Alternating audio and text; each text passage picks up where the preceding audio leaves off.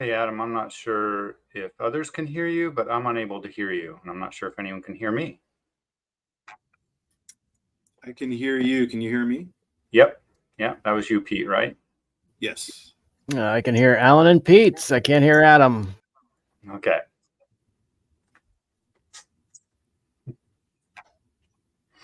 This is Kurt. Same here.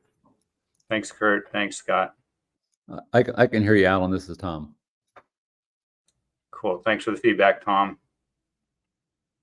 We'll do a round of introductions and sort out any microphone or speaker issues as well.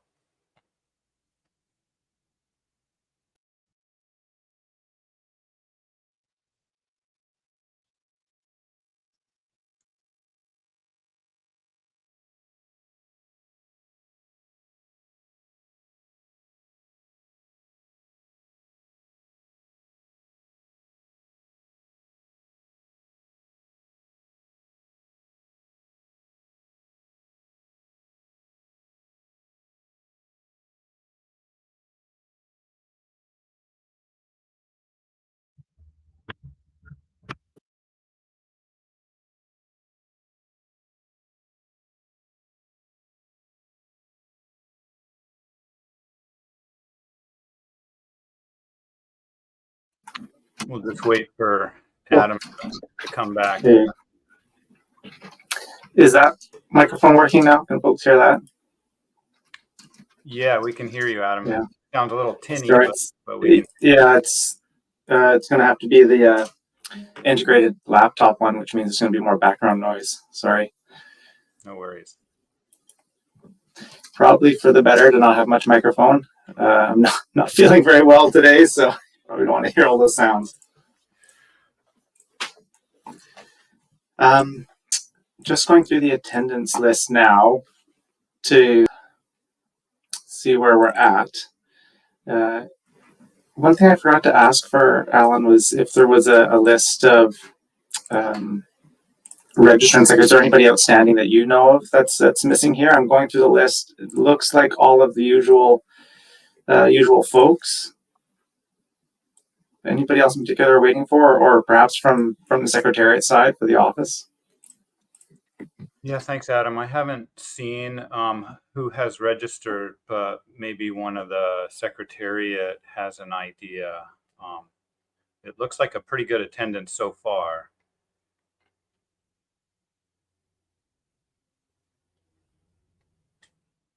I think that we could probably get started. I think we're okay to get going. Yeah, sounds good. Yeah. All right. Well, then let's get into it. Welcome, everybody. It's nice to see some familiar faces or familiar names on the list. It's been a little while since we've had a chance to talk about Management Strategy Advisory Board.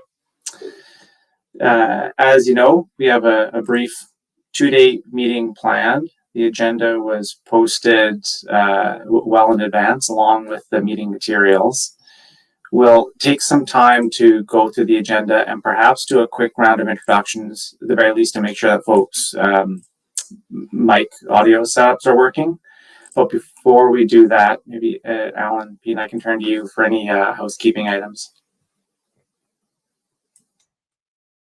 No, I think we're good as long as people are aware that all of the documents are posted on the MSAB018 website. All the materials we'll be presenting today, including the detailed schedule for the events today. We have a few breaks scheduled as normal. We're flexible in those breaks. And if people have certain things they need to do at certain times, just let us know. We might be able to accommodate. If people need longer breaks or lunchtime, breakout rooms, we may be able to accommodate that. It is a little bit of an ambitious schedule, but as normal with any MSAB meeting, we're fluid, we're dynamic, and we're able to adjust to everybody's needs and desires.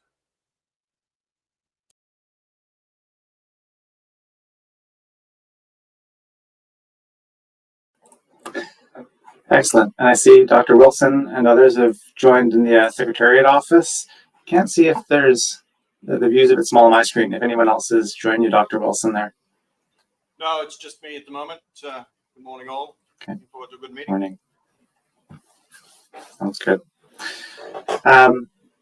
Okay, well then, how about we dive right into it? I think one item that would be helpful, as there are a few newer faces to the group, is before we adopt the agenda and all the arrangements for these sessions, if we do a quick round of introductions and make sure that folks' audio setups are working. We'll go with the participant list. I believe, Alan, is the same for everybody on the right-hand side of the screen, right? It's alphabetical by name that someone's entered.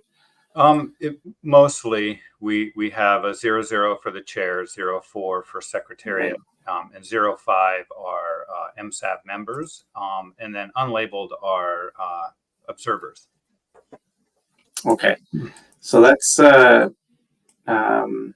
well, Pete and I can start, and then we'll go through the order that's on the list. So for folks that have logged in online, on the right-hand side, there's a drop-down list of participants. Please find your name there. Be prepared to unmute when it comes to you for introductions.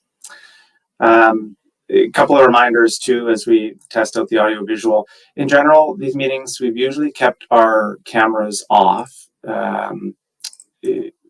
but when you come to speak. So you can choose to raise your hand or turn on your camera if you'd like to speak. We find that's a pretty easy way to get attention, not be too distracting, and relieve yourself of some of the exhaustion that can come from being on camera all day long. Except for Alan, he's on camera all day long regardless. So Pete and I. Okay, so for introductions, my name is Adam Keizer. I work for Fisheries and Oceans Canada, and I'm currently one of the co-chairs of this process. Substantively, I've spent most of my time in groundfish management over the past few years, although I've recently begun a new position with salmon management at Fisheries and Oceans Canada. And for that reason, I will be transitioning out of this role, the co-chair role, in the coming year. So when we get to introductions further down the list, you'll see some of my other DFO colleagues that will be helping support that transition. Over to you, Pete. Sure, yeah. So my name is Pete Hulson. I'm a co-chair with Adam on the MSAB. I work at the Alaska Fisheries Science Center, NOAA Fisheries. I'm a stock assessment scientist, also primarily working on groundfish. I think that's about all that's interesting about me. I still feel like a newbie in this whole process. So I guess we can go ahead and start going down the list. And I see Angel, you're up next. Good morning, everyone. Angel Drobnica. I'm calling in from Juneau, Alaska. I am an MSAB member and work for a community development quota organization representing 6 communities in the Aleutian Pribilof Islands and small boat fishermen in our program, and participate in a number of fisheries regulatory processes. Good morning.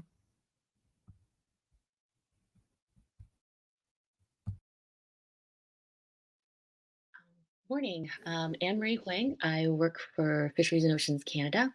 I'm the Canadian tech advisor, and I feel like my career path is going the opposite direction of Adam's in that I started off in salmon and the Fraser sockeye and have wandered over into halibut. So I'm still doing salmon as my day job. Good morning.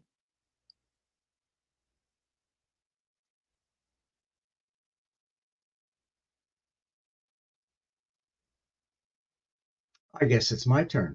Good morning. My name is Chuck Ashcroft, Sport Fishing Advisory Board for Canada, and part of the MSAB process as well. Thank you. Okay, I'll give it a whirl. My name's Dan Falvey. I'm a commercial fisherman out of Sitka, and I work with the Alaska Longline Fishermen's Association.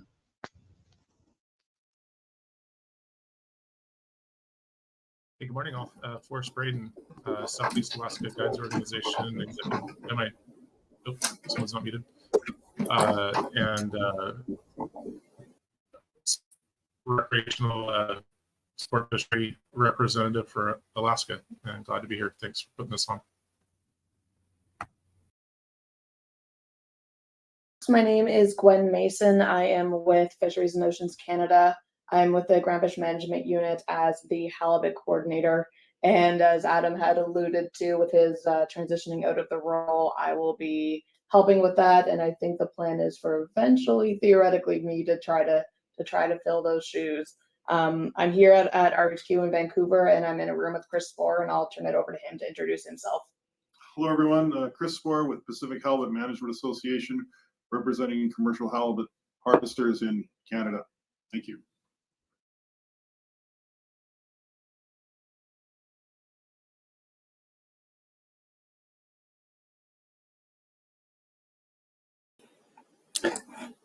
Thanks, Chris. Gwen, Heather, you're up.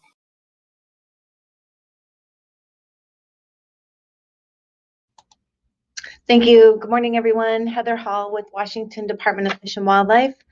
I'm also representing the Pacific Fishery Management Council on the MSAB.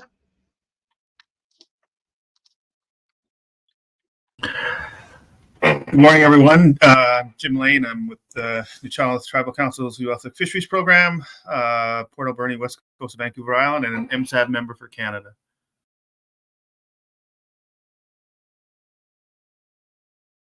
Morning, I'm Kurt Iverson. I'm with NOAA Fisheries in Juneau, Alaska, just down the road from Pete.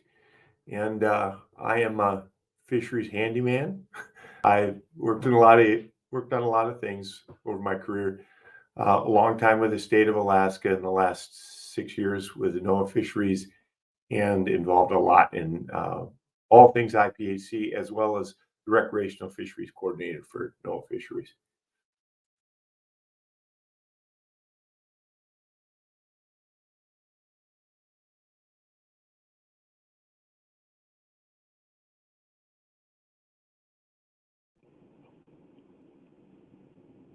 Hi, Robert Hockness, Canadian commercial fisherman. I've been participating on the MSAB for a while. Good morning, everybody. This is Sarah Webster. I am with the Alaska Department of Fish and Game in the Division of Sport Fish. I'm a fishery scientist, and I work mostly on ground fish issues and then also with some of our big recreational data collection programs. And hello, everybody. I'm Scott Mazzoni. I work for the Quinault Indian Nation, and I'm an Area 2A tribal representative. Glad to be here. Good morning. My name is Tom Marking from sunny, windy California on the southern edge of the realm. Been recreational fisherman, so been here since, I don't know, 12 years, I guess. So anyway, good seeing you again.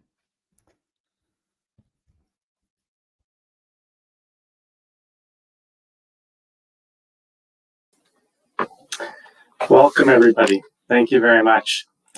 I see we have a couple of folks that are also here as observers, and I realize the Secretary hasn't had a chance to do their introductions as well.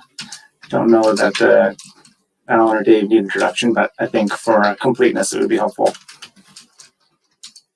Great. I'll go first. I'm Alan Hicks, IPHC.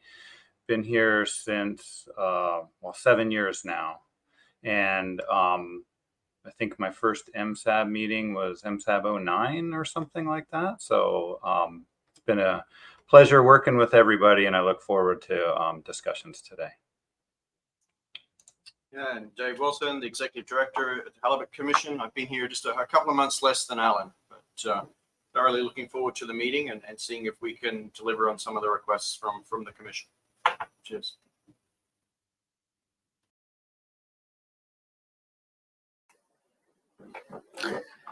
Excellent. Okay. Thanks, everybody, for going through those introductions. It's like a number of folks said, it's nice to see some familiar faces.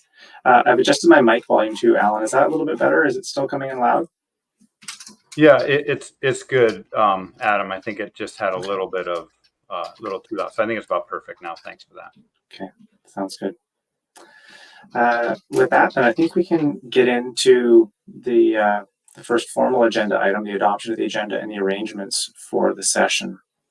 I trust that folks have the meeting materials in front of them as well, but as you'll see, oh, there it is on the shared screen. Alan, is there anything particular you want to flag here? I'm trying to pull up my other document, but it's frozen. Ah, there we go. Oh, sorry, I can scroll through it. I just realized since I'm a presenter, sorry about that, everybody. Actually, I'm just gonna put it there. Thank you. Yeah. Okay. No, it's a typical agenda. We'll adopt this with any changes requested. Just a few things to note. We'll go through a bit of the process covering membership. I'm actually wondering, I was thinking this morning, I wonder if we should go through the actions arising from the 17th session and the 99th session of the annual meeting before we talk about membership, because there are some statements from the 99th meeting that might be useful to cover before membership. I'm not sure, Dave, if you have any opinion on that. Yeah, I do. Those statements from the commission are actually in the paper itself, so we'll be able to walk through those specifically. Okay. It might just be simplest. Okay, so we'll keep it as it is then in that order. It'd be nice to get through agenda item 3 before the break this morning. And then we'll go into agenda item 4, which is more of what has been done up to this point, update the MSAB with any work that's been done between MSAB 17 and now, and what was presented at the annual meeting and some of the major outcomes of that. And then agenda item 5 is looking ahead and thinking about, the program of work for the next 2 years. And so we'll talk about that. I'm just going to scroll down again. Sorry for the movement here. Note that I have in the schedule an hour for lunch. We can always reduce that if people would like, or if we're getting too far behind. And then note that, today we're hoping to stop around 4 o'clock and go into a drafting session. We've often had MSAB members attend those drafting sessions and help the co-chairs and myself come up with some draft statements for the report that we'll then review in the morning before we take over tomorrow. Have another drafting session tomorrow after a final little brainstorm, and then review the draft report and adopt it before the end of the day, which I'm thinking we should be able to finish by 3 o'clock. I just noticed in the comments too, Adam and Pete, that there's a comment from Michael Fowler's observing for SFAB shadowing Chuck. We didn't actually get to the introductions of the observers. I'm not sure if we want to do that as well. Thanks. Good flag, Alan. Thanks. Yes, let's get to the introduction of the observers. My apologies for that. And then we will we'll step back into formal adoption of the agenda. I see as observers. So, Mike, why don't you go first, and then I think Brian is up next. For the observers, you may need to enable your microphone first before you're able to speak. Good morning, Michael Fowler, observer for SFAB, shadowing Chuck Ashcroft. Everything that I said in my thing there. He's looking at retiring. I'm looking at taking over for him. So I want to know what's going on in the process. Thank you.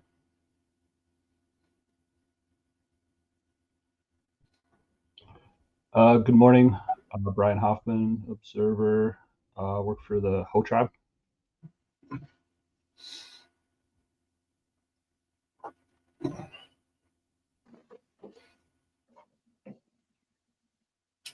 Can you guys hear me? Yes. Hi, I'm Brianna Bowman. I work for Alaska Department of Fish and Game. I'm a coordinator and do the sport harvest forecasts and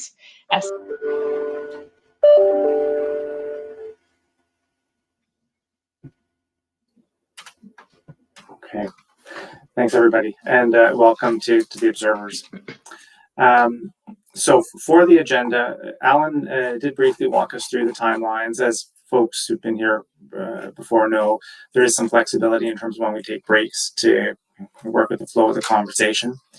My thoughts are kind of on the big picture of the agenda are that we are receiving some pretty important updates from the Secretariat, or from the Commission, sorry, about what arose from the last annual meeting, because there was some clear direction that was provided to us. And the Secretariat has a number of updates on the evaluation work that's been done to date.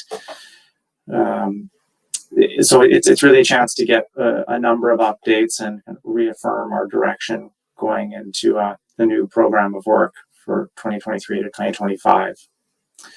Are there any questions or suggested modifications to the agenda? I see Scott's hand is up.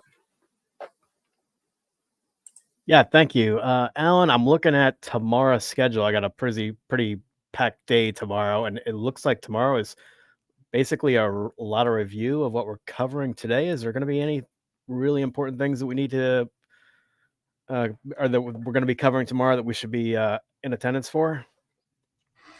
Yeah, thanks, Scott. We'll see where we get to today, but tomorrow is like a little bit of an extra thought after people go away tonight, have a chance to digest some of this material, come up with anything else that they wasn't considered, say, today. But I think tomorrow we're sort of leaving the concept of, we'll talk a little bit about exceptional circumstances today, but I think the bulk of that discussion will probably happen tomorrow morning. And then, of course, the review and adoption of the report. And under other business, we'll talk about the schedule for MSAB meetings over the next 2 years as well. Sounds good. Thank you. I'll try to tune in early in the morning then. Okay. Yeah. Thanks, Scott.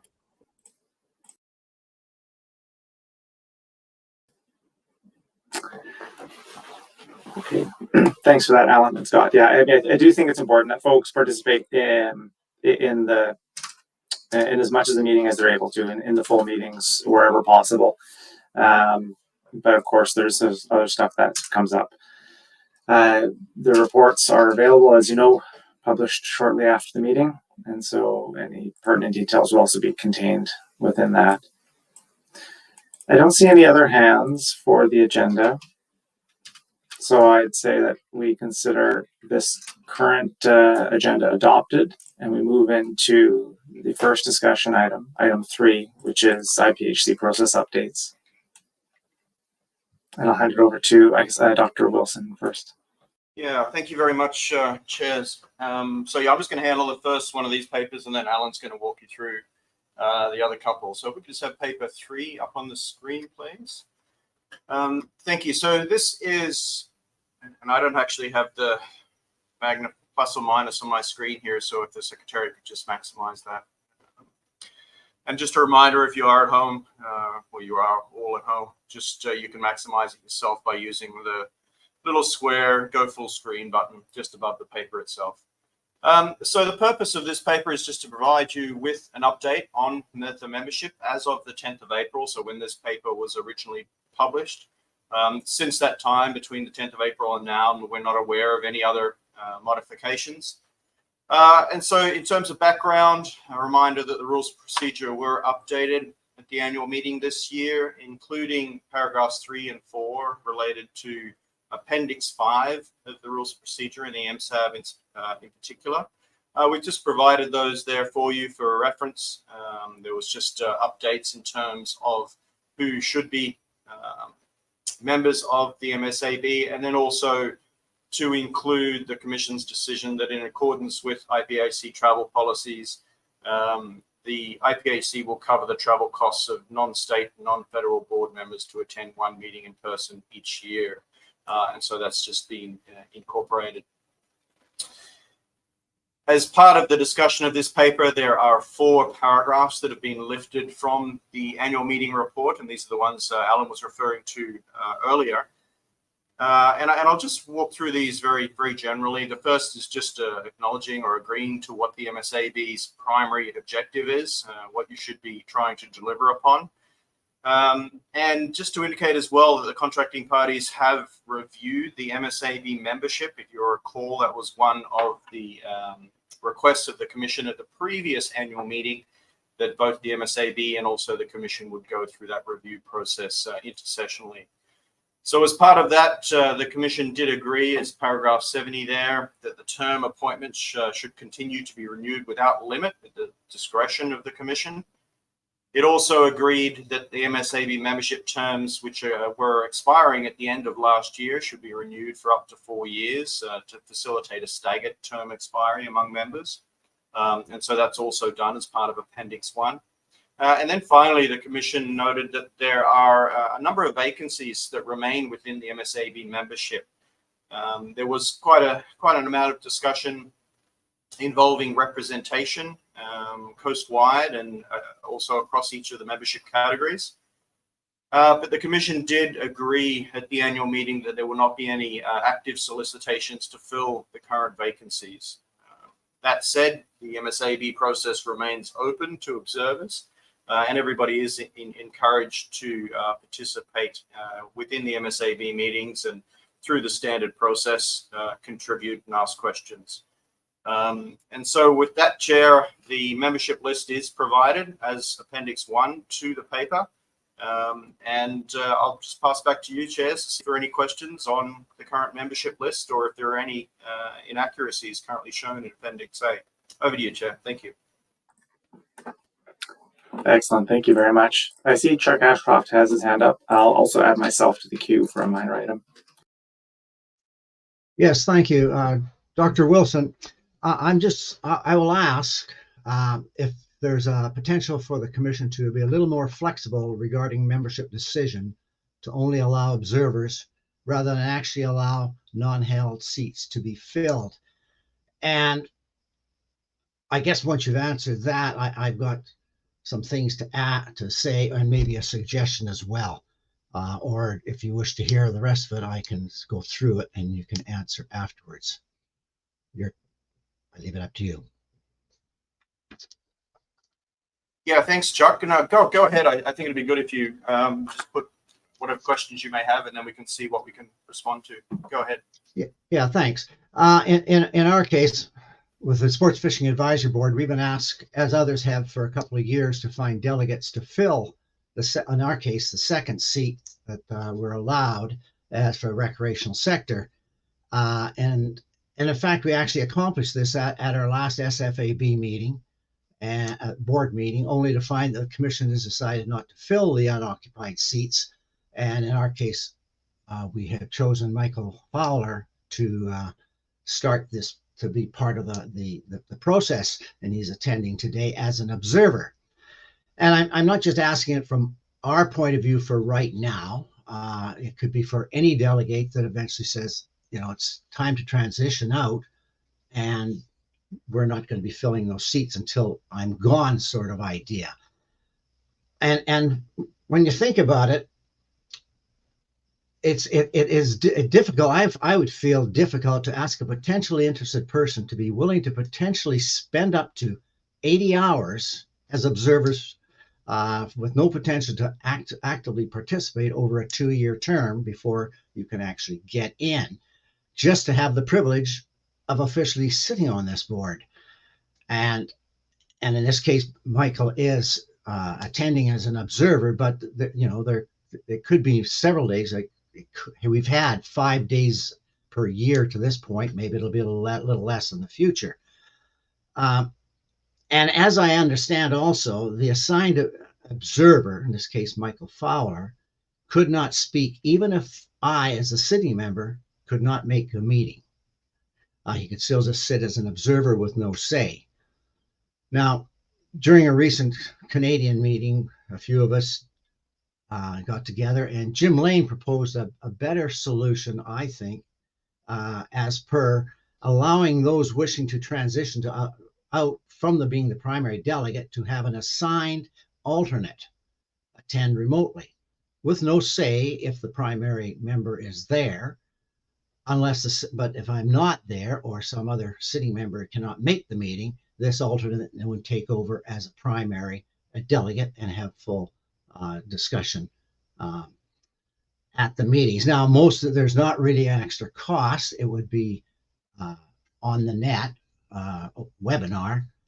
I don't think they would be traveling as an alternate, but in my case, I could be transitioning out in the next 2 years. It'll depend on the subjects and how these next year flows, and maybe earlier. But as our SFAB is actually transitioning, and I've mentioned this before, and it's a new board formula and with new operating procedures, and I may be out earlier than I think, or it may not be. So I just, if there's a chance to change the observer status to an alternate status, if there's no extra cost to the commission, is that an operable type of answer to what we have now?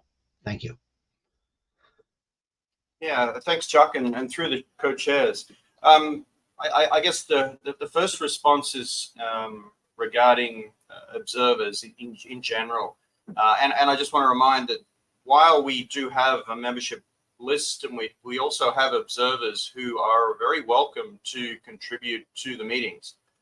I think it's one of the strengths of this process is that anybody can jump online or come to the meetings and raise their hand, and under the guidance of the co-chairs, have their input to the meetings themselves. And so while they're technically called observers, and this applies to the 3 that we have today, feel free to raise your hand at any point in time, and the co-chairs will take your input as they see fit as we progress through the agenda. So that's the first thing, just to take note.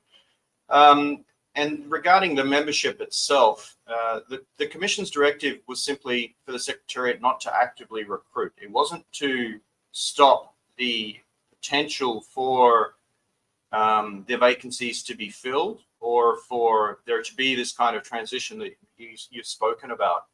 And so, to be clear, we're very willing, and the Commission's ears are open to accepting nominations for these vacant positions. It's just the Secretariat's not going to be going out there and actively trying to fill them and recruiting for it.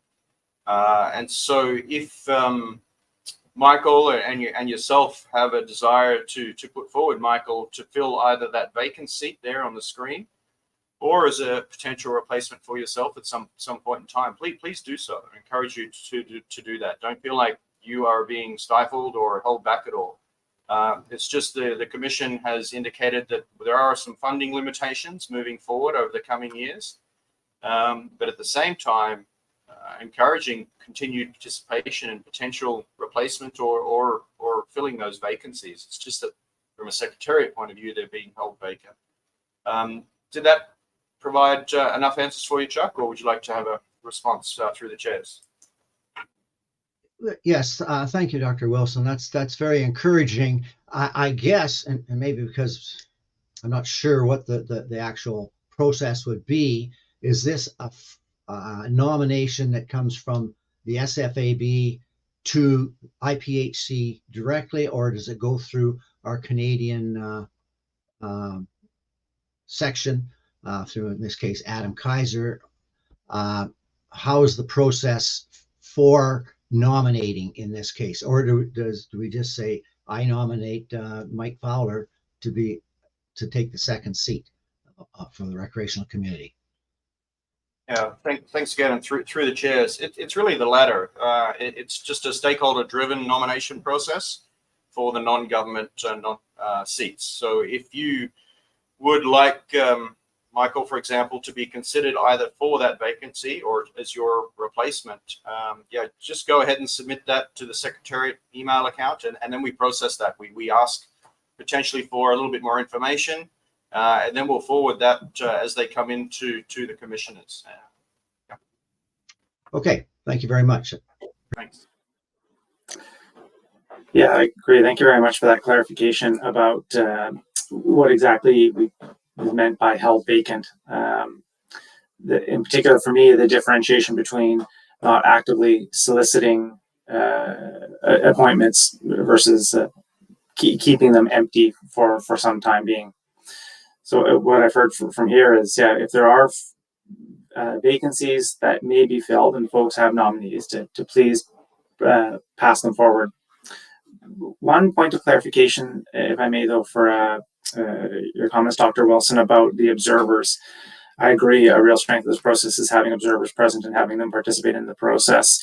I think in the rules of procedure, the one difference with observers versus participants, though, is that observers don't participate in decision making, so they can offer comment and observations. But if, say, we're coming to a consensus agreement, or in the case of a commissioner, the voting piece, observers wouldn't be voting or making a decision in that capacity. Is that correct? Yes, that's correct. Okay, great. But yeah, thanks for clarifying that. Then I guess the other outstanding piece, which may be a bit of a moot point now, is this idea of an alternate. I don't know, maybe Chuck, I'd look to you to see if that's still an issue that is particularly pertinent, given the potential to fill a vacancy, or if it's something that can be put aside. Chuck, I'll go to you, and then I see Bert has his hand up, and then either Gwen or Chris. Well, I think it's if in our case we're able to fill the second seat, that would satisfy, because then there'd be at least one of the two of us there. Down the line, as part of a transition process for those that are going to go off, even if all seats are filled, it still is not a bad idea to be thinking of this for the future. Maybe not right now, knowing that this process hopefully will take place before the next meeting with our nomination for Michael Fowler.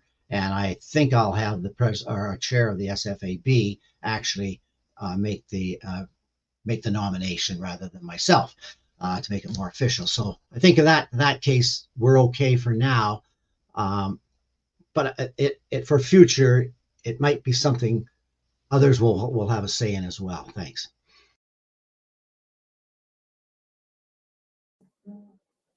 Excellent. Thanks, Chuck. Over to you, Kurt.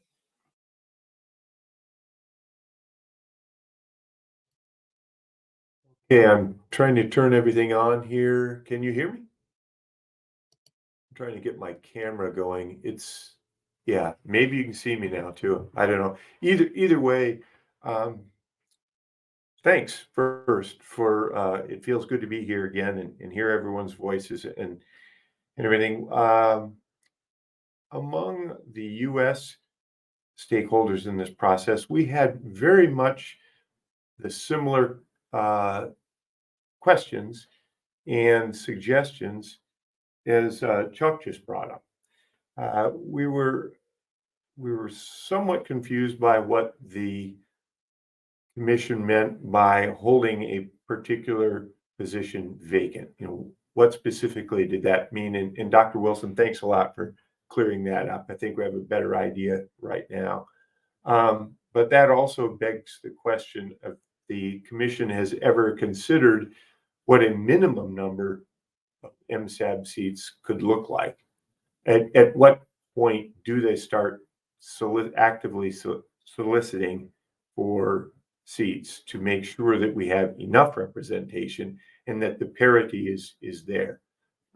So I think, going forward, we would ask for a little bit of clarification with that. I think it would help all of us to be thinking about those things.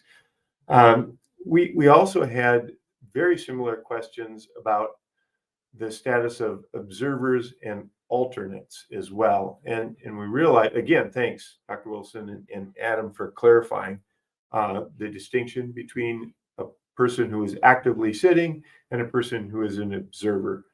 That helps us understand that. But we're curious and intrigued about the idea of persons being able to serve as an alternate. And again, maybe an observer could wear two hats. You begin as an observer, and as you transition into this process and gain knowledge, an observer could potentially serve as an alternate. We would ask that the Secretary and the Commissioners consider that idea for a lot of the same reasons that Chuck brought up. And we're looking ahead. We're looking ahead as people come and go.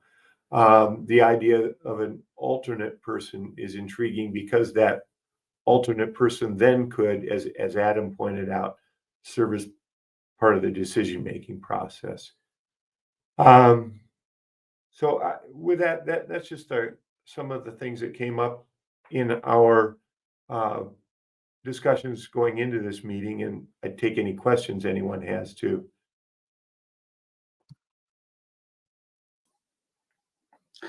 Thanks for those points, Kurt.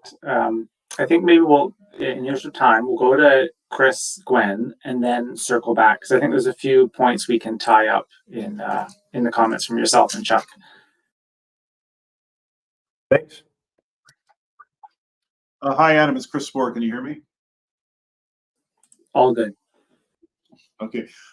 Yeah, not to belabor the point. I think obviously we're hearing some discussion around here about people trying to figure out how to do some succession planning and making sure those who are interested can participate in it. I think just two things come to mind for me. Is one, I think that while it's good to make sure people, observers, are participating, that they can have a say, I think we have to make sure we sort of manage that a bit so that it doesn't all of a sudden turn into an unwieldy meeting. And I think a couple of things like in the advisory boards in Canada where observers are present, usually they're given a specific time to speak, 15 minutes before the end of the meeting or before lunch. I just think we want to make sure the meetings don't become unwieldy in that respect. I certainly think we want to be inclusive. We want to include, we want people to be able to have their say.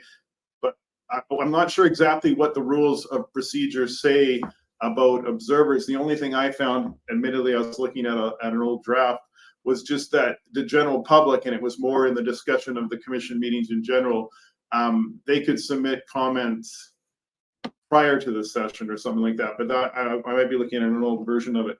My point being is that I just think that it's great to have everyone be able to speak, but we just want to make sure that the meetings don't become unwieldy. That's all. Thank you.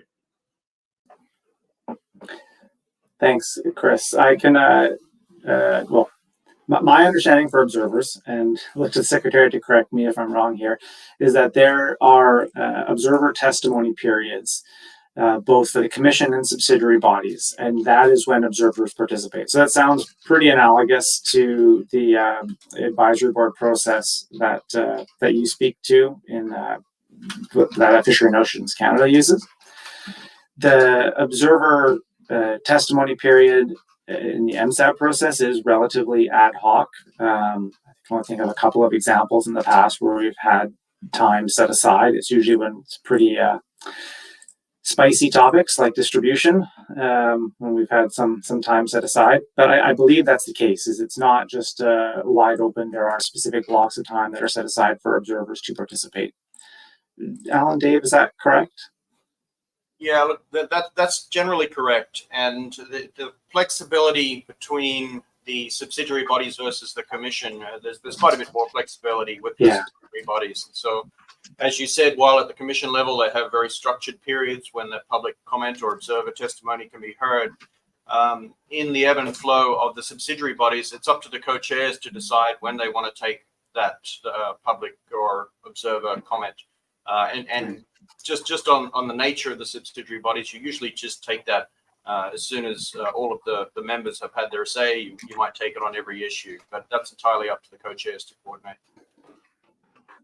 Yeah, okay, great. Thank you for that confirmation.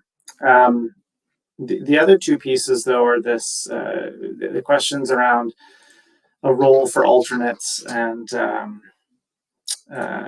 how we might continue to support succession planning. Maybe that's a silver lining from the most recent rules of procedure review, is it's finally got folks thinking more seriously about what succession planning looks like in the process to keep the process strong. And the specific questions that we've heard, maybe we can document these in the meeting report. Although I'm not really sure if we'd be seeking specific direction. The questions we've heard are Is there a minimum number of participants in terms of broad distribution of representation? My initial thoughts are no, there is no minimum. There is some language in the rules of procedure which talks about striving for distribution across regulatory areas, but there was no allocation defined. And then in terms of the role for alternates, I think this is, my initial thoughts of this has probably got implications beyond just MSAB. It's probably for all the subsidiary bodies. So it would be helpful to get some direction from the commission or input from the secretariat as well, particularly in potential financial implications of defining how an alternate may participate. I think what I've heard is there is primary board members that participate in the process, and then there are observers that fit within kind of the subsidiary level. Within that observer category, there's two different types though. There's regular observers and there's observers who are alternates for the primary. In the event that the primary is not able to participate, an alternate may step in and fulfill those full capacities in terms of decision making and travel costs, etc.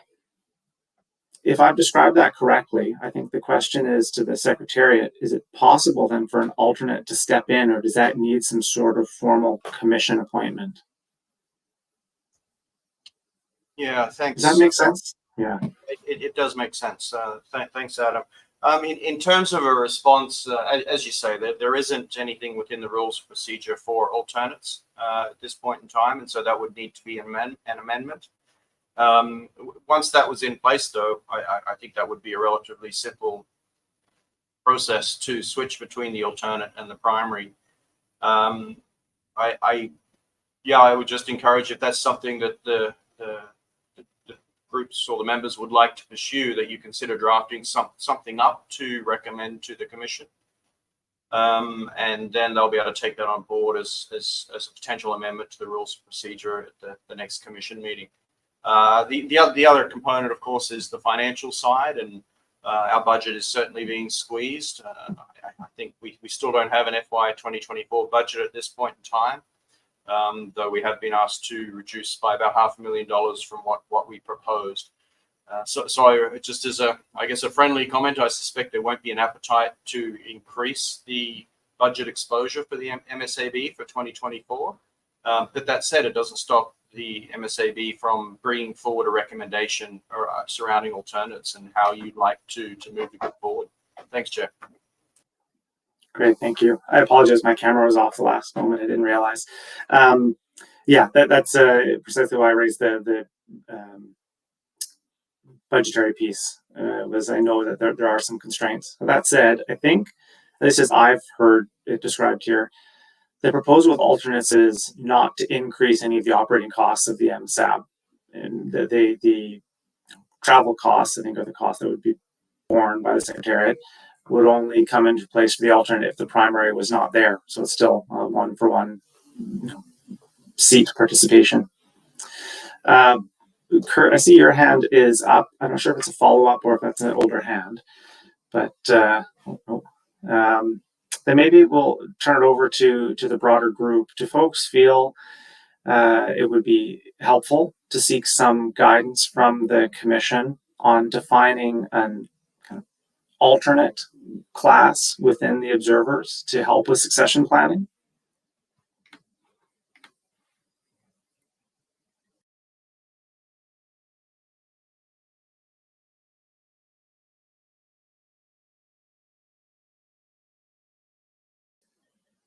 Go ahead, Jim. Yeah, thanks. So I don't know. To me, if depending on the country, if the country says they talk to the representatives and the representatives say it would be good to have an alternate, then why not let the two contracting parties work that out? I think an alternate's a good idea. We have those, like we said, at DFO advisory processes. This is a little more formal, but I think if the MSAB is going to continue for the foreseeable future, then you're going to have people that are probably going to move on, and you'd like to have some sort of continuity between one and the other, just for understanding the what's gone on in the past and what's going forward. But I think it's something that contracting parties could work out as far as, okay, have discussing, okay, who needs to, develop this alternate program and come with a kind of a proposal for this, as opposed to us trying to decide this today.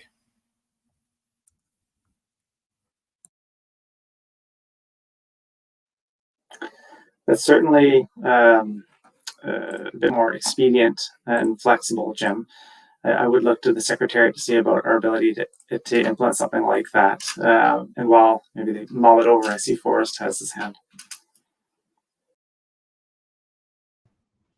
Yeah, I put it up before you branched off on this, but so while I'm on air here, I just was looking over the membership roster, and there used to be a vacant Alaska seat, and it's disappeared. And so I'm a little bit confused about that, but you can hold off on that until you're finished with this part. Sorry about that.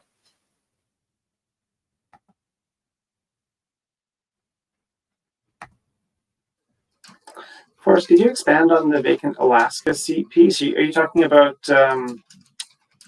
commercial harvester representation? Oh no, I should have been more specific about there were two rec seats. There was an open rec seat. Tom and I have always been in there with an open rec seat that we've been looking to try to have Brian Ritchie fill for the last year or two here, but and now it's gone. It was an open Alaska rec seat for the US. I think that change was quite some time ago, though. Although I need to look back at the minutes to see. I don't believe there's been a recent reduction. Alan or Dr. Wilson, do you recall when that change was made? Yeah, I mean, Alan might recall more than I do, but I don't think it's been recent. I can do a quick scan of the the membership list and come back to you maybe at the coffee break. But at the top of my head, I think that reduction for total for recreational was done a while ago. But unless Alan can remember off the top of his head, I can do a bit of digging and come back to you. No, yeah, I remember that reduction was a number of years ago. I'm looking back at MSAB018 membership list, which was 2020.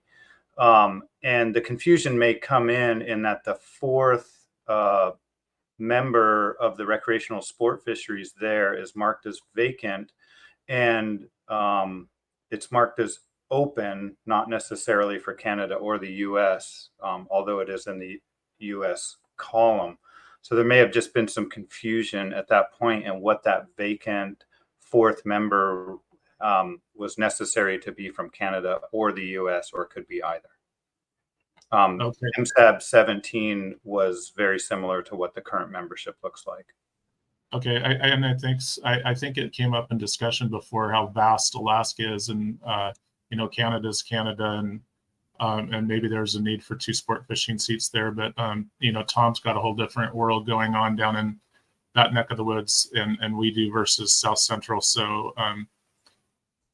it says CDN sport fishing. So I don't know. I don't remember voting on that, or maybe the commission handled it, or maybe that was a commission thing and I missed viewing that, but just trying to get some clarity there. Thanks. Yes, I think we can go through some of the older meeting records to see when that change occurred, and follow up maybe by the end of the day. Going back to this idea of alternates and I think this probably kind of be the final word before we move on to the next agenda item, or the next component of this agenda item. Is Dr. Wilson or Alan, do you have any thoughts about whether a formal definition or recognition of an alternate is something that's required for the rules of procedure, or if it could be something that's deferred to the contracting party? I'm trying to think about the logistical challenges that might come up from that, but it is appealing to have some of the flexibility and not have to worry about whatever the timing cycle is for special sessions or the annual meeting. Yeah, look, I think it's good suggestion. I can't remember if it was Dan who made the suggestion to pass that essentially to the contracting parties to consider developing as an amendment to the rules of procedure. If the intention is for the alternate to be able to switch in and out with the primary. If the intention is simply to have someone on board who's aware, who's available as an observer, and then if there was a vacancy, just step in, then it's probably not needed. So I would agree, and again, I think it was Dan. Apologies, Dan, if it wasn't. That you just make the note in the report that this is something you'd like the contracting parties to explore, and then you can take it as they see fit, so you don't spend too much time on trying to draft some text. I think that sounds good. I think it was a mix of folks. Jim put forward the contracting party piece, so we can saddle Jim with that work. But more seriously, I think next steps is we can document in the meeting report that perhaps contracting parties could explore identification of alternates for members of subsidiary bodies, where it's the former scenario you described, Dave. It's just swapping someone in because of an illness or some unforeseen circumstance that the primary can't participate. It's not looking to increase the size or participation of the board. Dan, maybe Dan did have some dad. Sorry, Dan. No, I did. I think it was Jim's idea to start with, but I'm just wondering if, while we're talking about it and we're talking about the minutes, could we make this either as a recommendation or a note that there was agreement that the idea of an alternate process is a good one that the contracting parties should further develop? And if you can, the chairs can lay out whether it's a recommendation from us or an agreement. I think that would be better than just noting. Oh, Dan, right into the heavy lifting of which verbs to use. Thank you for flagging that. It's always better to deal with it now rather than at the end of the day. Noting that recommended versus agreed are different levels in the report, and recommendation is stronger. I think we should look to folks here to see if there's anyone who's opposed to setting it out as a recommendation. The only caveat might be to confirm, are we able to make a recommendation to contracting parties? The short answer to that through yourselves, chairs, is it would make a lot of sense to simply make it as a request. So you're essentially requesting that the contracting parties consider drafting text to amend the rules of procedure to include alternates for members of the MSAB. That way, it doesn't need to be formally elevated to the commission level at this point. It's really up to the government representatives to decide if they're going to or not, and how they would like to handle it. Back to you, Chair. Thank you. And then, if I may, a request is still elevated to the executive summary, correct? Correct. So it's there, so the commissioners will see it and will be aware that it's being considered. Right. Okay, excellent. I see some thumbs up in the chat as well. So we'll do a final call for anybody who can't live with that approach. And in the absence of opposition, it would be we note a request to the contracting parties in the report that they identify alternates for the subsidiary bodies.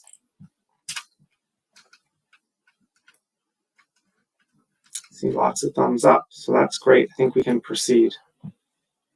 Excellent. Okay. Let's, in the interest of time, move on to the next portion of the agenda. I believe this is 3.1, which is outcomes, or sorry, 3.2, outcomes of the 17th session of MSAB. That's correct, and I'll walk through this document. If we could have a document 4 up, this is 05 that's showing. We'll do 05 following 04, which should be short. Perfect. Looks great. Okay, so I think many of you remember the 17th session of the MSAB, which seems like many meetings ago. It might not have been that long ago, but it was certainly many meetings ago. Before we get into some of the recommendations and the requests from that meeting and how they've been fulfilled, Just a reminder here in the discussion section is that when formulating recommendations or requests, identifying the following elements: specific action to be undertaken, clear responsibility for the action, such as we've already worked through for contracting parties, and a desired time frame for delivery, such as by the next session of the MSAB or some other date. That's always useful, especially for the Secretariat that try to interpret these and make sure that they are meeting those objectives or that recommendation. Okay, so in Appendix A of Document 04 are updates on the actions. Here's a list of recommendations in the middle, and on the right are the status of those recommendations. So alternative size limit, that's been completed. And if you remember from the 99th meeting, the commission considered those results and recommended to not change the current 32-inch size limit.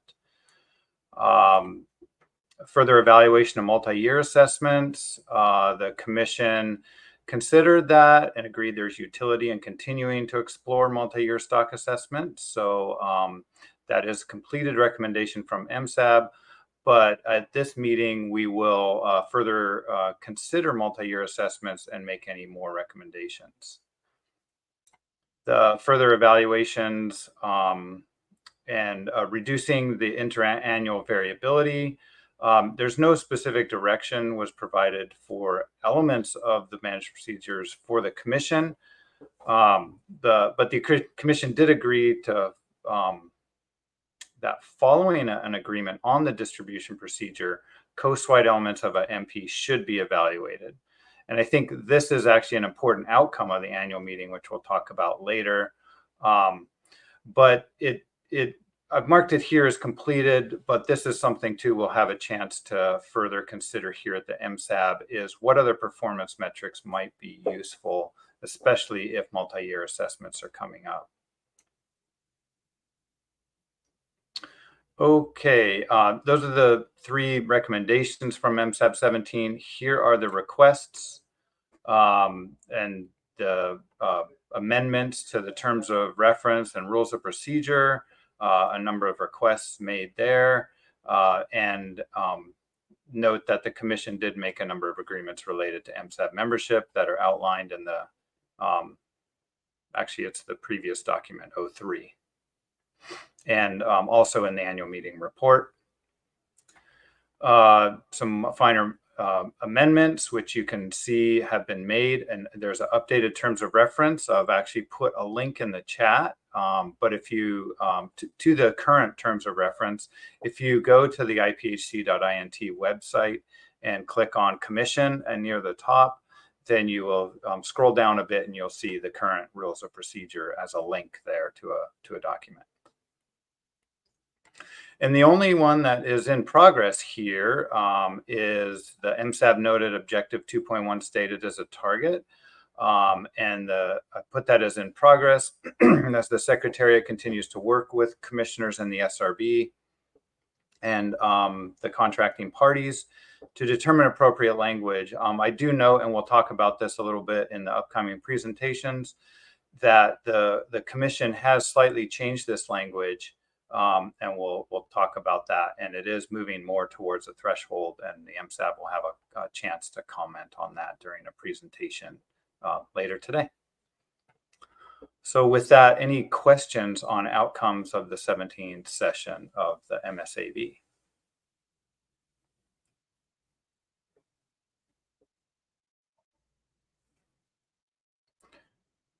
Great. Alan, I don't have a question, but I do have a minor editorial point in the terms of reference, which is we talk about membership for, where is it now? One of the first paragraphs for MSAB in the actual terms of rules of procedure. I think paragraph 3. It notes the MSAB will include the following interests, and then it lists them in alphabetical order, but they're not actually alphabetical order.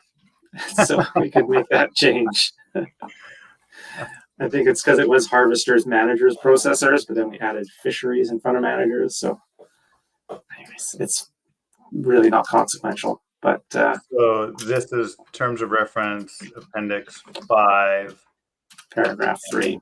Paragraph 3. Okay. Again, this is not really of consequence. It was more just I couldn't turn my eye to it from it. Could we just strike in alphabetical order, or would that? I'm actually looking at the published ones, and I think that's gone now. So I think this may actually resolve the issue. In the meeting materials, the sort of paragraph 1 is in the published version. In the meeting materials, it's paragraph 3. And it looks like the official one online strikes the alphabetical order piece. So it's just a moot point. Oh, I'm not seeing that in the link that I brought up. Yeah, on page 30, I see the alphabetical order still listed under representation. Maybe we can sort this out. We'll deal with offline. Yeah. Oh, yeah, I do. It's listed in multiple spots. That's why. Oh, okay. Okay. Yeah. So under Roman numeral 1, terms of reference, the almost the same paragraph is replicated under Roman numeral 2, paragraph 3. Okay. We can definitely deal with this in the report writing. I think this is an editorial piece that we can deal with offline. Okay. Sounds good. Yeah, those things slip through the cracks. Any other questions on the 17th session of the MSAB?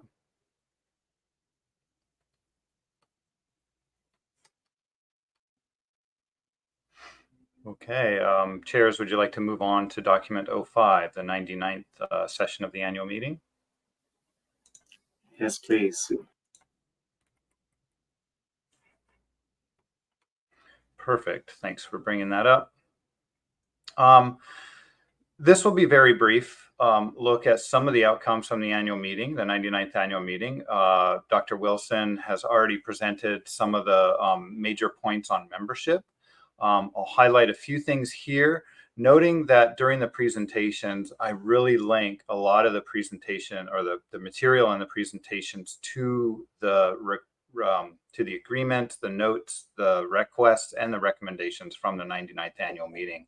I really tried to tie all this together so that the MSAB can really see if there is direction from the commission on every topic that we talk about today.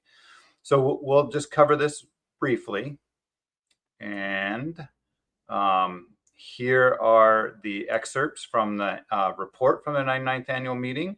Some of the major recommendations are the commission recommended these 4 coast-wide objectives in priority order. So the commission has basically taken the objectives recommended by the MSAB and prioritized them and identified 4 of them. And this is what I'll be calling priority objectives throughout the rest of this meeting. They're listed here. We'll go over them again. And I think a really important recommendation is the commission agreed sufficient analysis has been completed on size limits and recommended not to change the 32-inch size limit. So even though there's not a change, I think this is a success of the Management Strategy Advisory Board. We've done an analysis with the MSE under the guidance of the Management Strategy Advisory Board, presented a lot of material, presented performance metrics beyond these coast-wide objectives, and that all had an influence on the outcoming recommendation to not change the 32-inch size limit. So everybody pat yourselves on the back to a job well done. I can hear the applause. And then requests. This was a request that was a discussion on the Friday of the annual meeting, and the commission requested the secretary develop a description of options to responding to exceptional circumstances that would trigger a stock assessment in non-assessment years and additional MSE analyses. What I would like to do during this meeting, and they recall a paragraph from the SRB. So what I'd like to do during this meeting is provide a presentation on exceptional circumstances and identifying triggers in a management procedure that would trigger a stock assessment to be done for multi-year assessment management procedures. and also what an exceptional circumstance would mean for an MSE analysis. So we'll have a discussion, make some definitions, and hopefully come to a clear understanding of what these exceptional circumstances, triggers, and management procedures are. Any questions on those?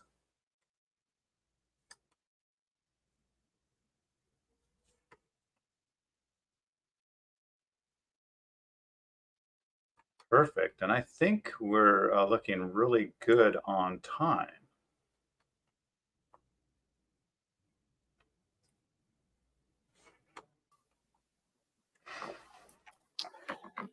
Yeah, right on schedule.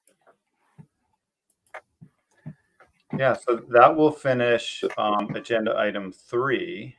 And under direction of the co-chairs, we can move on to agenda item 4 when desired. Yeah, so we do have a quick break scheduled now. I think what do you think, Pete, in terms of taking the break now?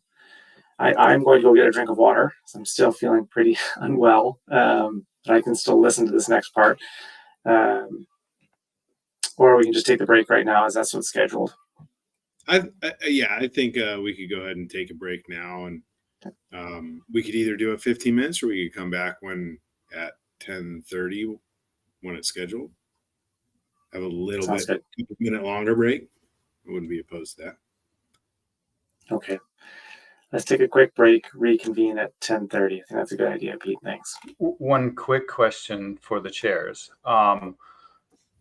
During this break, I can have a quick look at past membership and try to find when the major changes occurred to the membership. Would you like a brief summary if I'm able to do that at 10:30? That would be great. I'm trying to do the same. Okay. I'll have a quick look during the break then. Great. Thanks. Okay. See you at 10:30.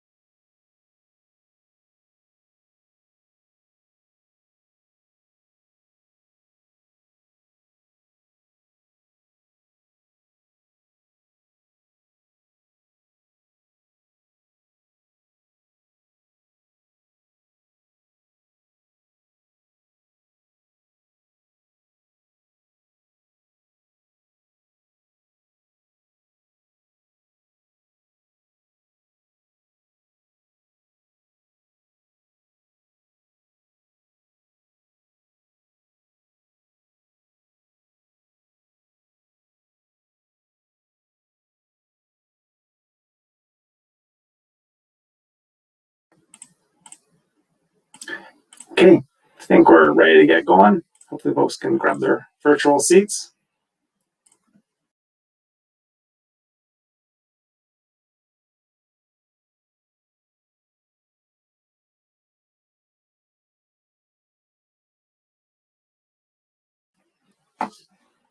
And we can turn it over to you, Alan, for the next agenda item.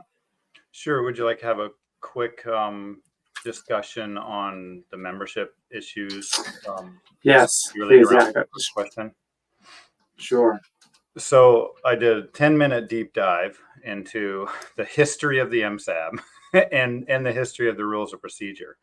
It was very interesting, and I've come up and I'm getting some air now. But so one thing to note, there was not, the MSAB was not actually listed in the rules of procedure for the IPHC until 2017. Looking back, as I noticed, I think it was the 2020 MSAB meeting, when at least for the recreational sector, it was really unclear what that fourth position, if it was to be specific to a contracting party or it was to be something different. And then looking further back in membership, a lot of vacant seats were actually listed without any specification of which contracting party that vacant seat would come from. So it's not telling, but it was definitely unclear, except in a few of the government agency membership slots. There were some vacant, and they said it had to be like Alaska Department of Fish and Game or something like that. So I wasn't around the formation of the MSAB, which actually the first meeting occurred 9 years, 11 months ago. But it seems like there was not any real clarity on or specificity of a contracting party that this should come from. So I then took a look at the current rules of procedure, and a couple of items from the current rules of procedure under that Appendix 5, Item 2, Paragraph 3 for the MSAB. It says it will include the following interests. It lists, so let's just take a look at item E under paragraph 3, which says recreational sport fisheries. Sorry, this isn't on the screen, but that's fine. 2 to 4, so 2 to 4 representatives for that category, with a maximum of 2 from each contracting party. And representation may not be distributed throughout the IPHC regulatory areas, but may be a consideration when determining membership. So that's interesting. So I believe that is why in this current membership document, document 03 for MSAB018, under recreational sport fisheries, there's 1 vacant slot, and it does say Canadian sport fishing. And that is due to the rules of procedure mentioning a maximum of 2 from each contracting party. So that is my interpretation of this, and whether that holds true with the commission is something that I am not able to comment on.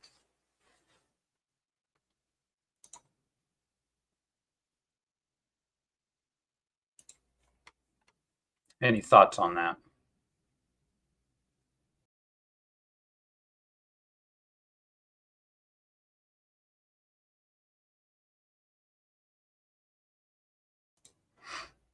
All right. I don't see any. Yeah. I missed the first half of that, but I got the second half. Sorry, through the chair. I'm all discombobulated here. So I kind of missed the part. So it seemed to me at one point that there was a vacancy, and what you're saying is that there was clarification later on that it could only be 2 from each contracting party, though maybe I just didn't see that on the roster before. Does that sound about accurate?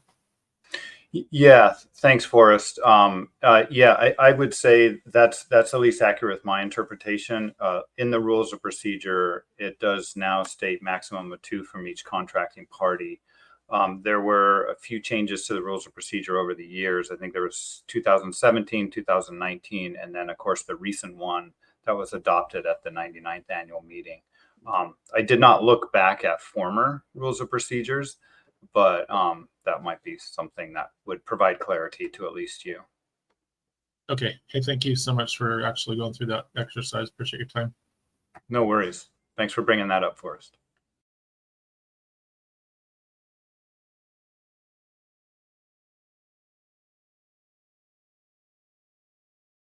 With that and permission of the co-chairs, would you like me to move on to document 06 and presentation associated with the document for 06? Yes, please, Alan. Thanks for doing that. Perfect. If the Secretariat could bring up the presentation, that would be great. Perfect. Thank you.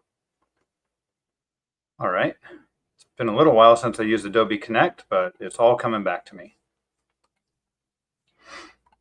Okay, so this agenda item 4, is a look back and just updating the MSAB on what has been done with the MSE, at least since the 17th session of the Management Strategy Advisory Board.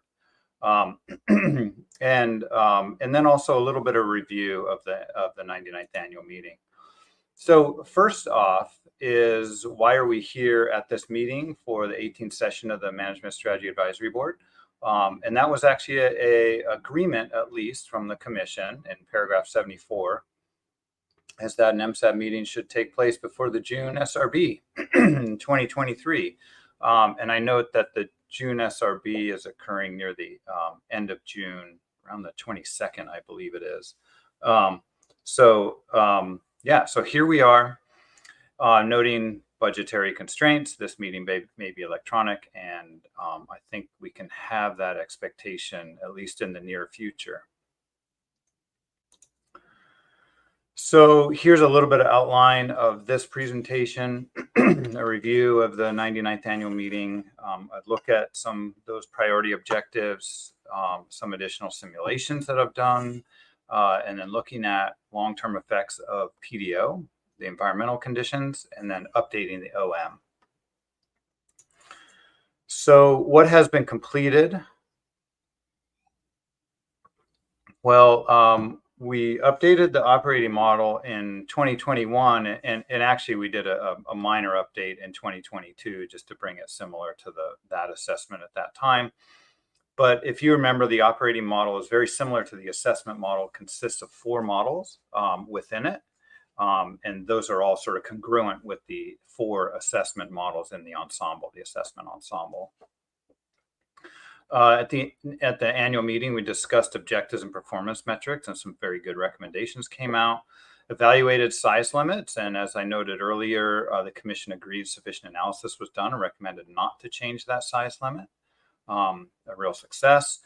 And then the evaluation of multi-year assessments. In paragraph 85, the commission agreed that there's utility in continuing to explore multi-year stock assessment management procedures consistent with advice from the SRB and MSAB. So here we are, listed here as providing some advice on how to further investigate multi-year stock assessment management procedures. We'll review those in the agenda item 5. But there's some other interesting outcomes of the 99th annual meeting. Those 4 coast-wide priority objectives noted earlier, maintaining the long-term coast-wide female spawning biomass above a biomass limit reference point 20%, at least 95% of the time. B is really important here. We'll talk about this even more.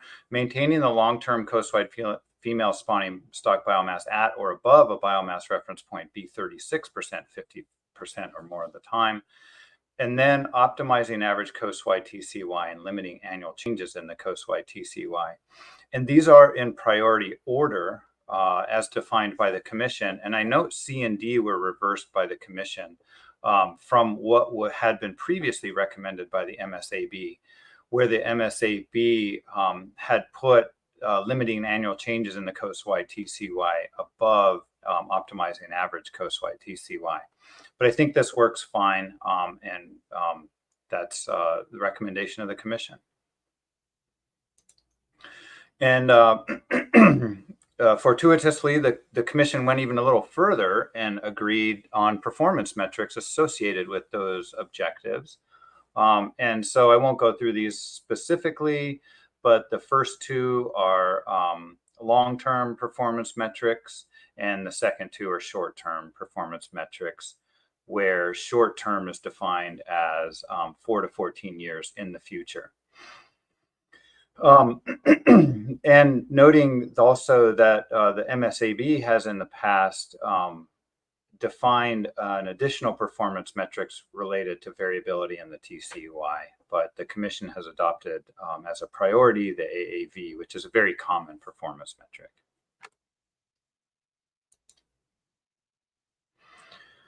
Okay, some other interesting outcomes is the commission agreed in how the HSP stands for Harvest Strategy Policy. So those Harvest Strategy Policy objectives should be used to rank management procedures and to use these priority objectives that were defined earlier in this presentation. But regulatory area specific performance metrics can inform the deliberations of the MSAB and the commission. And so that's really the key point here, is that the commission has identified priority objectives, and that is what will be used to rank management procedures. But they're not forgetting about all the work the MSAB has done in defining other objectives, important objectives at regulatory area levels, at regional levels, as well as the plethora of performance metrics that are presented, say, in the MSE Explorer. And that's really the point here. I guess I have the paragraph wrong. But the commission agreed the MSE process should continue to examine the performance of these management procedures at coast-wide biological region and the IPHC regulatory area levels. So you're not off the hook here at the MSAB. We still have some challenging and fun work to do ahead of us. So here is a more comprehensive look at the priority coast-wide objectives, and noting here in 2.1, what's now labeled as 2.1, and it's to maintain the coast-wide female spawning biomass at or above a biomass reference point. And so let me see if I can draw on this. I cannot remember how to draw. There we go. We'll use the pointer. It's right there. That's a change from previous, I guess, previous recommended objectives. And I think it's a very important change and a useful change that allows the flexibility to actually examine the trade-offs between all of the other objectives and performance metrics that the MSAB has. And then I do note in here, over here, that target is still part of this description, which the commission had not really considered. So, and Adam, I'll get to you in a second here. I thought to propose some clarification in these measurable outcomes and even how the performance metric is evaluated, if it's noted as an actual value or if it actually fails or not. And so in red are some changes that the Secretariat is suggesting for this table of priority coast-wide objectives. Adam, did you have a comment? Actually, I was going to say, I saw there's a couple of hands. I'm assuming they were clarifying questions. Sorry. But they're gone now. So I think I think you may have already addressed them. Okay. Maybe just one last call for folks. Is there any points of clarification? I'm assuming Alan will let you get through the deck, except for points of clarification, and hold questions more to the end, or do you want interruptions? I'm really happy to have these conversations with the MSAB, so feel free to interrupt at any time. Just noting time in the agenda, that could be an ambitious agenda for the next day and a half. I think we're okay to proceed from here. So for folks following along, there is a proposal in red on screen, which is a slight modification to how the measurable outcomes are described that better aligns it with what the commission had directed in January. Dan.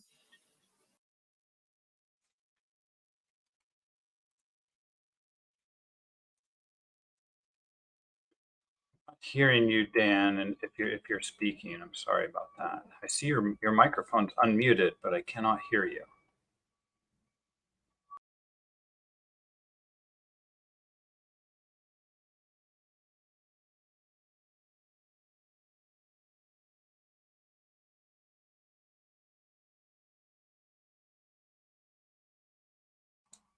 Now I see your microphone is muted. Give it another try, Dan.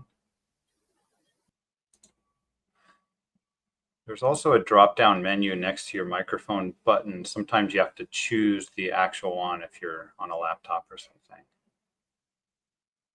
And if you have multiple options, maybe trying a different option. I think that's what Adam had to do. Can you hear me all now, Alan? Yes, I can hear you now, Dan. Thanks. All right, sorry, I was on headphones and I'm having that problem too.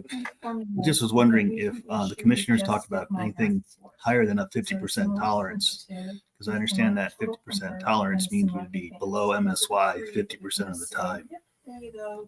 So I guess I like the idea of a threshold, but I'm not sure I'm comfortable with the tolerance and wonder if there were discussions around it.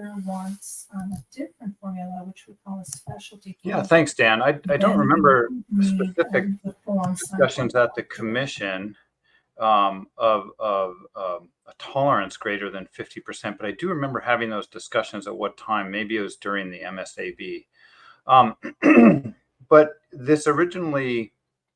this idea developed from a recommendation from the commission that we develop a target. And what we felt, or at least the secretariat and had conversations with the MSAB and the commission about this, is that defining a target really defines what the management procedure is, rather than allowing you to evaluate the trade-offs between multiple objectives here.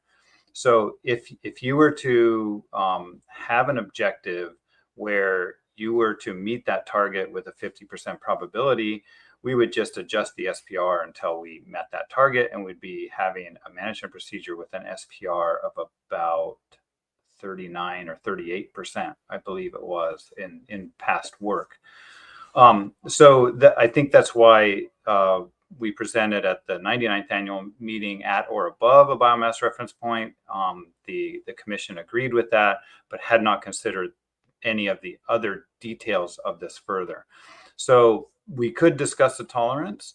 And with that, I note the 36% here was actually developed from analysis of reference points related to maximum sustainable yield.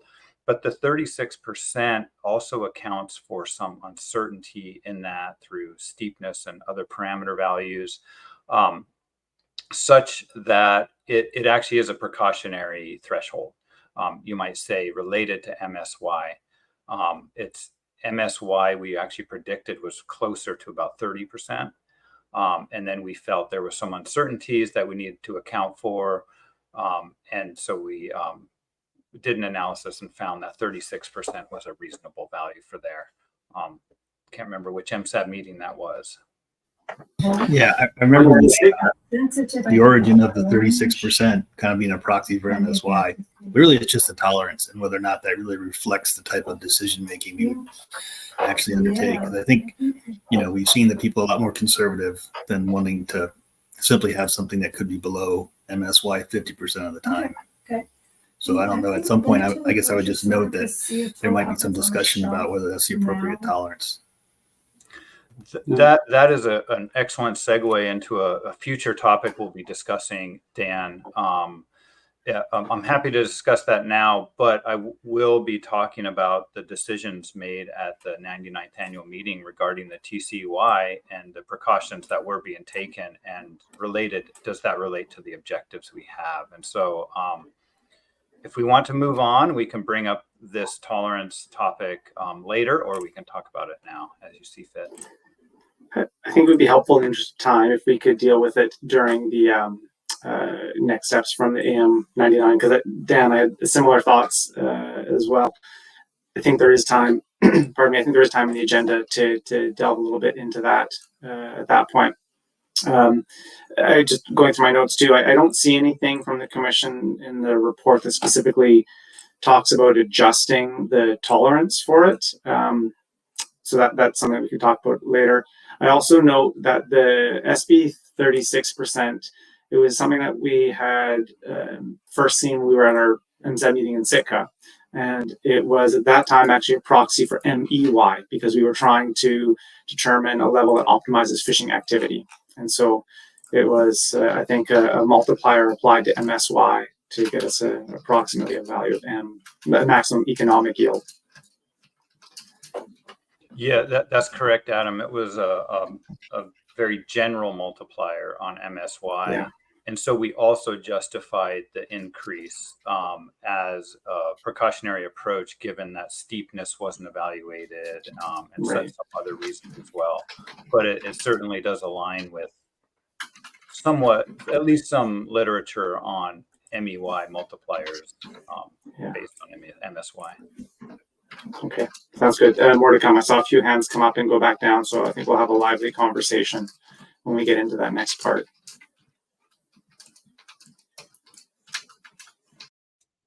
Should we take question from Forrest then first?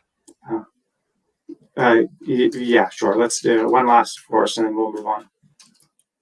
Okay, thank you. Through the chair, just to clarify, Alan, you're saying that with this new definition, it would be similar to us basically rewriting the old language of around 36%, but it would be around, so around 39% is the equivalent of at or above 36%. I'm trying to catch the drift of that shift that you were talking about. Yeah, sure, Forrest. The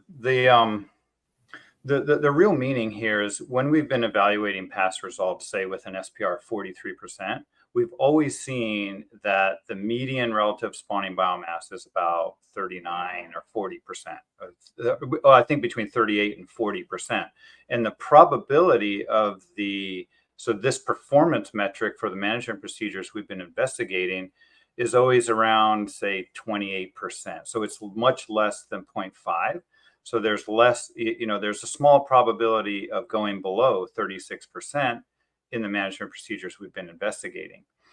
However, if this was defined as a target to meet, then we would have to do some adjustments to the management procedure to make that probability 0.5.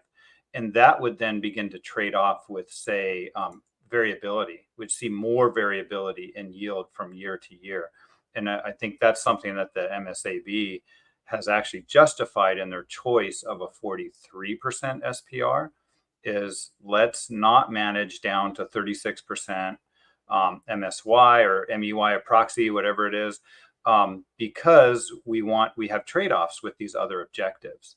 And so it just allows a little more freedom. Framing it in this way, at or above, allows a little more freedom in evaluating the management procedure and evaluating multiple objectives related to that management procedure. Okay, thank you.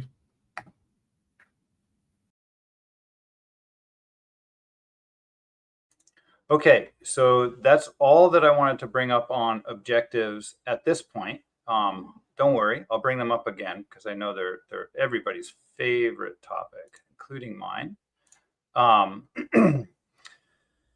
But I wanted to talk about some additional simulations that were done between MSAB 17 and AM099. Sorry, I'm getting these numbers mixed up, but I don't get my other numbers mixed up.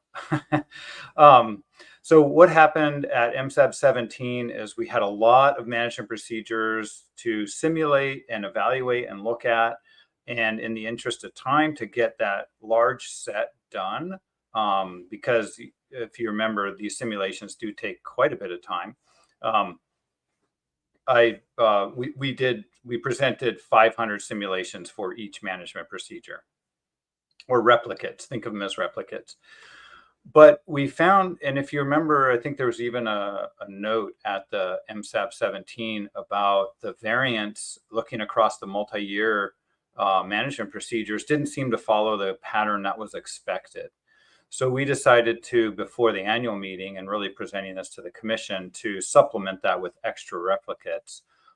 So we took it up to 1,100 for some real core management procedures that the MSAB had sort of honed in on. And so we did all those, and in the document we present a comparison of MSAB018 to AMO99, and there are some differences, but nothing that would cause a difference in interpretation. As a reminder, in those management procedures investigated, because there was not an agreed upon distribution procedure, we integrated over 5 different distribution procedures.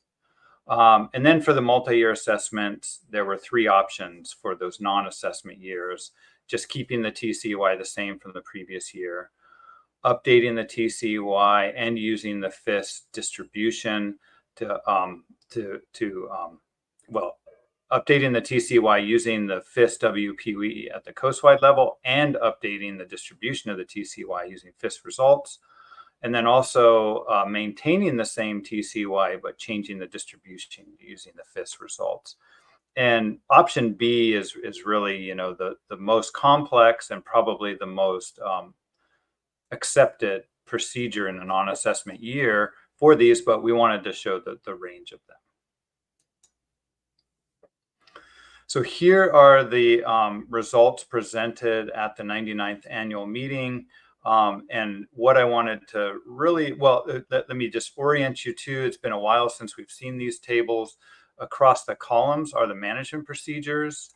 So we have up here in the columns, we have an annual assessment with a 32-inch size limit. And then we have a biennial assessment in these 3 with those 3 different options, A, B, and C. And then we also simulated a triennial only with that option B, and came up with some outcomes there. We did all of these at an SPR of 43%, and then present those priority coastwide objectives in the bottom of the table, associated here, here, here, and here, in that priority order. So you see the biological sustainability passes. And this is what I was noting, in that the probability being less than a relative spawning biomass of 36% is quite small. It's actually smaller than I remembered. It's like only an 18% chance here on the left of falling below that objective, which says if we were to meet that as a target, we really wanted that to be 0.5, we'd have to increase fishing intensity or doing something different to bring down the relative spawning biomass, which I'm not sure is a desire of anybody. So this allows us to accept a management procedure that looks like this. Here is the median average TCY, and then the bottom is the AAV, or a measure of variability. And one thing I wanted to show you is comparing the annual assessment to the biennial option B to the triennial option B.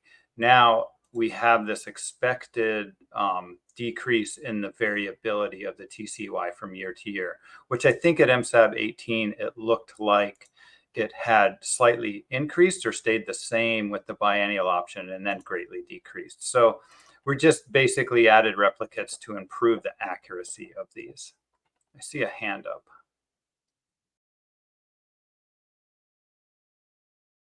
Go ahead. It's probably Chris. Is that right? Yeah, it's Chris trying to use Gwen's computer. She's out of the room. Anyway, we got it worked out. I'm just curious, Alan, in the reporting there for the coastwide objectives, for the limit reference point, we say it's a pass or a fail. So green means go, red means stop. Why don't we do the same for the one about 36%? Because it's the same wording. It's at least, instead of at least 20%, it's at least 50%. So wouldn't it still be pass or fail? Yes, Chris. And one of the, I should have focused in on that a bit more, is that, yes, I am suggesting that we actually call that a fail if it's greater than 0.5. However, I think it is useful to actually note the probability when it is less than 0.5 to understand the relationship of the management procedure on the relative spawning biomass. And so if say we're like, well, these two, look very similar, I can't make a decision between them, maybe I'd choose 0.8 because it does keep the relative spawning biomass a little bit higher, So I think there is some utility in including that. But if any of these values were greater than 0.5, I would suggest that we just put in a fail. I guess we'll talk about this more, but that's not how I would interpret it. I would be with the pass or fail, given the way the objective is written, especially it's very similar to the way the limit reference point. So maybe we can have more discussion of this because it sounds like there's going to be more discussion about that one in general. Yeah, I completely agree with you, Chris. And I think one of the, main mandates of the MSAB is in how to communicate these results. So I'm happy to discuss that. I'm trying to remember if now is a good time or if we'll bring this up later as well. Yeah, I was just going to ask Alan, because I suspect there'll be more conversation. If you want to go through that and see if there's a better break point. I see Forrest and Jim also have questions. If I want to delve into that now.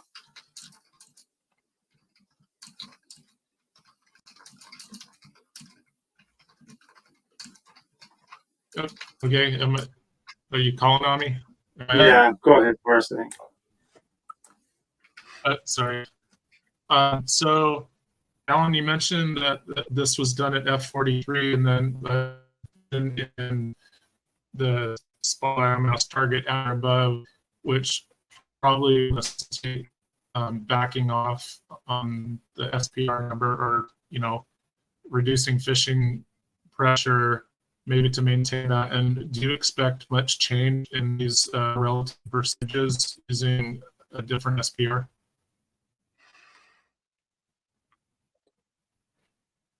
Yeah, thanks, Forrest. That's a really good question. And I can't remember, at MSAB017, we did evaluate different SPRs. And over the range of SPRs we evaluated, if I do remember correctly, there was not a lot of difference comparing the management procedures to each other, with the similar SPR values.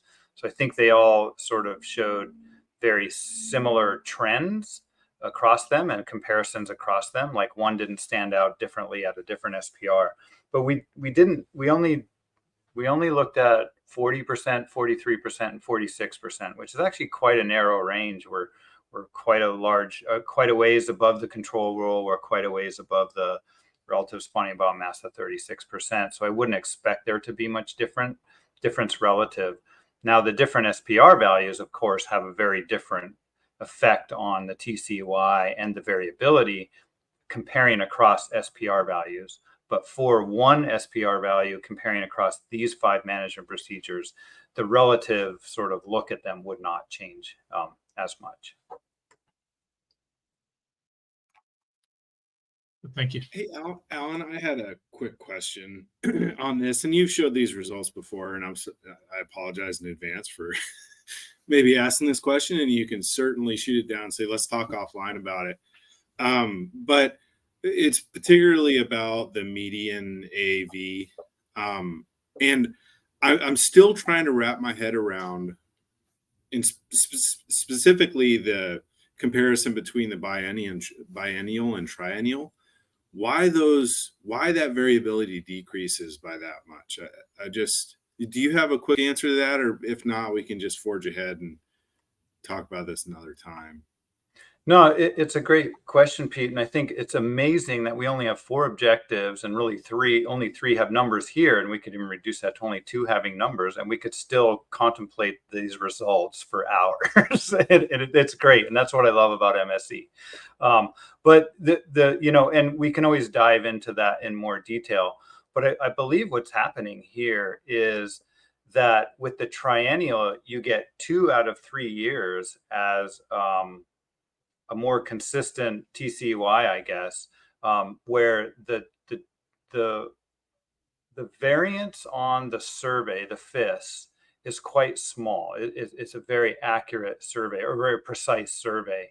And so when you're using a tool that has more precision, and in 2 out of the 3 years, it just results in that large decrease.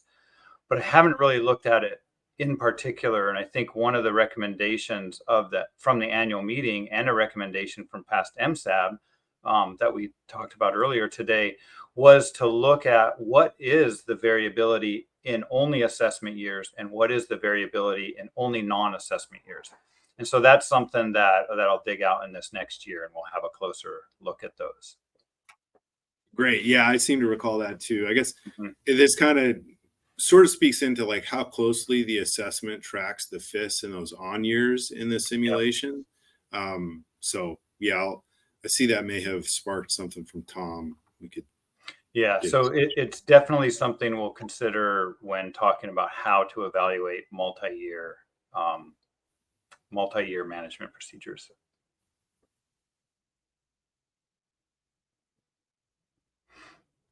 Go ahead, Tom. Yeah, just as a side note, I'm curious. Two questions. What is the definition of unspawning biomass of a completely rebuilt population? A rockfish is generally considered 40% spawning biomass is completely rebuilt on fish. What is it with halibut? And I've never quite understood why we're upping the spawning biomass from 30 to 36. It seems like we're unnecessarily putting a pretty big buffer in there. We know that the 30-20 rule, if that's paid attention to, covers all these objectives. I mean, the rest of them don't really make that much difference. The 30-20 is overwhelmingly it seems to be the most important one. So I guess that, the question is, what's the rebuilt spawning biomass, and why are we focusing at 36 so high above 30? I've never quite understood that. Yeah, thanks, Tom. One thing is the Halibut Commission, Pacific Halibut Commission, does not have a rebuild concept in it at this point in time. So we wouldn't say the population is rebuilt at anything. The 30-20 rule has been something in place for many, many years, and we've evaluated that in the MSE. We've done 40-20. I think we did even a 25-10. And we looked at other control rules, but there was really no indication that people were interested in changing from a 30-20.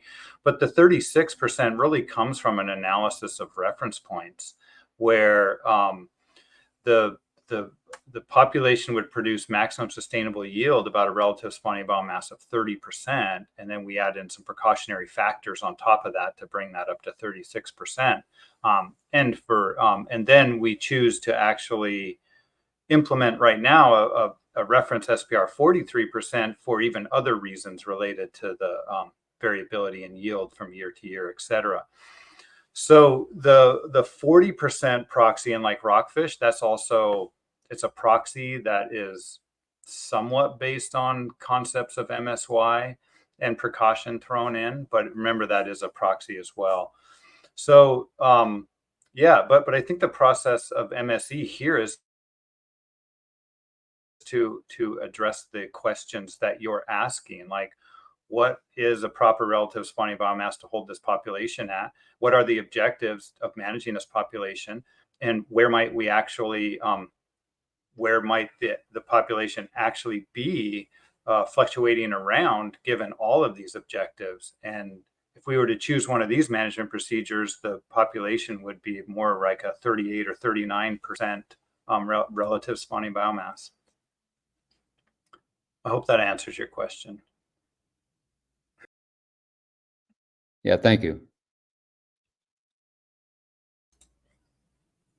Go ahead, Dan. Yeah, just to follow up on Pete's comments. I mean, appreciate your explanation to him, because I was wondering the same thing. And I do think what we're seeing here is a trend that shows that there's less volatility in the FIS than there is in the stock assessment. And what we've learned in the past is that a leading driver of that volatility in the stock assessment is the estimates of recruitment, the uncertainty around recruitment and how that affects the SPR calculation. And so I'm wondering if by going to a 3, and so in the past we've talked about putting coastwide smoothers on to try and smooth out some of that uncertainty, on the coastwide SPR number. And I'm wondering if moving to a triennial stock assessment and kind of giving the stock assessment more time to estimate those year classes in between stock assessment also has the effect of smoothing things.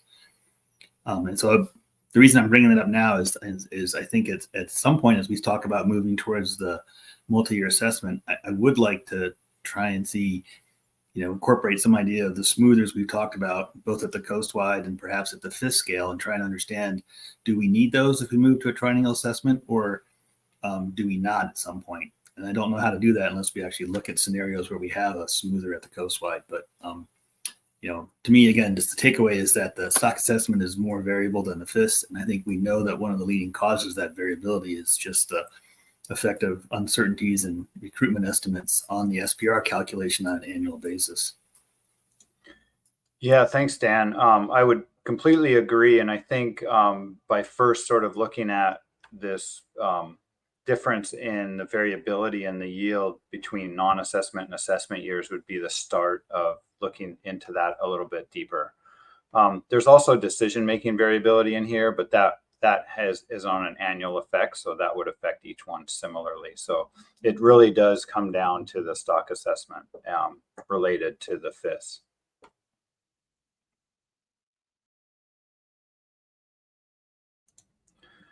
Go ahead, Chris.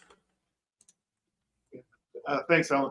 And maybe this is a simple one and I missed it, but can you explain to me, it says the lowest variability is with triennial, and then it's the 14.1%, and then the biennial is the 13.2. What am I missing there? Yeah, I wish I would have removed this. I never really liked how I presented this, but this is the top part is looking at only A and C, and these bullets down here where lowest variability on triennial is only looking at option B. So that's looking here, here, and here only. So I realize that is a little bit confusing. Okay, thank you. Yeah. Okay, so let's move on. Looks like there's no more questions on this one, but this is great. It all reminded us what the results look like. So yeah, so that we already talked about that. So Alan, maybe just a quick recap, 2 items there. So one is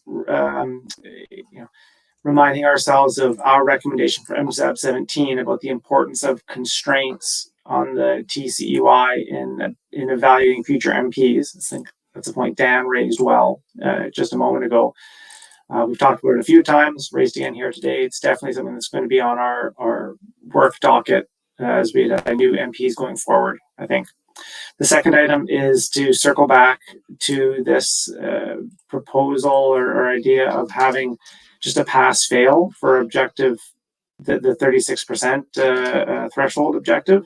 I'd say that let's talk about that at the end of agenda item 4.2 when we talk about our strategy policy. So just so folks don't feel like that conversation was cut off prematurely, we'll circle back to it. Thanks, Adam. That's a really good recap. And we'll bring up objectives again in agenda item 5 as well. Yeah, would be a good segue. Perfect. Okay. Thanks, Alan. Sorry, back to it. Okay, so moving on, I would like to we did some simulations looking at the effect of the PDO on these MSE outcomes. And this is actually slides from a presentation I gave at a conference last month in April. It was a conference for the effects of climate change on the world's ocean. And so really we went into this with 2 questions. One is the IPHC interim harvest strategy robust to these environmental regimes? And I'll talk about those environmental regimes shortly. But the other question was, how do fishing and the environment affect the distribution of Pacific halibut spawning biomass? So we wanted to have a look at this. And the MSABs actually talked about this in terms of scenarios. What if the PDO is always high, or what if the PDO is always low? So that's all that we did with these simulations. So if you remember from past presentations and the years and years of your knowledge working with the IPHC and the analyses that have been done, they've for decades now, they've identified this linkage of the PDO, or the Pacific Decadal Oscillation, shown here as the dots, with average recruitment. And what they've defined is certain regimes. So green being a high regime and red being a low regime. And they defined a number of years, typically decades, where it's been either high or low regime. And these definitions of regimes come actually external to the IPHC from oceanographers and different climate scientists. So these regimes have been identified high or low, and average recruitment has been either identified as high or low. In the management strategy evaluation operating model, we also have to distribute a coast-wide recruitment event to each of the biological regions, and the amount of age 0 recruits into the population where they're distributed to is also dependent on the PDO regime. So for example, a high PDO regime might have more recruits in region 4, and then a low PDO regime would have more recruitments in region 3, for example. So there's these environmental effects in the operating model, and those environmental effects are tied to data analyses. A little bit of review of movement in the operating model, and this figure is actually called a chord diagram. I'll explain it in a minute, but it is from a review journal article that Piera Carpi led, looking at just reviewing all the data we have on Pacific halibut and the knowledge we have about movement between these different regions and regulatory areas. So what this shows, and this is basically just on data, it's not any fancy analysis, but it's really a data summary, and it's showing from all the tagging data that we have, what has been the numbers moving from, say, region 4 to region 3. So region 4 is in green, region 3 is in blue, and you can see there's a lot of big green here that then moves into region 3. There's big green here and here, for example, also moving into region 3. But when you look at blue arrows from region 3 coming back to 4, you don't really see, they're almost too small to actually identify any blue arrows. So that would be movement from region 3 back into region 4. And then similarly, you have a lot of movement within region 2. You have a lot of movement from region 3 into region 2 is in red. But you have very small amounts of movement back into region 3 from region 2. So even this is the concept of this sort of one-way movement from all the data that we have. Moving fish generally move from region 4 to 3 to 2. All of them don't move. Some remain in those areas, and you can see there's a lot of movement between area 3B and 3A here, and then from 3A back to 3B, and then within region 2 as well, from 2B to 2C. So there's a lot of movement, but the gist of this is that the rates are determined in the MSE operating model from observations with these data, from understandings from these data, from hypotheses that we have. But the rates we found really improved the conditioning of the operating model, were improved when we tied those rates to PDO regimes as well. So fish move at different rates between these areas depending on a high or low regime. So it's another environmental factor in the operating model. So just identifying ontogenetic movement, which is the movement between areas, and then also this movement within the regions. Alan, what are the units on that figure? There's so much in this figure that I cannot remember. I don't want to misspeak, but I'd have to look back at the article. Yeah, that's a good question, Adam. Well, I'm assuming it's something about like total movements observed or something like that. Yeah, it might just be simply the number of tags or something like that. I can't remember. And then there's these smaller lines in there that have a meaning as well, which I can't remember what as well. When Pierre put this together, I mean, we spent hours just looking at this one figure. It was amazing. Yeah, I had a similar question as Adam. This is a very intriguing figure. Mm-hmm. The way I'm gathering it, though, is those numbers are tags, that the width of the colors within the regions and the regulatory areas are the amount of tags and or movement in or out. So the magnitude, it kind of gives, and then those smaller colored lines is just telling you what region the tags moved into. So for example, that 2C, you see that little blue, and that moved into 3A. That orange moved into 2B. So that, anyway, yeah, really interesting way to look at this. I'm gathering that this is like all the tags pooled together across all years that you have. Yes, that's correct. And so you do want to be a little bit careful about interpretation here. I don't think you can take it as proportions, but you can certainly see, you know, if you look at only 3B up here, you see a lot of fish are moving from 3B to 3A. And there's another big amount of fish moving from 3A back to 3B. And so you get, and then some fish moving from 4 into 3B. But there's a lot of movement in the tags that we have put out and observed. We've seen a lot of movement between these areas and some movement into this area from 4, but very little movement from region 2 back into 3. Right. Yeah, I think that, yeah, you can also kind of, if you blur your eyes a little bit, it gives you an indication of how many fish are coming in as compared to going out. If you compare the width of the arrows coming in as compared to the width of the bars going out. Yeah, really, really interesting.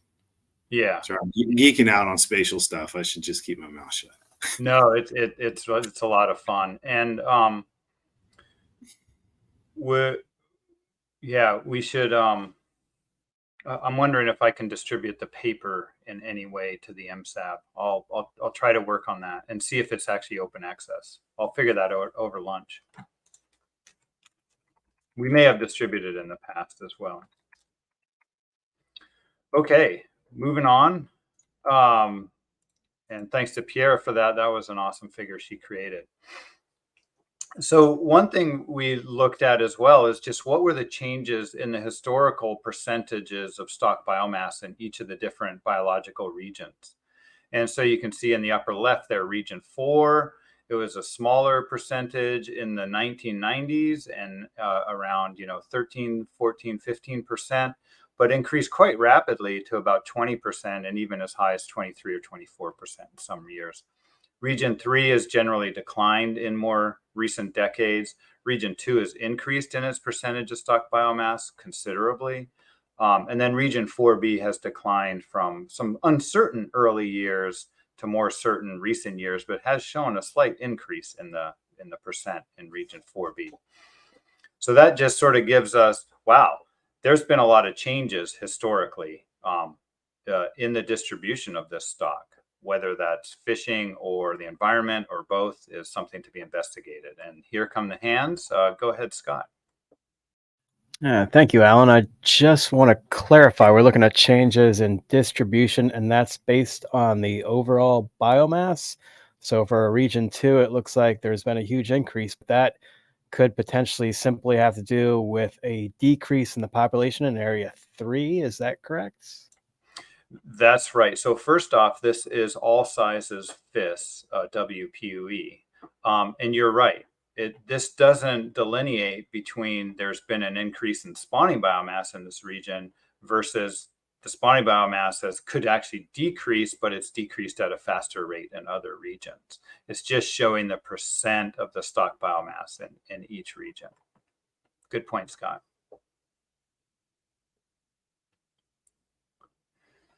Chris.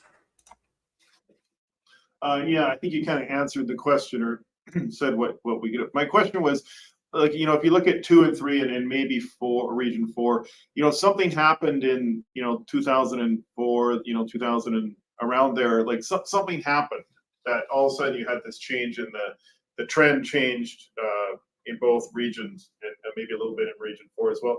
And you said, these are things to be investigated. So I guess you don't know the answer, but is there anything you can attribute? Did something happen in that period, or is there something that like this is that can answer what caused that change? Thank you. Yeah, great point, Chris. And I think that's part of what, is spurring this analysis. We can't really definitively say, oh, this was, this change here in around the mid 2000s going to a new regime of the PDO changed that, because it's actually a short time series looking at this. But we can then say, given our understanding of the effects of the environment on this population, what does the operating model actually say would happen? So that's where we're going with this analysis exactly. But that is really intuitive to see that, something happened in those early 2000s that could have caused a redistribution of the fish.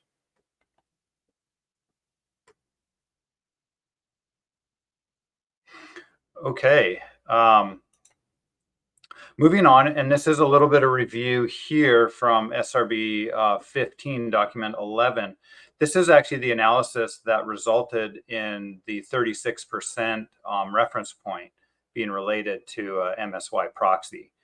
But more importantly, from this analysis as well, is we looked at the low and the high regimes. This was actually environmental and the PDO, PDO environmental, as well as weighted age, high or low combined.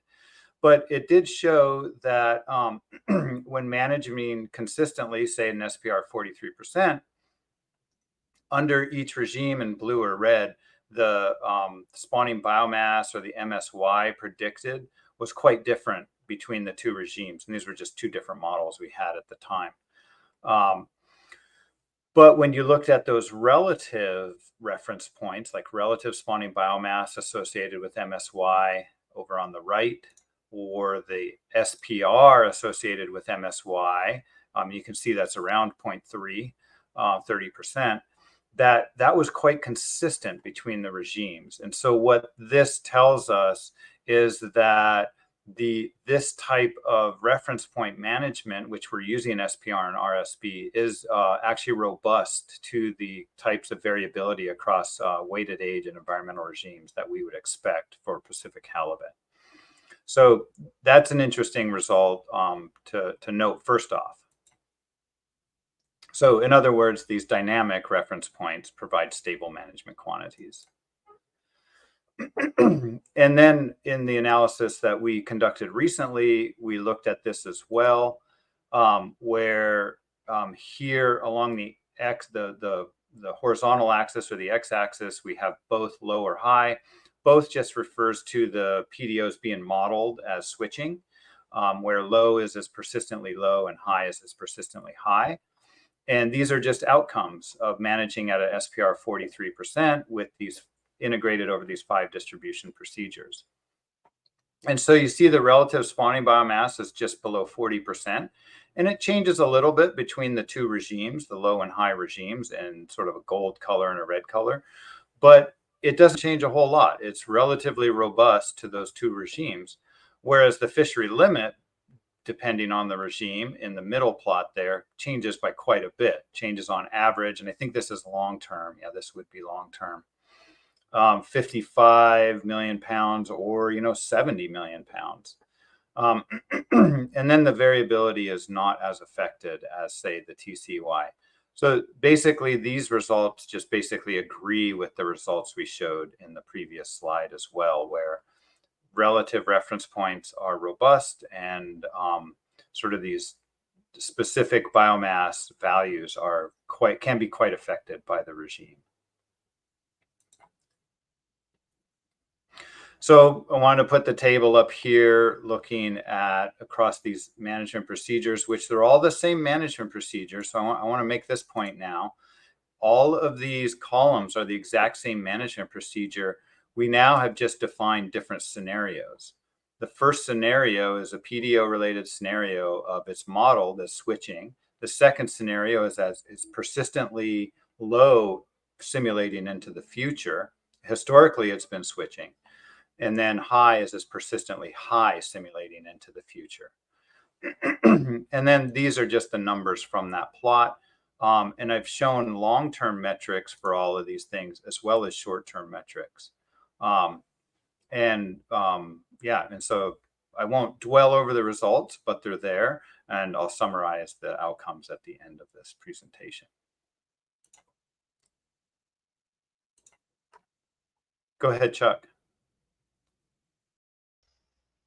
Yes, and thanks for that. I maybe you're going to be answering it as you get to the end of the presentation, but I know there's only a slide left, and you switch topics, and I'm just wondering, like, when you go between 50.88 on a low PDO up to 73 on a high PDO, that can be a change of 40% going one way, or 30% going back down.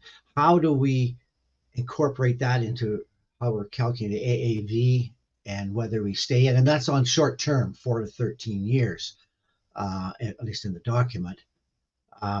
I'm just wondering how that fits in with either the problems we have, like maybe this year, versus what a higher yield but a high PDO, how you can even work with it when it's actually you're looking at it retrospectively, because you don't know what you're running into for the following year, that I understand. So it would be helpful to know how we can actually use this in our management. Yeah, thanks, Chuck. And that's a really good question. Thanks for the clarification. The first thing to note is, one, the PDO we cannot control, right? So that's not part of our management procedure, and that's why we call it a scenario. But you're right, that's a huge change. This is a long-term metric. So this is simulating out 60 years and looking at the average over a 10-year period. So it's showing in the long term, if the PDO is always high, it'd be on average 73 million pounds. And if we could manage that PDO, we would say, let's just keep it high then for Pacific halibut. It might not be good for other species. But if it's always low, it's 50. And so we would expect the PDO to switch or to be variable across time. And so we would expect to go through these different regimes. Now, the PDO is a very slow process. It's called a decadal oscillation, although in recent years we've seen that it may have switched in a much shorter time frame. But it's a decadal oscillation, so it's going to operate over periods typically between 20 and 40 years where it'll switch between these regimes. So we're not going to really see the effect of the PDO reflected in a average of the variability in the yield over a 10-year period, for two reasons. One, the PDO operates slowly, and two, the population responds slowly to these responses. The PDO affects recruitment, so average recruitment gets higher. That's going to take at least 8 years to come into the fishery. All these different effects just take time. And where you can see that is in the short-term metrics. So this is only projecting out 4 to 13 years and calculating the short-term metrics. And you see that the median TCY is much less different between the PDO regimes. It's still different, but it's much less different there because the PDO hasn't had much time to affect the population and sort of these long-term equilibrium values. So I wouldn't worry about the PDO and thinking about the variability in yield from year to year. But where the PDO really does have a big effect is on, say, wow, in the early 2000s, we had 80 million pound quotas or limits. And now we have 40 million pound limits. It's understanding how that 20-year change can occur. This is part of the process. And what we're trying to do is now separate how much of these effects are due to fishing, how much of these effects are due to the environment. Hopefully that helps, Chuck. Go ahead, Forrest.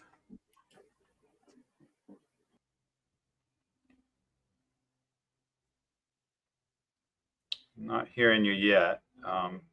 Try again for us. Yeah, Yeah. it took like 7 seconds to go off mute, and then I'd mute it again. Sorry.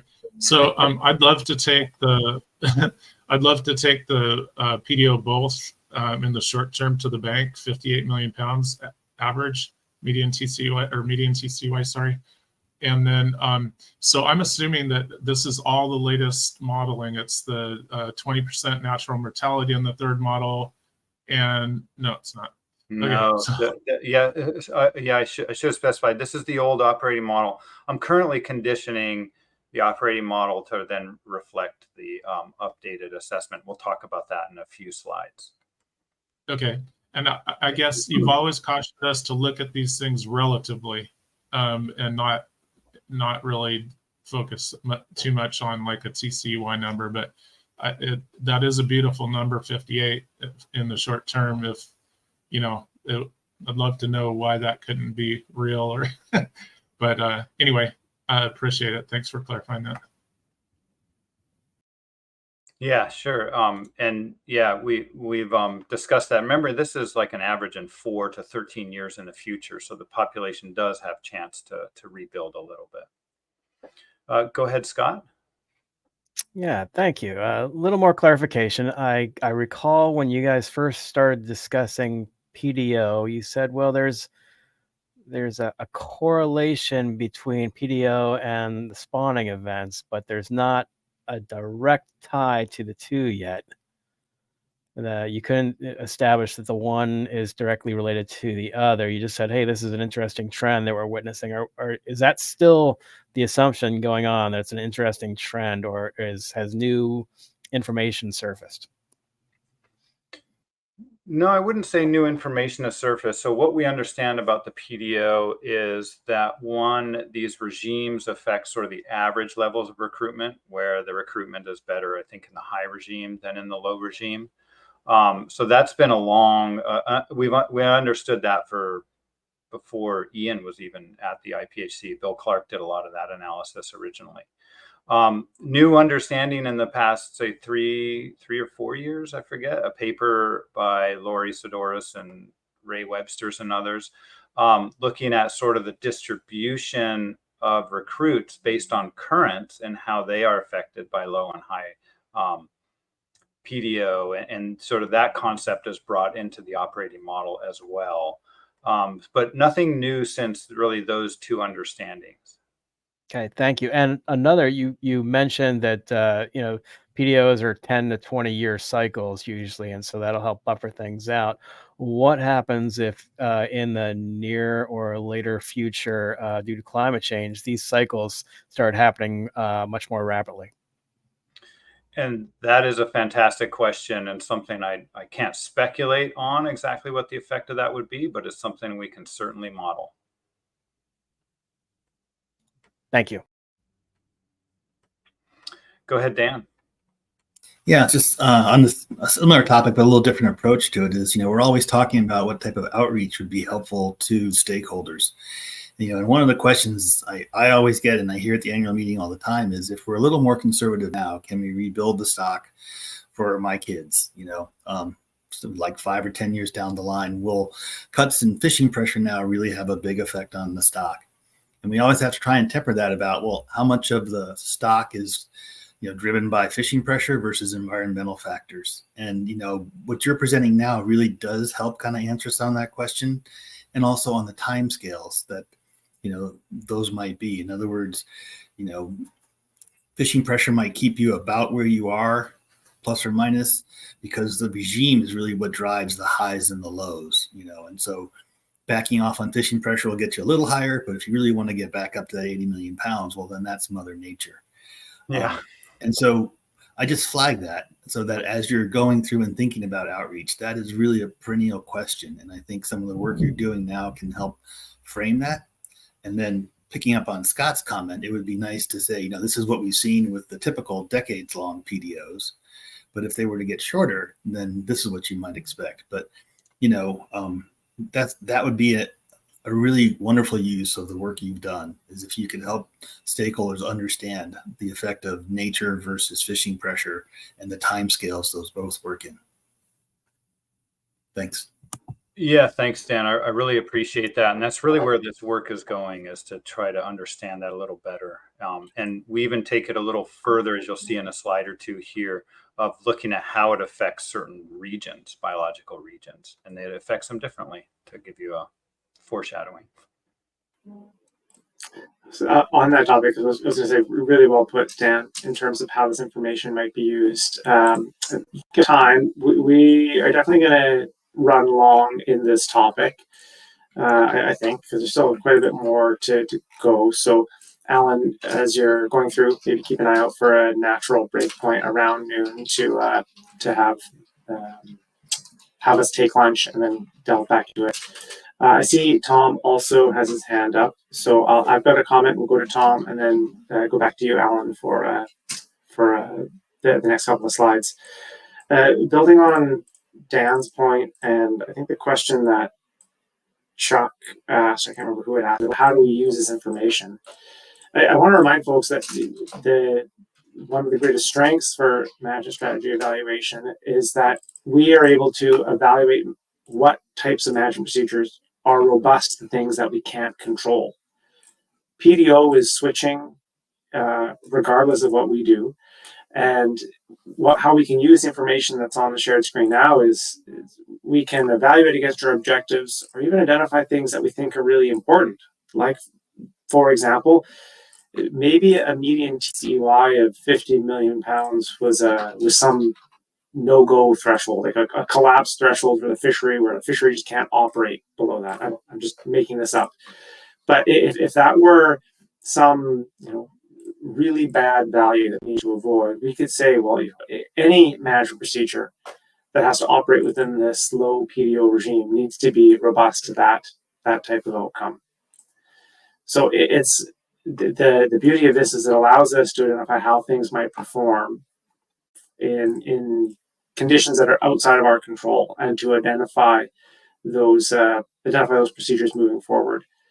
I think Dan framed it really well in terms of what that means to folks who are communicating to colleagues or constituents, and be well served to continue that conversation at annual meetings or interim meetings when folks are asking about, can we just reduce the catch limit to rebuild the stock in 5 years? Tom. Yeah, well, Dan, it's a good point, but I think part is already answered. If you look at, Ian's blue line, or models, if you look at what the stock would be with no fishing, it doesn't change that much. And I think that's unrealistic. In fact, you can't say, okay, we're going to put it arbitrarily excessively low, so we'll be back in 5 years. You might collapse your industry. I mean, you've got to have a certain amount of minimal production in order to keep your industry alive. And as long as, if we're just going to have a slower growth to build it back, I think that's fine. I don't think, there's a minimum production that you guys need to put on the market, or you're going to lose market. So, I think what Alan's got proposed there as on the PDOs, both, low and high, is very realistic. And, we're looking at the extremes, and it's not realistic to think it's going to either stay really high or really low. It's going to vacillate back and forth. It always has. It probably always will. And as long as we test those ranges, we're fine. But I think, what we're doing now, I think we're a little bit low on the 40 million pounds, but I think in long term that's fine. The fish are half the size now they used to be, so we have to fish less, but until environmental conditions change to build the stock back up again. Yeah, that's a really good point, Tom, in that, there's this difference between sort of tactical decision making and models and seen in the assessment, and what's happening right now versus the MSE is getting that longer term understanding and evaluation of the management procedures. So yeah, even though we're looking at the MSE and everything, that assessment's really the tactical model that tells us, hey, we've had a number of years of low recruitment. Spawning biomass still has a high probability of declining, even with these low catch levels into the near future. So, and that's why, I think we use both of these concepts in the management of halibut. All right. So I there aren't actually too many more slides, but we could probably get hung up looking at this plot for a while too. And I will note, I bring up this similar plot in agenda item 5, looking at a slightly different angle of it. But here we have the PDO regimes being both low or high on the vertical or horizontal x-axis. But we've added in now a unfished element to it. So that blue shaded box and the blue bars represents management procedure without fishing. So no fishing at all. And what this is looking at is now the percent of spawning biomass in each region. And this, when it's fished at a SPR 43%, integrated over those 5 distribution procedures. So it's been what we've normally been simulating in the near future with the MSE. But some of the interesting outcomes here. So for example, if you take a look at region 2 over on the left, you see unfished, it's about 25% of the spawning biomass, compared to fished with, integrating over the PDO, it drops to about 20% spawning biomass. But look at how much the PDO has an effect on the distribution of fish in region 2, much higher percentage in a low PDO compared to a high PDO. This makes sense, region 2, in terms of that ontogenetic migration coming from basically 4 down to 3 into 2.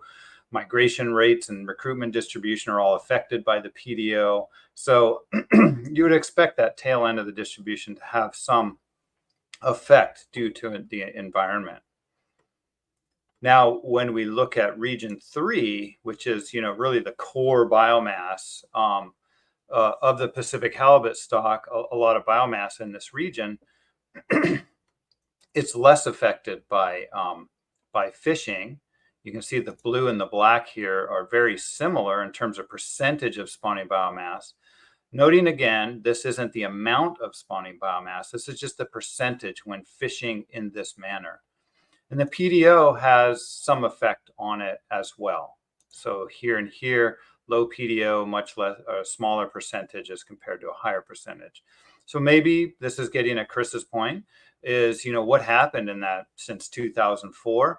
Well, region 2 and region 3 are obviously in these simulations affected under this fishing regime by the PDO and the percentage of stock in each area or region.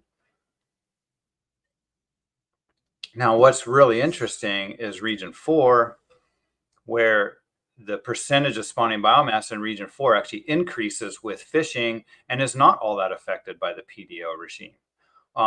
And we can explain this for a number of ways. One is that this is the top, the headwaters of the stock. A lot of recruits go to region 4.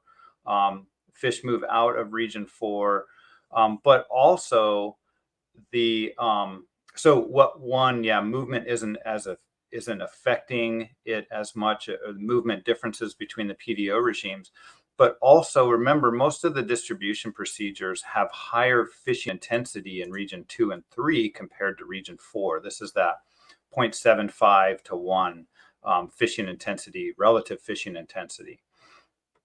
So it does make sense that when you fish a stock in region 4, the percentage of spawning biomass actually increases, although the total spawning biomass declines in all of these regions. Because you're fishing the entire stock.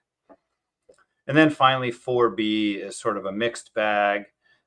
It's all over the place, a lot of variability in 4B, and that's what is expected. One, because we do have a lot of uncertainties about how 4B is actually responding to fishing and the environment, and how it's related to the rest of these regions.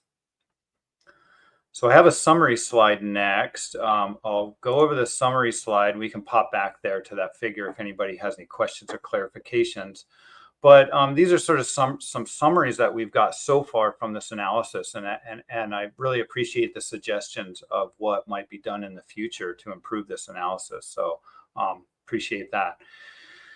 So it looks like the harvest strategy is at least responsive to changes in the distribution of Pacific halibuts and robust relative to the conservation objectives. We found that through the MSE analysis is one, we're not really, don't have any conservation concerns of dropping below those conservation objectives.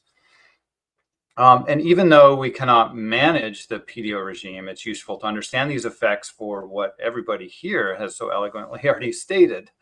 And what we found is that the environment sometimes has a larger effect on the distribution of spawning biomass than fishing does, at least at this SPR level. If you increase the fishing intensity, the fishing probably would overwhelm the environmental effects. But at an SPR 43%, we can begin to understand this relationship and have a better insight into what we could expect and how management might affect the stock. So just going to give a quick pause there before I move on to the next topic, see if there's any questions, clarifications, and we'll talk a little bit more about these results in terms of the objective related to spawning biomass in each region in agenda item 5. Okay, Dan, go ahead. Well, I was going to try and pick back up on what I said. You know, if the minutes wanted to pick up on, you know, I found this examination of the PDO effects really informative and getting at that question of the effect of fishing pressure versus nature, and also the robustness of F43 across those. And so, you know, if the minutes wanted to comment that, you know, I think in the moving forward, it would be a request, or we all agree, or whatever the right verb is, that you take some of this work and try and come up with a series of outreach slides for stakeholders to present at future annual meetings or town meetings that can really look at the effect of fishing pressure versus environment on the short and long-term scales. I think that would be super helpful. So I wanted to flag it in our minutes anyways. And I'll let Alan or Adam pick the right verb to stick in there, but just don't bury it in the notes. Yeah, no, thanks, Dan. I really appreciate when you bring those forward so that we know, you know, later we don't lose that. And I do note, you know, one of the tasks, I don't know what the right word is for the MSAB, is outreach as well, and helping to determine best ways of communicating these results. So I would encourage anyone here with ideas on how this outreach could be developed to, you know, let us know, or we can work within the MSAB, or work, you know, on your own and provide some recommendations. But I'm happy to develop this outreach with input from all of you.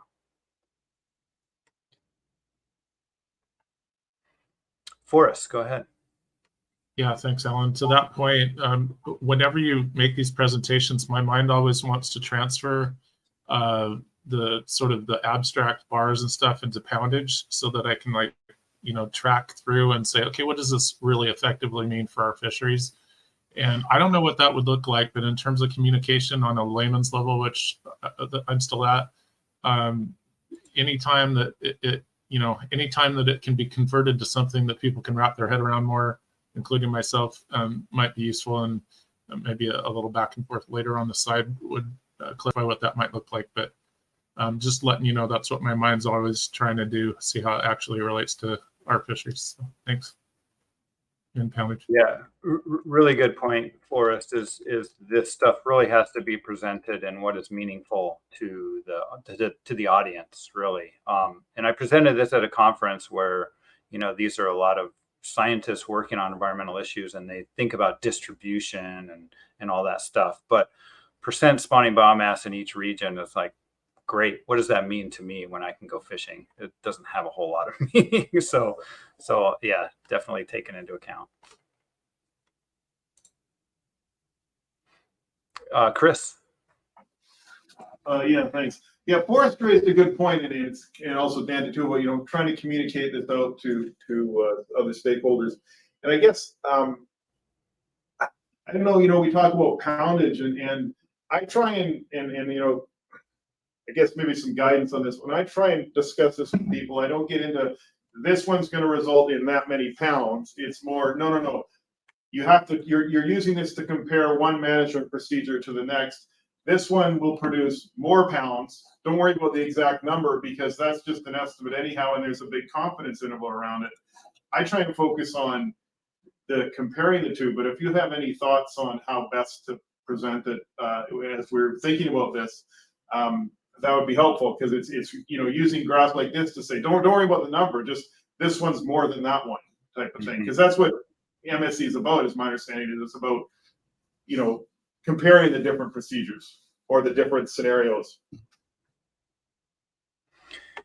Yeah, really good point, Chris. We could almost take off, like when I'll just back up a couple slides. We could almost just not put the numbers, say, on that middle slide, but you could show if these were management procedures, you could show one is higher than the other.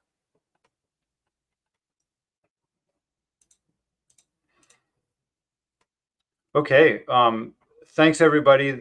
This has been a really fun little side project we've been doing, and a really good conference I attended, and I learned a lot about all sorts of fisheries around the world and different analyses they're doing. So I'm hoping to extend this into some more complex types of analyses with people looking at tipping points and regime shifts and all other things. So we'll see where it goes, but I'm glad that the feedback is good from the MSAB thus far. So, Alan, could I just pick up one more on Chris's comment? Because I think Chris, at least in my view of how MSCs are to be used, really hit the nail on the head. It's talking about the relative performance as opposed to absolute value. Chris, when you've communicated that with folks, so how do you think it's landed? How do you think they've received that direction?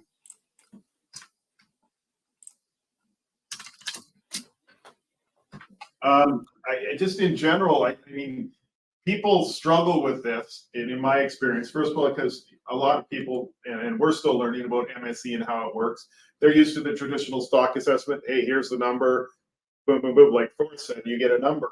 So people do want the number, but I try and say, shy away from that, because if Dr. Hicks could estimate the number accurately, he wouldn't be working for IPHC. He'd be on Wall Street making millions, right? So I really try and focus them on that and say, look, when the stock assessment comes out, we'll get the number. Right now, we're trying to look at different procedures and seeing what the results would be, and focus on more. It's going to produce probably more catch or less catch. But also, when you bring in the confidence intervals, you can say, look, the difference is actually maybe not that much. So, it's a difficult discussion. It's not a difficult discussion, because we do get a lot of good graphs and stuff from the commission that we can cut and paste from and copy in. It's just people do want to, like, what's the number? And I say, well, that comes from the stock assessment. We'll get that in November, December. Interesting. Thanks, Chris. Thanks for letting me put you on the spot. It's there's no right, in my view, no right answer, no single way to put this forward. I'm curious to hear how it's received from different folks. And the takeaway for me from the previous slide is, one, understanding the effects of fishing, differentiating the effects of fishing from the effects of environmental shift, in particular the PDO, but also noting that those consequences likely vary by region, and it's like not all regions will respond the same, and that has very interesting implications for commission decisions about how catch limits are allocated. Right, Dan, maybe last just to comment pick up to a you. little bit on what you were saying. I think a MSC process has two outputs. One is an understanding of the stock dynamics and how those dynamics work at the coastwide and the regional levels, which is what you just described, Adam. And then the second is, you can look at how different management procedures rank based on how those stock dynamics affect that particular procedure. But when we were talking about the purpose of an MSC is just to look at how you compare different management procedures, I think that's too narrow a view, and that kind of tosses out our new understanding of the stock dynamics, which I think is really what many stakeholders are interested in. I mean, for example, when I listened to this group, they were always asking, for example, when Pete was asking about why do you think the variability was less than a triennial survey, he wasn't, just accepting the numbers. He was trying to understand the dynamics behind the variability in the FIS versus the variability in the stock assessment, so it makes sense to him what those numbers say. And I really think we want to try and keep explaining those dynamics to the stakeholders as we go forward. particularly since we've already picked an SPR of 43 and people are really trying to understand, we're not comparing across management procedures now. We're trying to understand how to use that specific number. And to do that, you really need, I think, to understand about the effect of fishing pressure versus some of the long-term natural effects out there, and how robust that F43 number is. So I think there's two outputs to the MSC process, and I've always thought that. One is looking at, evaluating cross management procedures, but also not dismissing the deeper understanding of stock dynamics that this modeling has given us. Totally agree, Dan. I think that's really well put. I agree. Those are two different ways in which we ought to use the MSE process. Pete. Yeah, I figured I'd use the hand option. Somehow I got my internet burped and I got dropped to observer. But anyway, I coming into this meeting and just like thinking about the MSAB or the MSC process in general, I was kind of like daydreaming about something that the MSC could be used for, like as a production run in association with the assessment itself. And this, at the risk of taking us in a weird direction, but I think that this is something that the MSC and the operating model and all that really provides that the stock assessment projections don't, is that kind of some sort of statistics or objectives to look at what the environment effects could be out into the future. So I just kind of wanted to, I don't have an answer of how exactly to do that, but I wanted to throw that out to you, Alan, is just, something to maybe kind of put in the back of our heads as we go forward and trying to think of like a real product that can be used in conjunction with the assessment itself.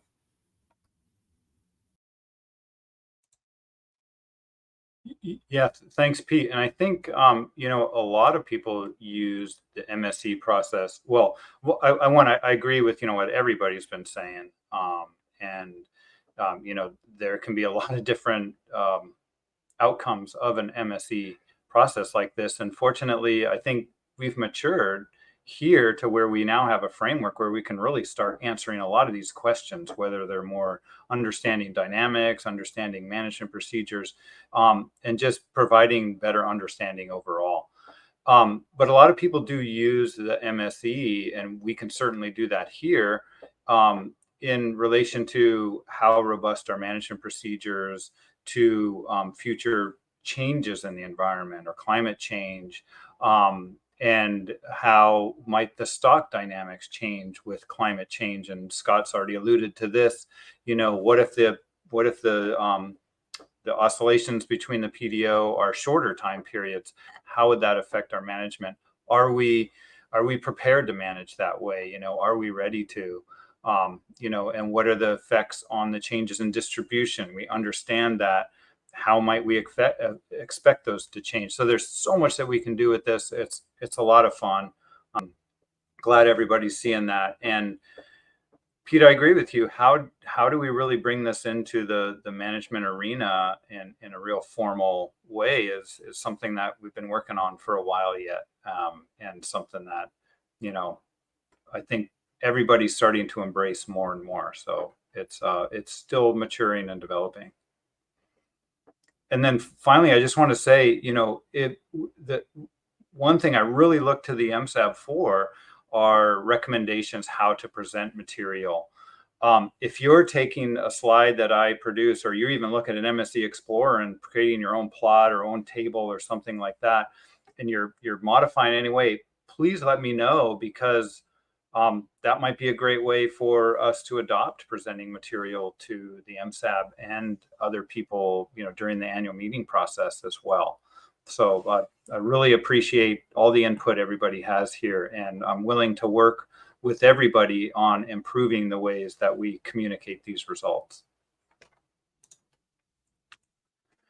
With that being said, it's past 12 now. It's 5 past 12. If people want a lunch break until 1, now would be a good time to break. And then we only have like 3 more slides in this, but I would hesitate to say we could get through those quickly, because I never know how well, I always know how smart the MSAB is. I just never know how engaged a conversation might be. And so if we want an hour-long lunch, we should probably plan on breaking. I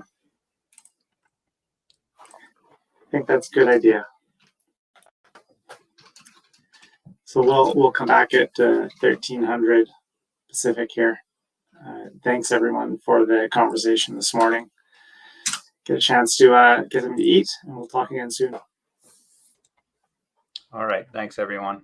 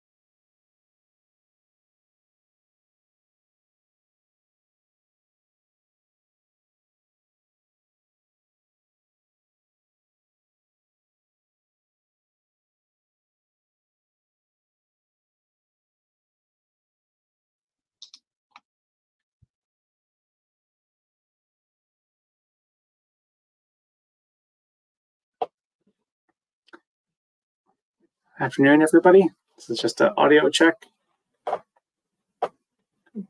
Hear you loud and clear. That's good. You're good.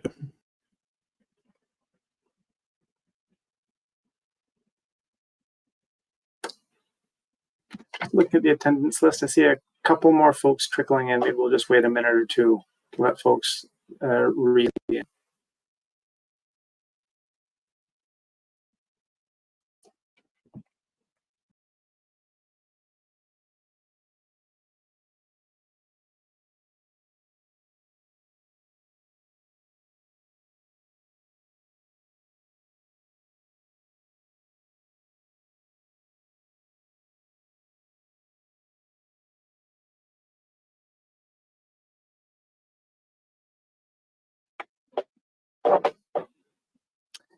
Okay, let's get back to it then, I think. Alan, we left off at slide 21. Is that the right place to pick it up for agenda item 4? Yes, I think so. I'm just verifying exactly where that was. Yeah, that's correct. 21. I think just 3 more slides. Perfect. Yeah, a few more slides to finish off this agenda item. And then, Alan, do you think at the end of this this deck, these few slides, we circle back to the conversation about words have left me about the performance metrics, that pass-fail discussion, and talking about the harvest strategy policy? Or do you think it makes more sense to get into the harvest strategy policy first? You know, I think my recommendation, I'm looking through my next presentation. Let's bring it up.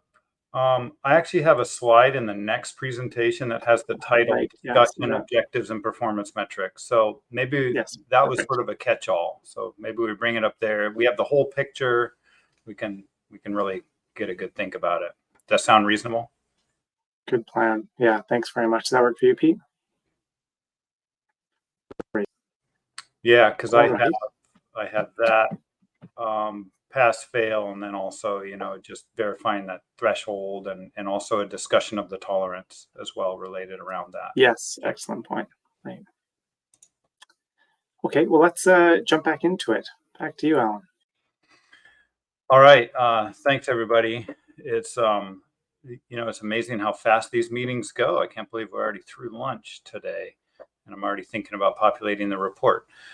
So this is great, and thanks for all the feedback. And this morning, I was really happy to see how much everyone was engaged in the simulations on the PDO. I know the MSAB has talked in the past about, you know, doing specific scenarios, and that was a real example of simulating some scenarios into the future, although they're not very realistic scenarios. High PDO all the time, low PDO all the time. Maybe they are, maybe they're not, but they're a start looking at those types of things to get a better understanding of the dynamics and how these MPs perform. So I wanted to finish off, you know, sort of the look back. This is all the presentation on looking behind us, what has happened, and I wanted to have a quick talk about the operating model and the new stock assessment. So I'm sure many of you are aware that Dr. Stewart presented the 2022 stock assessment at the 99th annual meeting, and he noted that 3 of the 4 assessment models in the ensemble now estimate female natural mortality. And this is a change from previous, where only 2 of the 4 assessment models estimated natural mortality. The other 2 of the 4 had female natural mortality fixed at 0.5. And I note that male natural mortality has always been estimated, but it's also dependent on the female natural mortality being input. So for example, it's not going to estimate a really high male natural mortality with an input of a 0.15 female natural mortality. So what Dr. Stewart presented was there's a new view on the overall productivity in the stock, where a previous assessment model that was fixed at 0.15 now estimated natural mortality closer to 0.2. And that resulted in TCY using a reference SPR of around 50 million pounds. But the key here related to the MSE is now that's a change to the stock assessment that's not fully captured in the MSE operating model. So a change in our understanding of the stock based on the data that we have is not fully captured in the past simulations using the operating model. So the question was, how much might that affect the results if we were to update this operating model? So haven't actually updated the operating model at this time. I'm still working on that and getting those that conditioning process completed. But we thought a little bit about what are some of the things that can help us understand what the potential change might be. And after looking and thinking about this a bit more, we thought, it's not going to have a huge change. I don't think it's going to be as consequential as it was in the stock assessment for a number of reasons. And the first reason is that even though natural mortality in the stock assessment was fixed for 2 of those 4 models for least females, the natural mortality was always simulated with variability in the MSE operating model. So it might have been fixed at 0.15 in the stock assessment, but in the operating model, it had variability where it was centered around 0.15, but it also included larger values as well as smaller values. Another point is, as we've mentioned today, a lot of MSE evaluation is simply comparing MPs to each other, not looking at the absolute values that come out. So let's say the MSE operating model's updated and TCUIs are slightly larger on average. Well, they're probably still the same in terms of their relative ranking to each other. So I don't think our interpretation of the MPs are going to change much. And then finally, the reference as SPR, at least that 43%, was supported for many reasons other than, just what is it to meet a target, or something like that natural mortality would really have a big effect on. But it was supported for reasons that natural mortality might not have a big effect on, such as just avoiding the trigger and reducing interannual variability. So we created these plots looking at each individual model and its prediction from some simulations with an SPR 43% and those 5 integrated distribution procedures. And I've separated it out by the 4 models in the operating model at that time. And you can see what's called med AAF, medium areas as fleets, low M is the model that would really be updated to match the stock assessment. And it's shown in red, and you see that across all 4 of these models, the relative spawning biomass is not much different. It is different in the TCUI, and it could potentially, on the bottom there, the red plot could or red line could potentially be higher with an updated operating model. But you might notice that this operating model, or this one individual model on the left, is the highest TCUI, but even the med CW, it's called, has a high natural mortality, and that has a relatively low TCUI as well.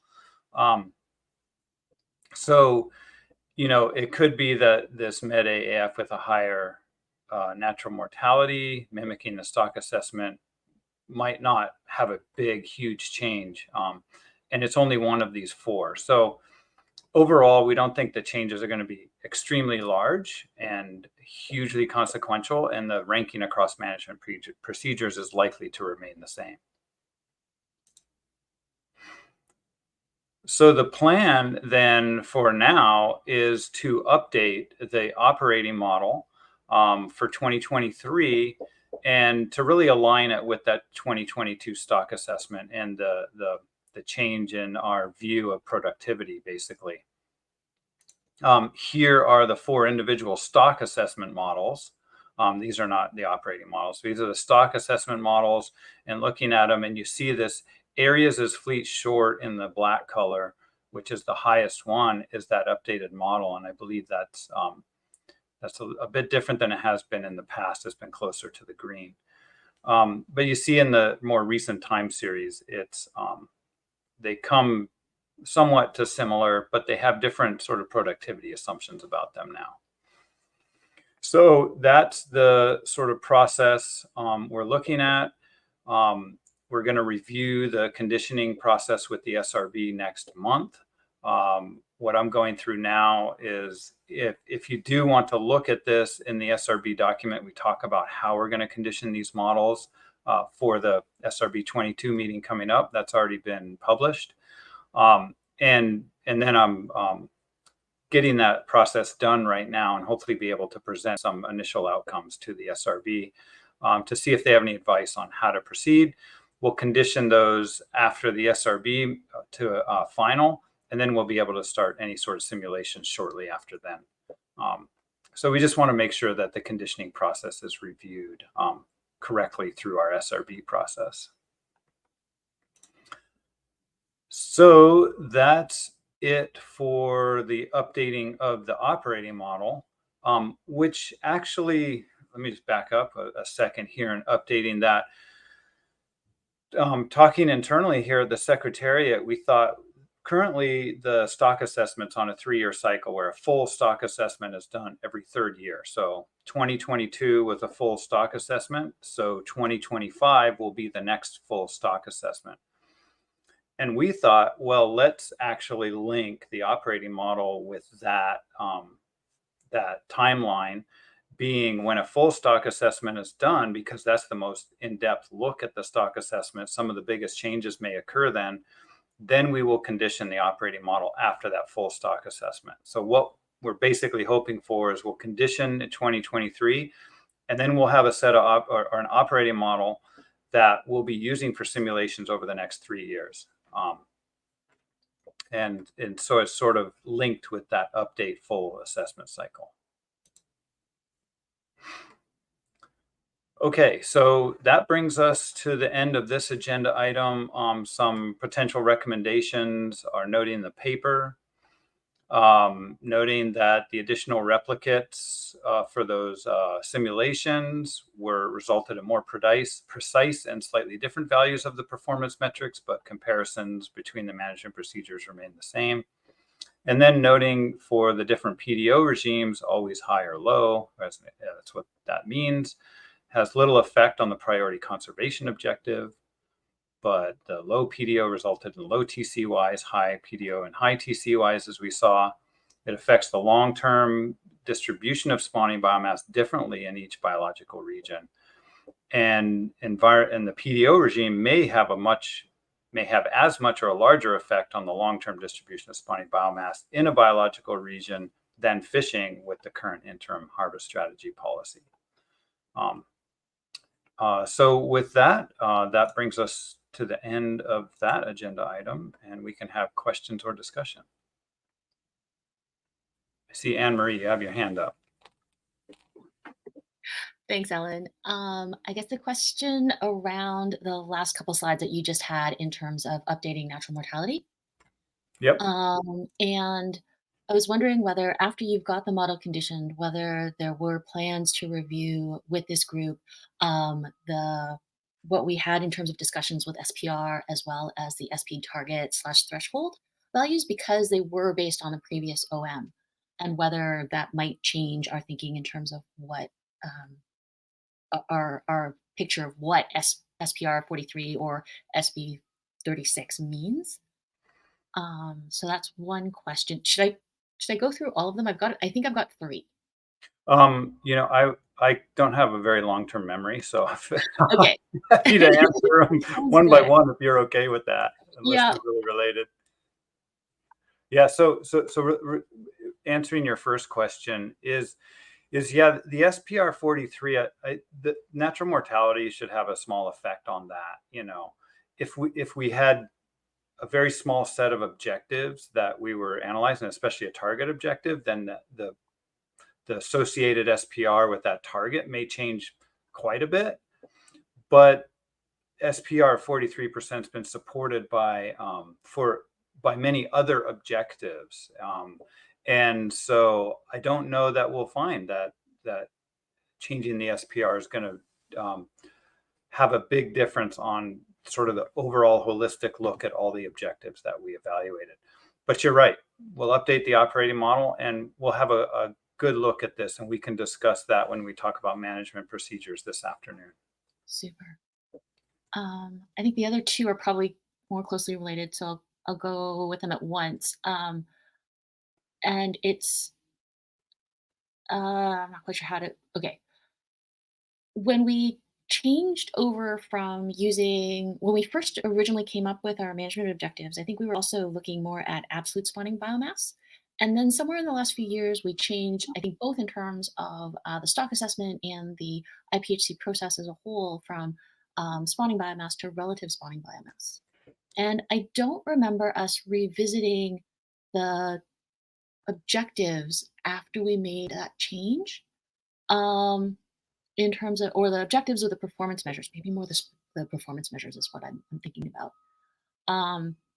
And then this is sort of a little more convoluted thought about that one, but based on the 2023 annual meeting, so, sample size of 1, it seems like there's something more at play in terms of we've updated the natural mortality estimate, we've kept the same SPR, the outcome from the harvest control roll would have been 50 million, give or take, TCEY for a coast-wide TCEY, but the commissioners adopted something much lower.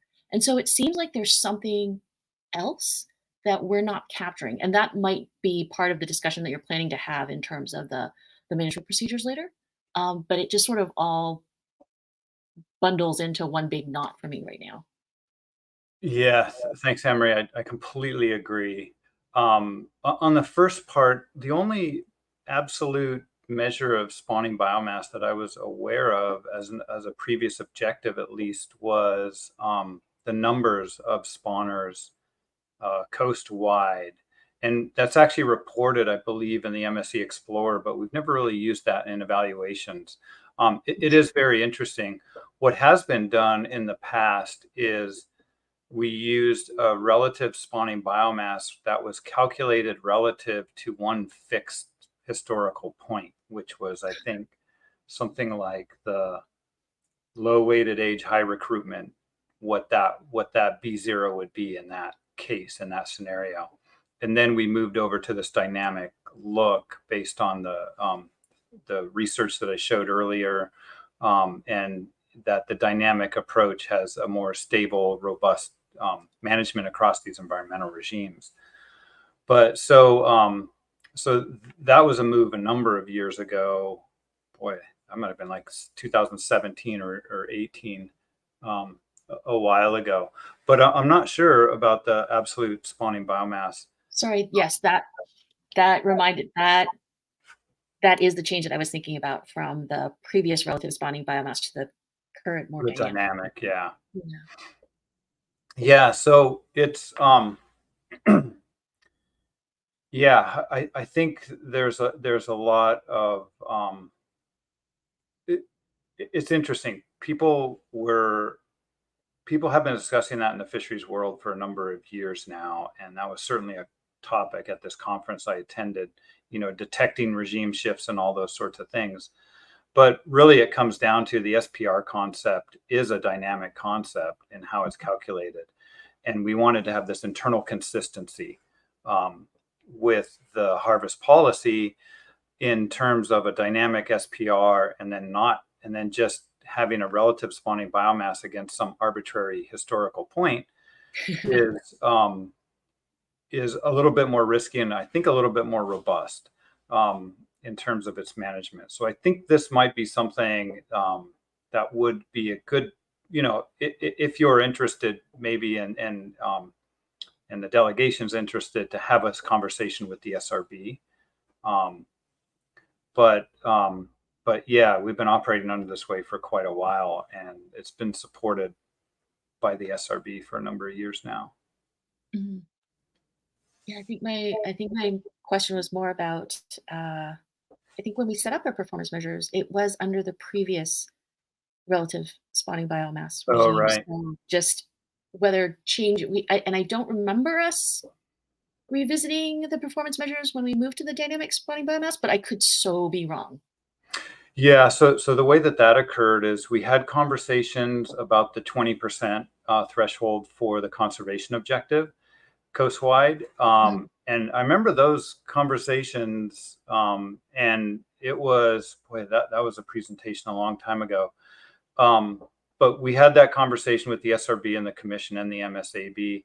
And, it came out like we just don't really know 20% is a common threshold used across fisheries. So we adopted that threshold. It's something that we definitely don't want to get to. Any stakeholder was like, no, that's way too low. And it's never been close to that point. So we thought, well, let's adopt that as a threshold with a high probability. And we actually changed the tolerance from 10% or 90% to 95% there. The other reference point of 36% comes from that analysis that I showed previously. And that analysis was done with dynamic reference points. So Okay. if we were to move away from a dynamic relative spawning biomass, we'd probably want to do that analysis over again to make sure that it's consistent with whatever reference point we do choose. Great. Thank you. I Yep. could not keep the And- sequencing straight. Yeah, and so the second part of that is the AMO99 and what the commission adopted something different. And I totally agree with you. That was the first thing Dr. Stewart and I came back from the annual meeting. The day we were both back in the office, came into my office and he goes, "What happened?" And we spent 2 hours talking about reasons why they chose to deviate from the interim reference management procedure. And the outcome of that discussion I had with Dr. Stewart was, this is something we need to discuss with the MSAB to see if there is some other objective here, and so I have a few slides where we'll talk about that in the next agenda item. But Great, thanks for thank bringing you. that up. That's something we noticed as well. Okay. Dan has his hand up there. Yeah, perfect. Yeah, thanks, Alan. I think Anne Marie asked the main question I had, which is whether or not you're going to reevaluate F43 after you update the operating model. But I just was wondering about, I understood your point about, yes, you will, but you probably won't have radically different results given the amount of uncertainty in the original one. But what's the timing of that? Like, you're going to wait till after the SRB looks at your stuff. And so is this something you'll probably present your results at the annual meeting, or is this something that you would present to us in October? Just can you give me a sense of that? And then can you give me a sense of whether you would just look specifically at F43 or whether you'd look at a couple of points on either side of it? Yeah, thanks, Dan. This is, it seems like a simple question and a simple answer, but it's actually more complicated. And the complication here is that the distribution procedures are, that the commission's negotiating or deciding on distribution of the TCY among regulatory areas. So after the operating models are conditioned, I could easily do an evaluation of SPR. And we'll talk about that in the next agenda item. If the MSAB wants to request that, they certainly can. But the complication there is that we can integrate over these 5 distribution procedures, or we can wait and hopefully the commission will make an agreement sometime in the near future. And once that agreement's made, we can actually use that distribution procedure and have a much more pointed or accurate look at the effects of SPR, control rules, whatever we want to look at, related to the current management regime.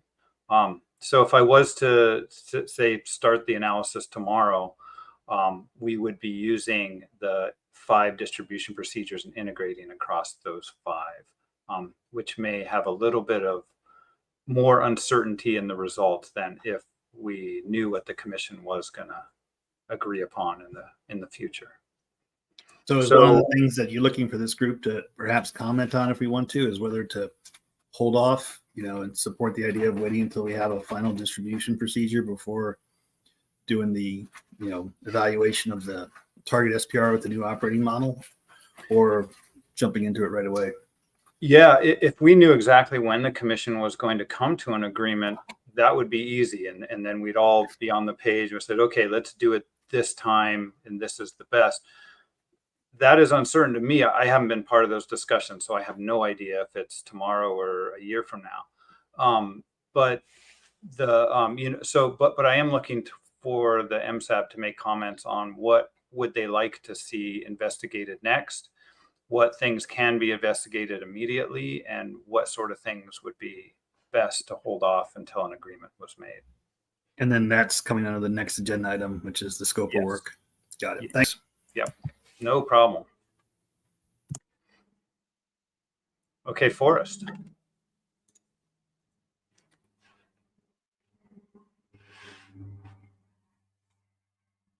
Not hearing you yet, Forrest.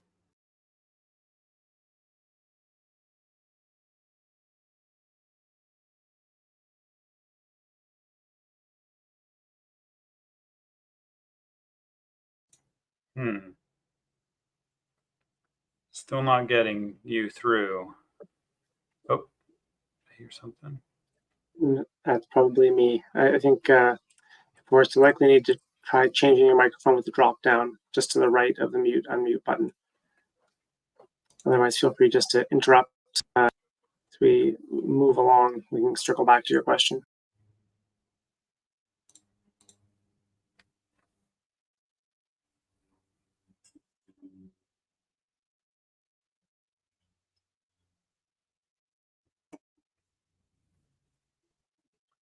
Yeah, still not coming through. Sorry about that, Forrest. While Forrest troubleshoot, are there thoughts from others on the recommendations on the current screen? Note these few items.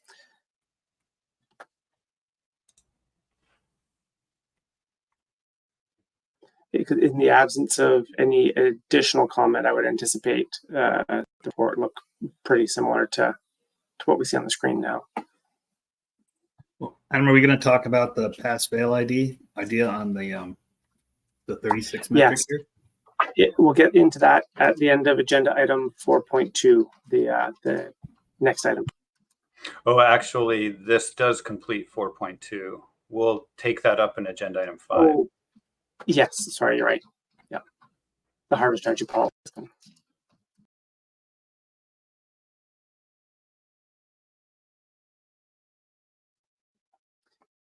Not hearing anything from others, maybe we can move on onto that item. And the discussion around the pass fail, I think, would happen right near the end of that piece, right, Alan? Well, actually, I was thinking, let me look at the agenda again. 5.2. At the end of agenda item 5.2, we could have a discussion of the objectives again, and sort of more holistic discussion of objectives. Right. So I have the agenda up now, and I see you're talking about the associated performance metrics, primary objectives, associated performance metrics. Yep. I apologize about mixing the 4.2 and 5.2. No worries. Hopefully that works for others. But yeah, let's go into the program of work item then. Yeah, and just a quick question to the co-chairs. Would it be useful to potentially just have a 5-minute reminder to the MSAB of where a lot of this work is heading in terms of the harvest strategy policy document?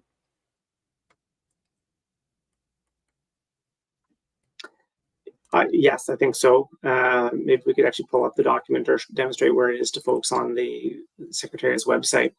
Yeah. I do think that's a bit of context that might be new to some of the newer faces on the group, but also something that I feel like we haven't really approached head on in the discussions very often. All right. I just sent a message. Sorry, I didn't communicate with communications team here, which is doing a great job today. Thanks everybody behind the scenes. There's a number of people that are keeping this running smoothly so I can focus on the presentations.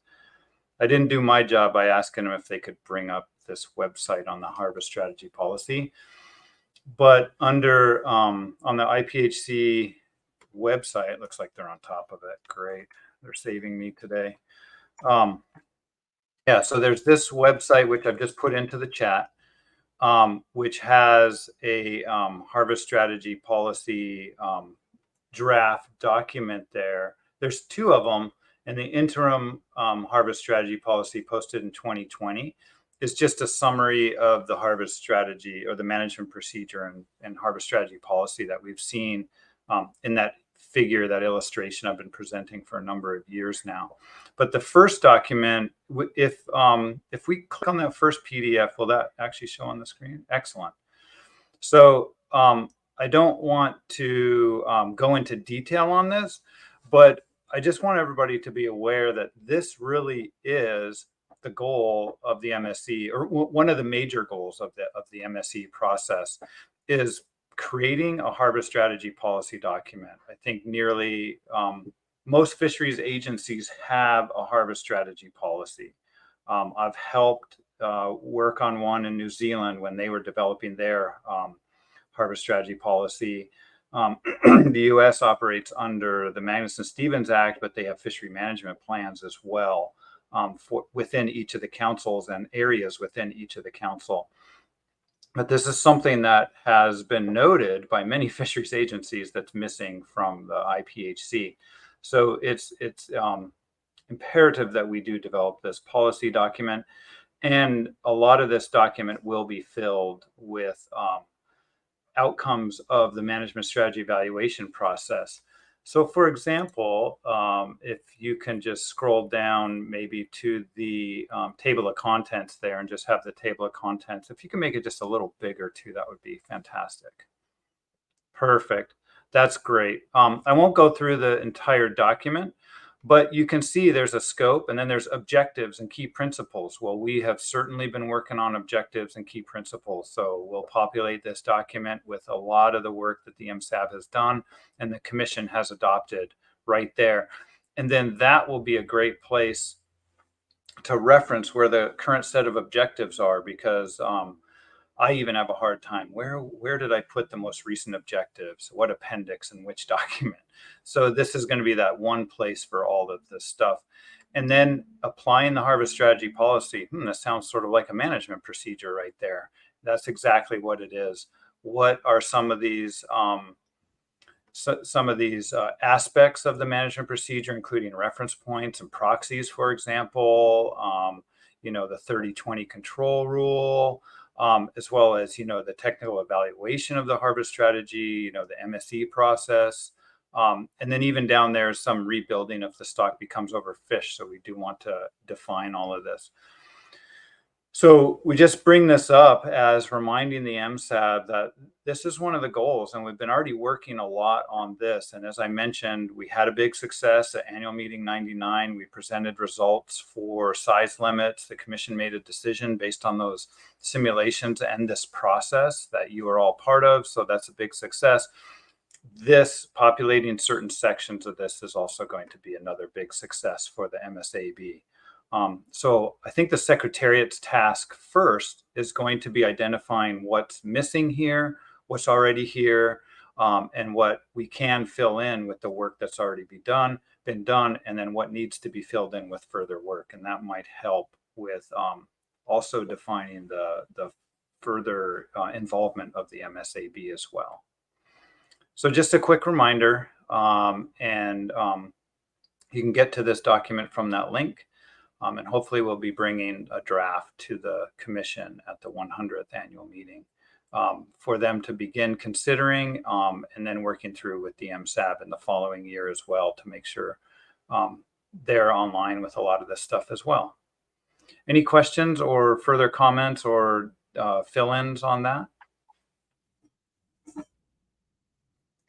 Alan, one from me, just to clarify for folks around the table here, is the kind of like the big picture item is we're looking to find a longer term home for all the work that the MSAB has done. This is proposed to be that home. This is where objectives would live. This is where we would describe the management procedure. We're not looking to table drop the document on folks here now. It's more a reminder that harvest strategy policy is out there in the wild. It's getting stale or is stale. And this is proposed to be the long-term home of our work. What do folks think about that proposal? are folks aware of the harbor strategy policy? Do they recall that it's there? What takeaways might you have on using this as the official kind of repository of those items that are ultimately adopted by the commission from the MSAB?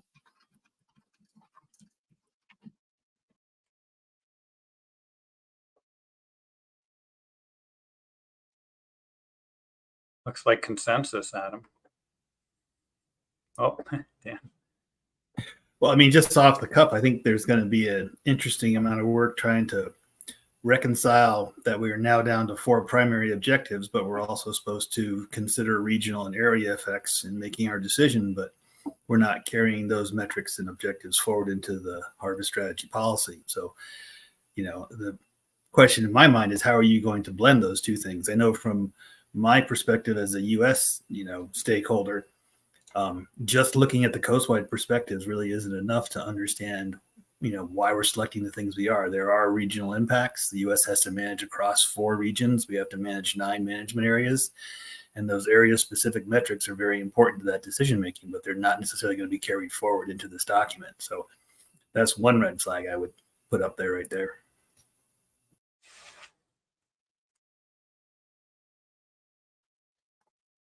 Thanks, Dan. Yeah, I think, my initial thoughts on those challenges are that we wouldn't necessarily be hashing them out in this document. That'd be a discussion for ourselves, for the commission.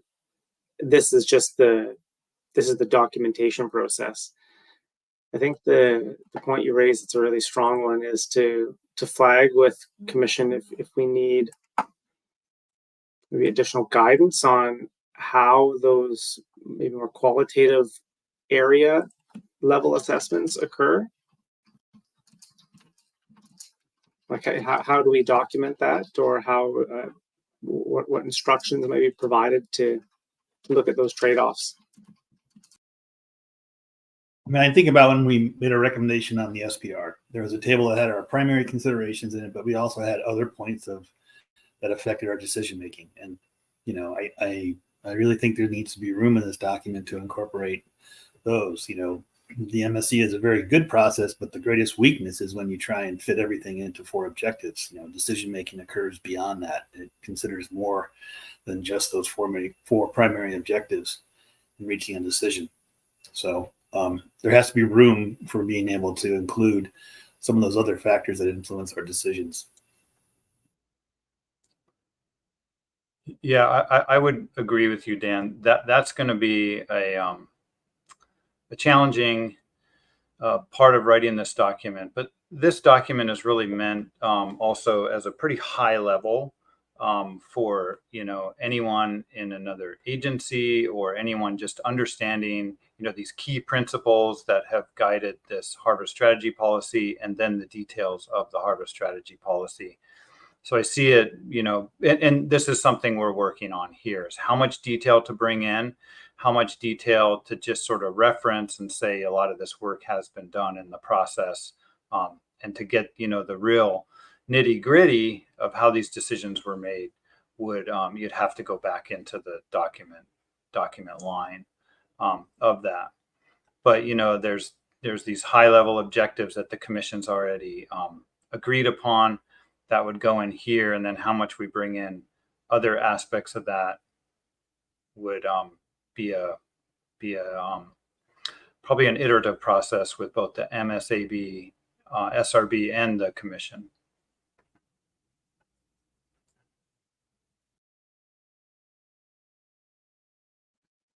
Thanks, Dan and Alan. I see a few hands now. We'll go in order for Chris, Scott, and then Chuck.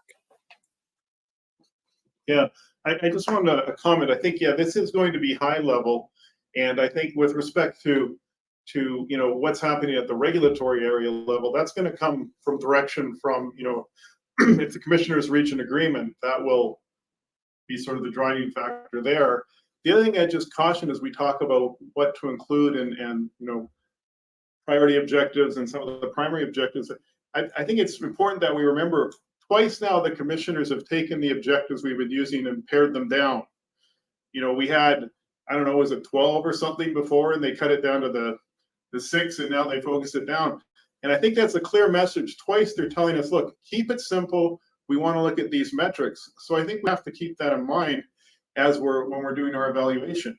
I'm not saying that there are other statistics of interest that might be of interest, but the commissioner has sent us twice now very clear messages about keeping it simple, and these are the things we want to look at. These are the things that decisions are to be made on.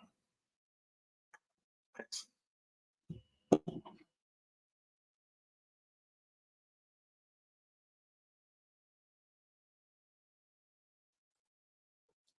Go ahead, please, Scott.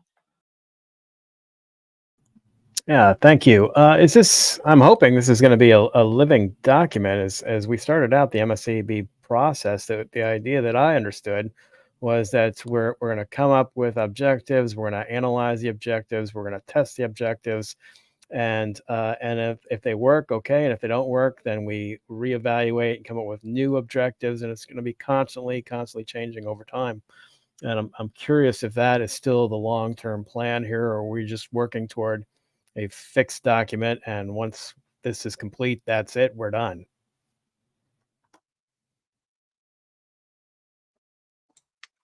Well, at least for myself, I could say it is not a fixed document. It's going to be iterative and evergreen. The key principles, the key objectives that the commission has outlined, I think it's important to document those, and whatever predefined management procedure, including distribution, might be. It's important to document that, but we've heard many times through the annual meeting that the commissioners retain ultimate discretion. There's always going to be some implementation variability. And I don't know. I was going to say, I don't see how that would be documented in the harvest strategy policy explicitly. Like, it wouldn't be quantified aside from noting that this is the decision-making, this is the flow of decision-making information. At least those are my initial thoughts thinking on my feet.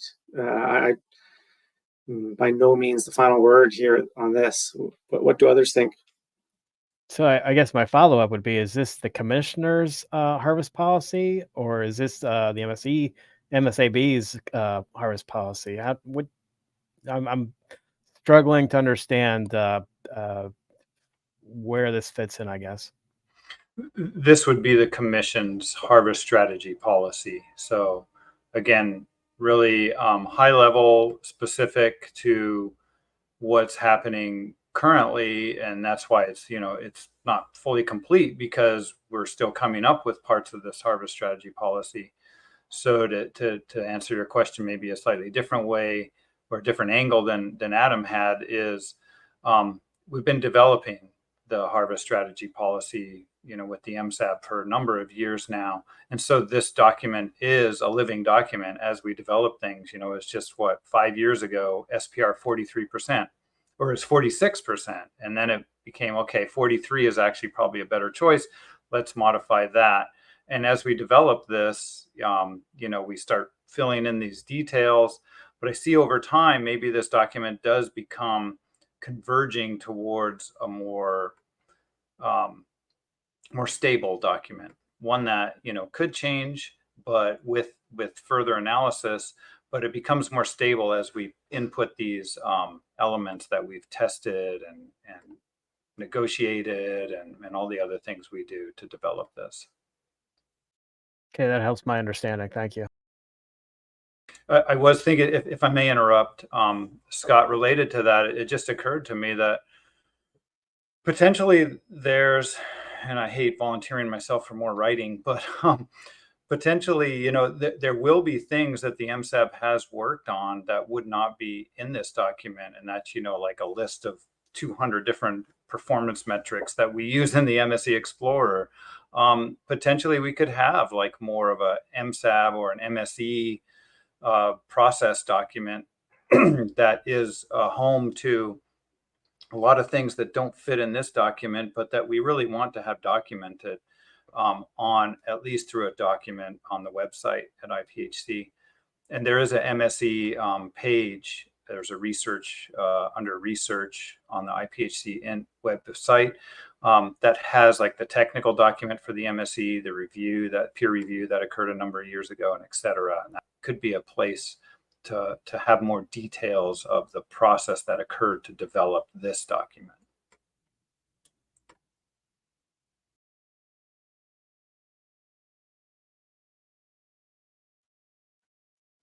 Chuck, please go ahead. Yeah, thanks. I guess my question was around the evergreen aspect as well, but that's been answered. And I'm just curious if the MSE process is going to be fitting to the harvest policy document, or is the harvest policy going to be adapting or trying to fit into what the MSE process evolves and how it evolves? And I gather it would include SRB aspects as well, would it not? I just didn't know which way we're going to be leaning to. If MSE, as it develops, will the harvest policy try to fit and work with that as well? So thank you. I can take that, co-chairs, if you don't mind. I think, Chuck, as we've learned, it's sort of a two-way street here. The MSE has a lot of influence on commission decisions and a lot of input on commission decisions. But there are certain decisions that the commission wants to make given all the information they already have. So in general, the MSE is going to influence this document a lot, but there will be parts of it that are just simply commission decisions that will then also guide the MSE process. And so we've seen the development from the MSAB of objectives, and now the commission has made an objectives or a decision to make a simple set of objectives.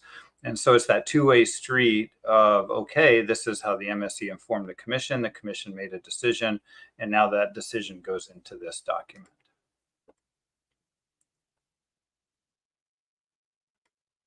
Great, thank you. Yeah, to build on that piece, I agree, Alan. My perspective is that the harvest strategy policy is the repository for the information. And while a good chunk of the information is going to be from this process, some of it may come from SRB advice, and then ultimately a big chunk will be from the commissioner's decision. There's an interplay between those three kind of data sources that's all, I guess, churned through the machine and ultimately documented here. So it's not that the harvest strategy policy itself drives the our work. This is the repository. This is the document. What's influencing the work external to our own discussions are commission direction, SRB advice, that sort of thing. That's my perspective. I don't know. Is that the same? Is that the same page as what you were saying, Alan, or is that a different view? Yeah, I think mostly. I think I see a lot of this document populated with, yeah, it's the chicken and egg really here. You know, the Secretariat will start working on filling in this document. It'll be passed through subsidiary bodies, but the final, approval will be through the commission, and the commission will have the final say on those. And so, the objectives, I think, is a good example. As the MSAB came up with a number of objectives, those were winnowed down by the commission, and those winnowed down objectives would be the key principles, at least in section 2 here. We could potentially include an appendix, but we really want to keep this focused on sort of the main process that the commission uses in its harvest strategy policy. We don't want to get too caught up in, the MSAB or the MSE process tried this and did that. Now, this is like the final result, the summary write-up, the executive summary of all the work that we've done up to this point and what has been approved through the different subsidiary bodies as well as the commission. Probably said it just different way than you did, Adam. Yeah, I think I'm on the same page as you. What about thoughts from others who maybe we haven't heard from yet today?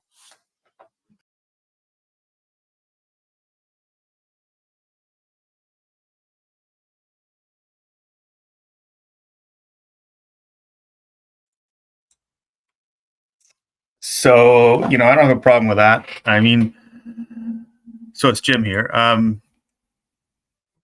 We're advisory board providing advice.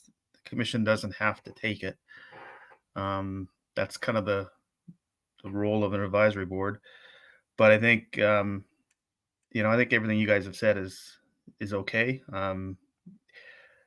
And as far as, you know, where exactly it gets put and how it gets structured, I think I'll leave that up to the commission and the secretariat. But having a place where you can go to sort of, you know, if having having the, you know, the basically the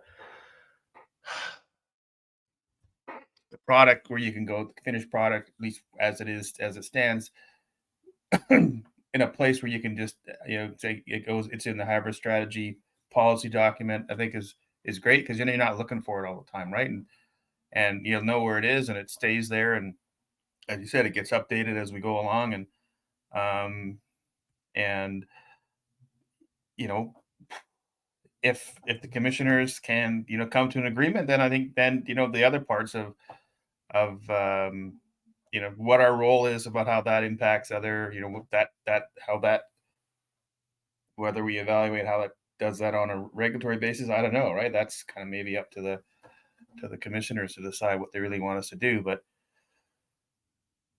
I think we're pretty much, based on what they said, kind of going about this the right way. And there's still some hope, there's still some gaps, but until we kind of get, you know, whether or not there's going to be, you know, whether there is going to be an agreement, or what the commissioners say, that right now they've told us to use that mixture of, my understanding, that kind of conglomeration, or a mixture of all the blending of all the kind of distribution procedures, just to sort of look how things fall out. So I haven't heard, I don't see us going beyond that at this point.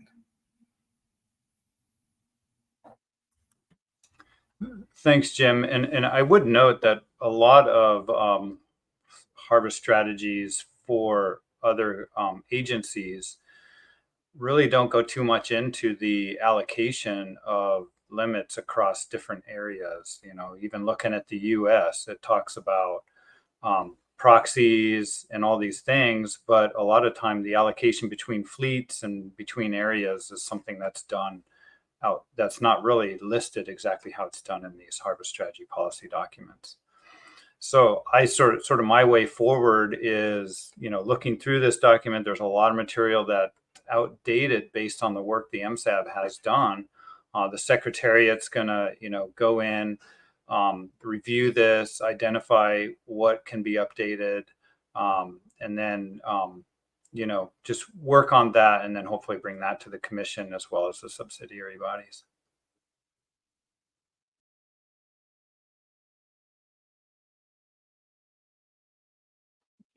So under that approach, Alan, I think the timing or the sequence of events would be, you magically create some time between now and the annual meeting to do this. Two, you make just objective updates, technical updates to the document from the work that the MSAB's already produced to date. And three is it would go to the commissioners at the interim or the annual meeting for review or endorsement, just because the nature of our current meeting schedule means MSAB wouldn't see that before the annual meeting, correct? Yes, that's correct.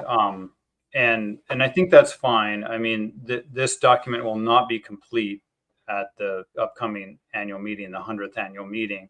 And the MSAB will be able to have input next spring, certainly on the changes that would be made, as well as, you know, through the normal meeting processes, the interim and annual meeting processes through the conference board, the PAB, et cetera. We can have input, and anyone can have input on this document then.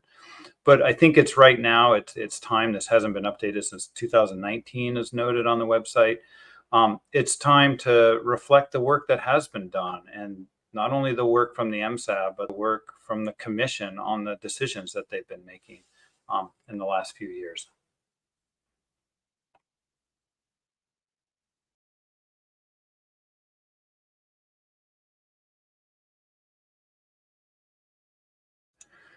And so I think with that, we just wanted to bring this up, as a reminder. This is sort of one of the end goals of this process. It's not the only end goal, but it's one of the major end goals that a lot of people would. This would be a huge success, completing this harvest strategy policy document. This would be something that would actually garner media attention. We could have a picture of the MSAB on the front page of the New York Times. But, it's just to be aware this is something that we'll be working on in the future. And it's sort of a nice catch-all for all the successes that the MSAB has. And given that, in the interest of time, we might want to start moving forward if there's not much. I think so. Yeah. Yeah, I think that's a good time to advance into the next agenda item. I suspect, time permitting, there may be a bit more discussion tomorrow if folks have a chance to reflect on it overnight, because this wasn't something people had maybe come to this afternoon thinking about. So we could maybe carve out a bit of time tomorrow to circle back if there's some real red flag issues that folks feel we need to address. In the absence of that, though, let's move on to the next. Excellent. If the Secretariat could bring up presentation 07, that would be fantastic. This is MSE considerations for 2023 to 2025. So we are looking forward in time now, thinking about the work that we'll be doing that has somewhat already begun, and then what we'll be doing over the next 2 years. Hey, Alan. Yeah. I'm sorry to interrupt. I just No have worries. a really quick question, maybe just to kind of cap on that last conversation.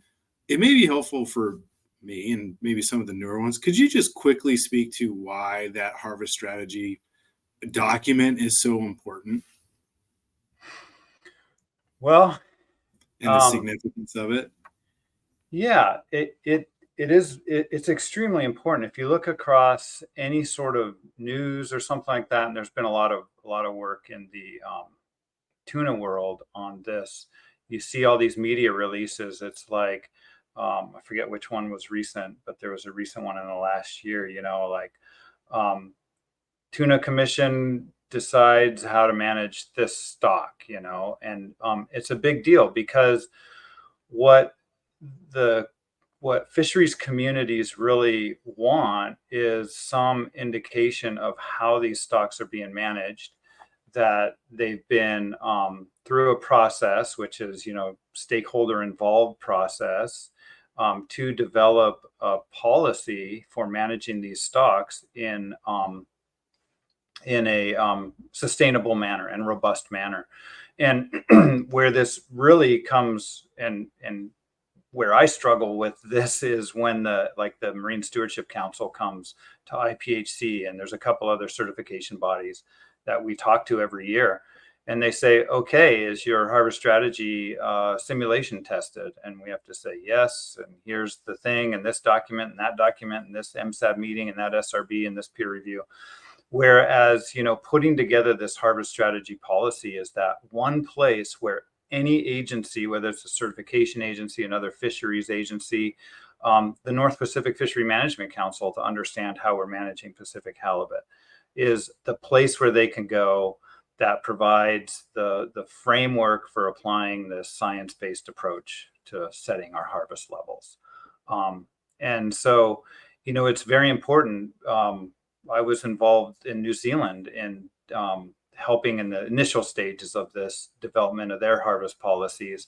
It was a real eye-opener to me how important it was to have that spelled out so that there wasn't confusion about how these stocks were being managed, but there was guidance, and that guidance was backed up by science. If you think about it from the North Pacific Council point of view, it's like managing the Bering Sea without the fisheries management plan for the Bering Sea Aleutian Islands. That would be up in the air, wouldn't it? So, yeah, hopefully that helps. Yeah, thanks, Alan. I think that provides a really good context for why we even brought this document up. And is it the precautionary framework in Canada that would be a similar thing, Adam? I think that's probably the closest analog. It's spread out amongst a couple of different documents. Right. The Sustainable Fisheries Framework, I guess, would be the broader Right. umbrella, but we also have our management plans, the fishery-specific measures. Mm-hmm. Yeah. And to me, I mean, the importance of this document, it's interestingly, it's almost less so the content, the fact that the content exists. Right? It's a matter of good governance and transparency that we can say to someone, here's how we make decisions. And a big part of that, here's how we make decisions, would be that there is still this more granular discussion, decision-making at level that happens amongst the commissioners. And yeah, it's not necessarily prescriptive as I think as we deal with in the MSAB world.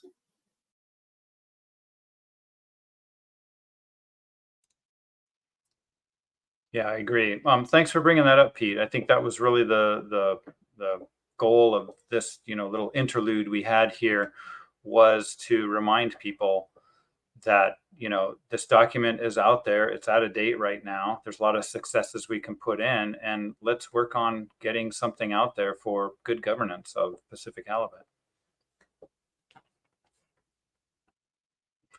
Okay, and we can always revisit this, as Adam said, tomorrow. I think it's useful to move on. I think we have about an hour scheduled until a break at 3 o'clock.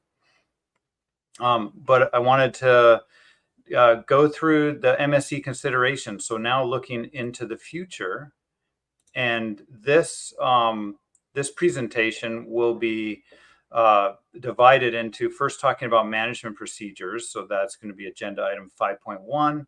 And then objectives and performance metrics 5.2. And that might be a good place to pause at the end of the day after we finish objectives and performance metrics.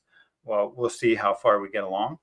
And then a couple other short topics that we could leave till tomorrow. We're talking about exceptional circumstances, and then the 2-year MSE process and how it's associated with the MSAB and the SRB over the next 2 years. We can finish up with and other business tomorrow. So again, looking back at the 99th annual meeting, what were some of the recommendations or agreements related to management procedures, which what MPs stands for, management procedures? We talked about the size limit. Pat yourselves on the back again. We really deserve that one. And the evaluation of multi-year assessments is the commission would like to see, find utility and continue to explore those. But here's another one that we haven't talked about yet at this meeting, and that's the distribution procedures. Agreed that following agreement about a distribution procedure, the Secretary and MSAB should reassess multi-year stock assessment management procedures, as well as coast-wide elements of a management procedure, such as the SPR value. So I think this sort of gets at what Dan mentioned earlier. It's like, well, when we update the OM, but also if they come to an agreement, we should probably have another look at the SPR values. So that is something we can talk about in this agenda item. So here's that illustration I mentioned earlier of the current interim IPHC harvest strategy policy. And you notice that this harvest strategy policy involves that decision-making step on the right, but the management procedure would only be the leftmost boxes there, where the management procedure consists of a coastwide scale aspect. This is all the coastwide levels, a coastwide fishing intensity, a coastwide total mortality, and a coastwide TCY. And then that TCY is then distributed among the IPHC regulatory areas, and that information then goes to the commission in terms of a mortality table and a decision table from the coastwide assessment, passes through different boards, and then the commission makes a decision on regulatory area mortality limits in the very end. But what I wanted to note is that really the MSAB is only focused on the coastwide scale at this point in time. The MSAB has really not much say in the decision-making process other than, okay, you guys do that. We will put that in our simulation procedure and our operating model as decision-making variability, because there are some unknowns there and uncertainty that we want to account for. But the commission has also made a point, and I don't remember exactly where in a past report this was, but they have, mentioned, okay, we have a lot of information. Now let us go away and talk about the distribution part of that. And, this is really that blend between science and policy that is coming together. And it's great that the commission's working hard to make a decision on that. So when we think about management procedures, let's continue just thinking about the coastwide scale. And there's still a lot of work that we can do here. Some things have already been brought up at this meeting, in fact. So the commission mentioned there's utility in evaluating multi-year stock assessments. And that, again, is conducting a stock assessment every second or third year. And so the advice to the commission would come from a stock assessment and only every second or third year, or whatever other interval you want to set. So we've investigated already 3 options, and that is just holding the TCY in each regulatory area constant for those non-assessment years, updating the coastwide TCY in proportion to the change in the FIS 032 WP, and also updating the distribution of the TCY using the distribution procedure that's in place.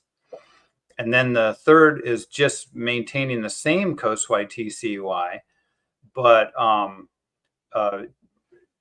changing the distribution of the TCY based on the FIS results and the current distribution procedure.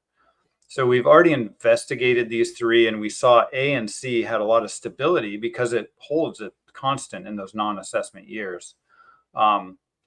But we didn't really look at how much it changes when assessment year comes in. So it might be held constant for 2 years, but it might make a big jump to try and catch up for any changes it could have made. So what are some ideas that we've been thinking of for the multi-year stock assessment? Option B is really a recommended option because it's responsive at both the coastwide and the IPHC regulatory area levels. A little bit more on that is that even though it's a multi-year stock assessment management procedure, the FIS, the survey, will always be completed every single year. So we'll always have survey results for every year. And so we have that input of data and a really good survey here at IPHC as well, that if we just ignore those data in the non-assessment years, that's, might not be the best use of the information that we have. So we thought, using the FIS for both modifications to the coastwide TCY as well as distribution might be the most efficient and most complete use of the data that we will be collecting here at IPHC. And so the question that I have is, is there any interest in A or C? There certainly was from the commission a while ago. And are there any other ideas? And maybe this is, well, you know what? I'm trying to think if this would be, I think if you're willing to let me go through to about slide 12, then that might be a better place to stop and think about other ideas. But right now, I guess I might open it up with the permission of the chairs if we can discuss, is there any interest in A or C, these other 2 options in the multi-year stock assessment. Let's back up 1 slide to show what those options are. Yeah, okay, let's keep just quick comments on these pieces, then we'll dive more into it in half a dozen slides. I think, yeah, Angel had their hand up. Thank you. Can you hear me? I guess I don't have an opinion quite yet. I'd like to hear other perspectives, but I have a question about the assumptions of the survey design year over year. And I mean, would, I guess, at least 2 of these be premised on the understanding that the survey design isn't changing from year to year? I know that we did have, it seemed like a significant reduction in area 4 this year.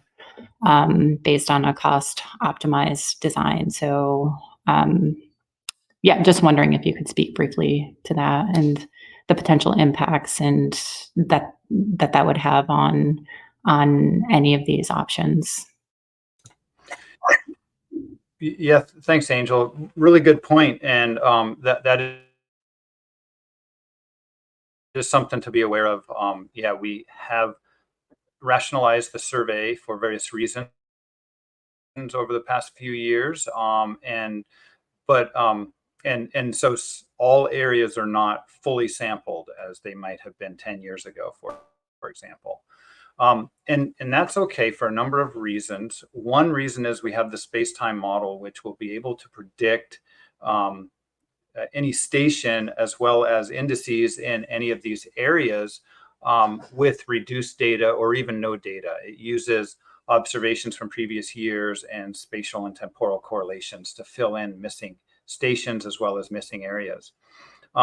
Furthermore, it is of concern about completely missing, say, a regulatory area, not surveying a regulatory area in a specific year. And so Dr. Ray Webster's been doing a lot of analysis and a lot of discussion with the SRB on the consequences of this different design and a survey changing from year to year. What he does is he does a lot of analyses on bias and variance.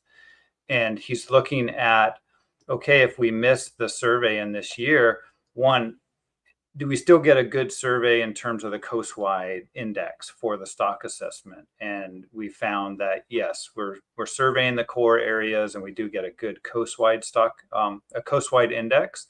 So, and we're always analyzing. Every year, Ray does an analysis of bias and variance. So that's great. But then in terms of distribution, if we're using percent spawning biomass in these different regulatory areas, and say, like you mentioned, there's a reduction in area 4 or 4B where it's not fully surveyed in a year or doesn't have any survey in a year. Well, those the changes in those outlying areas have been less than some of the changes in the core areas. We're certainly aware of that. It increases the uncertainty in those areas. But in area 4, we do have the trawl survey, which we calibrate to. So there's a lot of data up there. Even if the FIS wasn't to go into that area, we'd still have some data. But we're always analyzing this and trying to make those decisions of where to survey based on the analysis of bias and variance. So overall, you know, it could get into a case where there just isn't the funds to survey, say, 4B for 3 to 5 years. And then the Secretariat would certainly note to the Commission that, look, our uncertainty is outside the bounds that that the Commission would like to accept. There's potential bias. We really need to get some stations out there. So the survey would change from year to year in its design as it has been under this assumption, but overall, it would be an expectation that we wouldn't exceed the uncertainty bounds that we are expecting from this survey. So great question, Angel. And, you know, if we see something different, we can certainly put that in the simulation and add uncertainty, add bias, and do all sorts of other things in these simulations. So something to keep in mind for sure. I think that's a really great question that Angel raised. Not just to understand what's proposed here, but if a management procedure like this were to be adopted, it does create a new value of information assessment that I think we would need to raise to the Commission. Right? Like if we are putting a greater emphasis on a certain type of survey occurring, regardless of whether or not the space-time model is able to fill it in, there's going to be a perception about the quality of that. So I think there's a lot more conversation to have around defining MPs and the viability of MPs over the long term.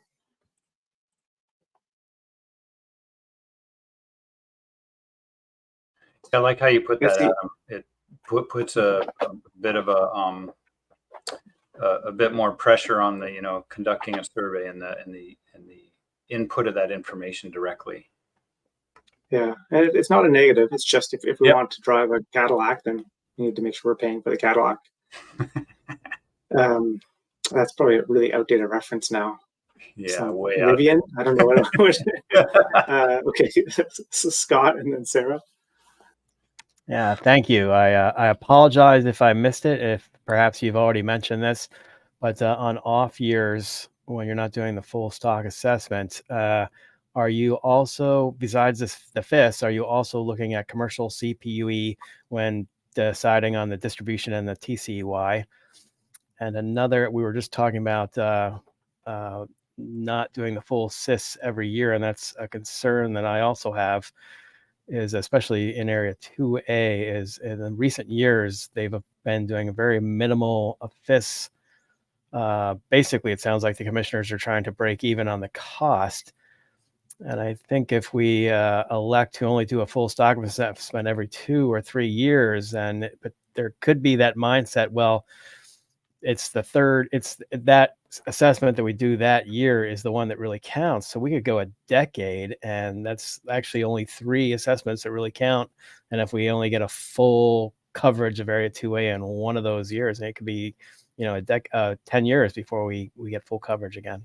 So a concern I have. Yeah, thanks, Scott. None of these procedures use fishery CPUE in any way. We could bring that in to the equation, and actually, I think in a couple slides I might have a little bit of discussion related to that. But every year, Dr. Stewart does present the correspondence of the at least area-specific FIS indices and how they are somewhat similar to CPUE. Not always, but somewhat. But we have an MSE now. We can investigate those things. And then again, yeah, I think everybody shares the concern about reducing survey effort and potentially exceeding the uncertainty bounds, although we have not exceeded those at this point in time. Great. We were going to keep it quick, but I see Sarah and Chris. Maybe last 2 comments there, and then know that we'll be able to circle back at slide 12 for a bit more detailed discussion. Yeah, first I'm going to sincerely apologize if I'm slightly off topic, because being in the office and trying to pay attention means that I also get pulled into other things when I'm not super involved in whatever the presentation is that's going on. So, I think, Alan, you were asking something about how comfortable people feel with this option B on here.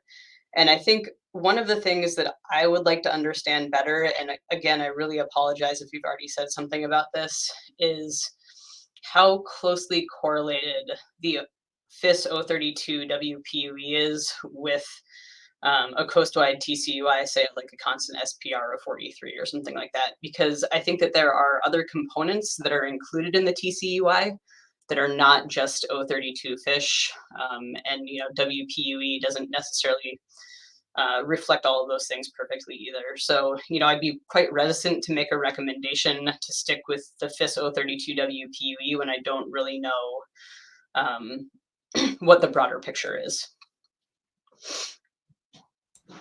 Yeah, great point, Sarah. And that is, again, something that we can investigate. We've chosen to just use that 032 WPUE at this time in this set of management procedures, but we could potentially add in, an option B26 or something, where we use all sizes WPUE from the survey. And then we can compare the performance of those 2 management procedures under different performance metrics. So that's a really good point, is, the MSAB can, further look at different elements within each of these as well.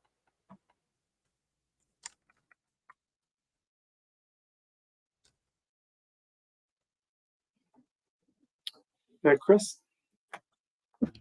Yeah, I was just going to express some concern and caution about using commercial data, but it sounds like we're going to talk about that later, so I'll hold the discussion till then. Yeah, thanks, Chris. And to be honest, I don't have any sort of modeling of commercial data or CPUE in the operating model. So that'll take a little bit of work, but something that can be done, just like when we came up to size limits, I had to add a bit to the operating models. So it's not a problem. But yeah, something to discuss for sure. Yeah, I don't think we should be adding it, and that's my point. But if we discuss it later, we'll discuss it later. Okay.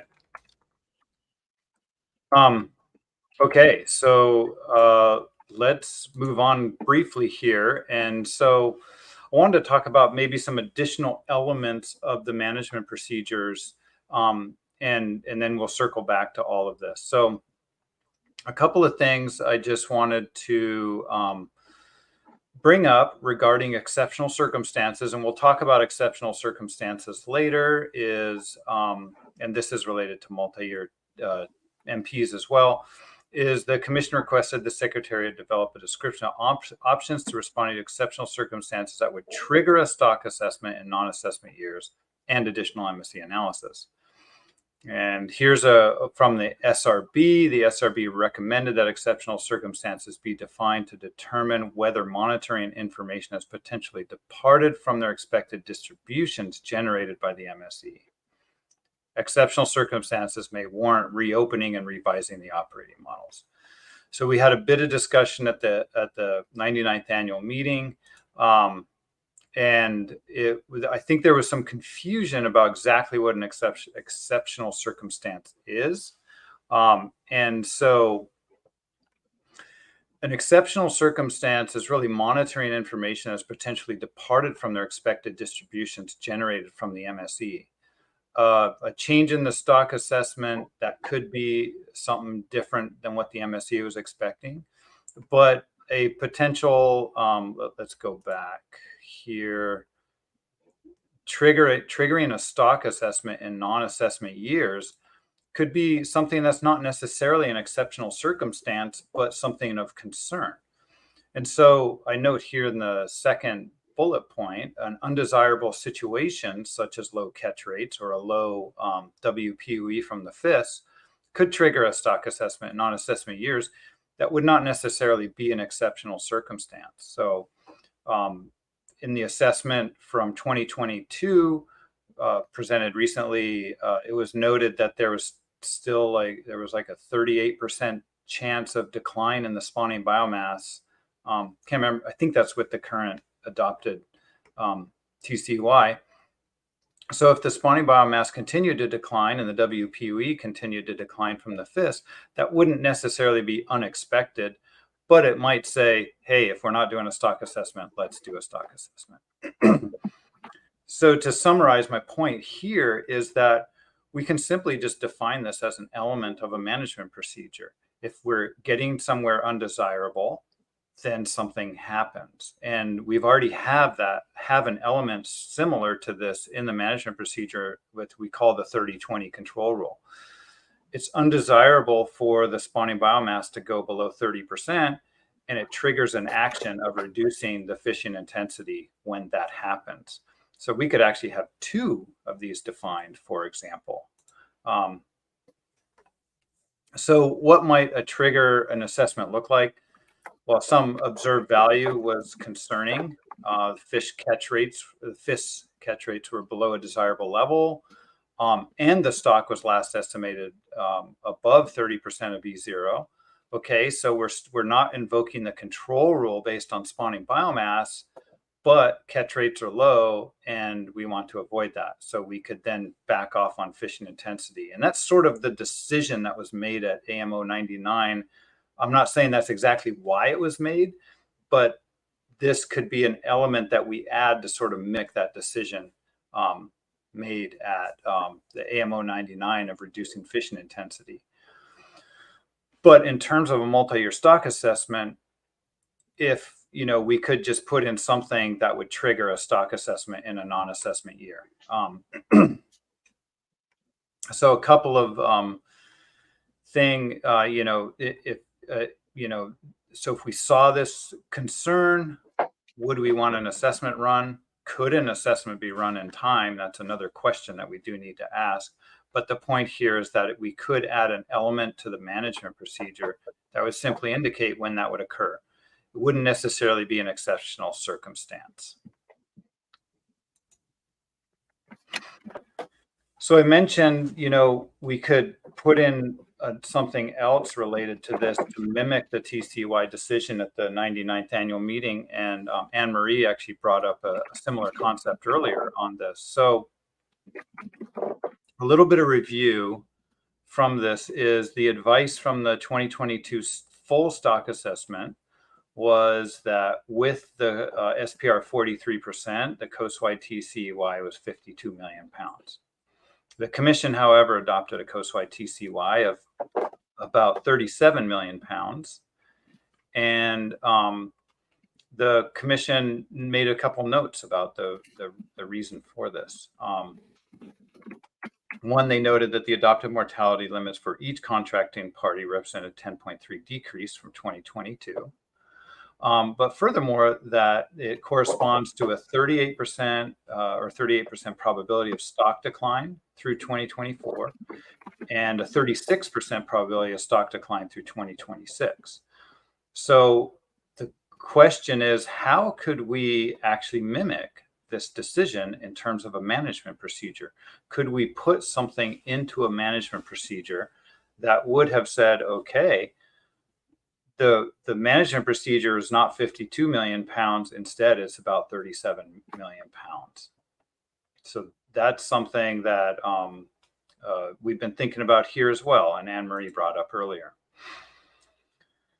So again, we can put in some sort of trigger, not only a trigger to indicate conducting a stock assessment, but a secondary trigger or actually modify the current spawning biomass trigger to then reduce fishing intensity. So for example, if the commission was actually concerned about the declining spawning biomass, well, we could change that trigger to say a 40-20 or even a 50-20 to be reducing fishing intensity when spawning biomass gets below some relative level. But I'm not sure that was truly the case because the absolute value of spawning biomass comes into this equation as well. If the fish were large and there was a lot of quota or the limit was high out there, but relative spawning biomass was like 39%, I don't think there would be as much concern. So the question there is, was the concern really about declining catch rates, example, fishery performance, or the fact that the survey had been declining and was at one of its lowest points that it had seen in the last 20 years, I think over the time series. And if that's the case, we could keep a 30-20 control rule on the spawning biomass and add in a second control rule that might further reduce the fishing intensity that's related to either the FIS WPE or fisheries WPE. And the example here is, okay, if the FIS WPE is below some threshold, then we begin to ramp down fishing intensity. Haven't really worked out any details. This is really just more of a thought process that we've been going through, but wanted to pass it by the MSAB to see if they had any thoughts on this. So I want to sum up some potential MP elements here, and then we can have a broader discussion on all of this and before we move into objectives. So first off, potential MP elements is a multi-year assessment with the TCY non-assessment years determined from the FIS WPUE. And we could full stop there. And we could also add in an assessment is triggered when the FIS WPUE is below some value, which we can figure out, determine, or test. Or the FIS WPUE or NPUE changes by some considerable amount or some other trigger. So we could just add in some trigger, something to trigger an assessment in this non-assessment year. Another element of an MP, and remember all these can be combined in various ways, is an annual reduction or additional reduction in the TCY if the FIS WP is below some value to mimic AM099 decisions. We could also use the probability of further decline in spawning biomass. And then finally, some MP elements are what a few people have mentioned this meeting already, are various SPR values and control rules to reevaluate elements with a newly updated operating model and possibly a new distribution agreement. So co-chairs, I think this is a really good place to stop and really have a discussion. And actually, I think we're back on time. We have about a half an hour before break. And I was figuring this agenda item. This is the last slide for this agenda item. And we scheduled up until about 3 o'clock for it. Noting the next one is objectives.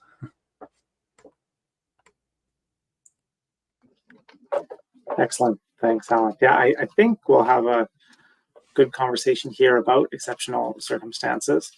I've got some thoughts as well, but I'd like to first hear from folks I haven't really had a chance to hear from. Make sure everybody's got an opportunity to test out their mics at least.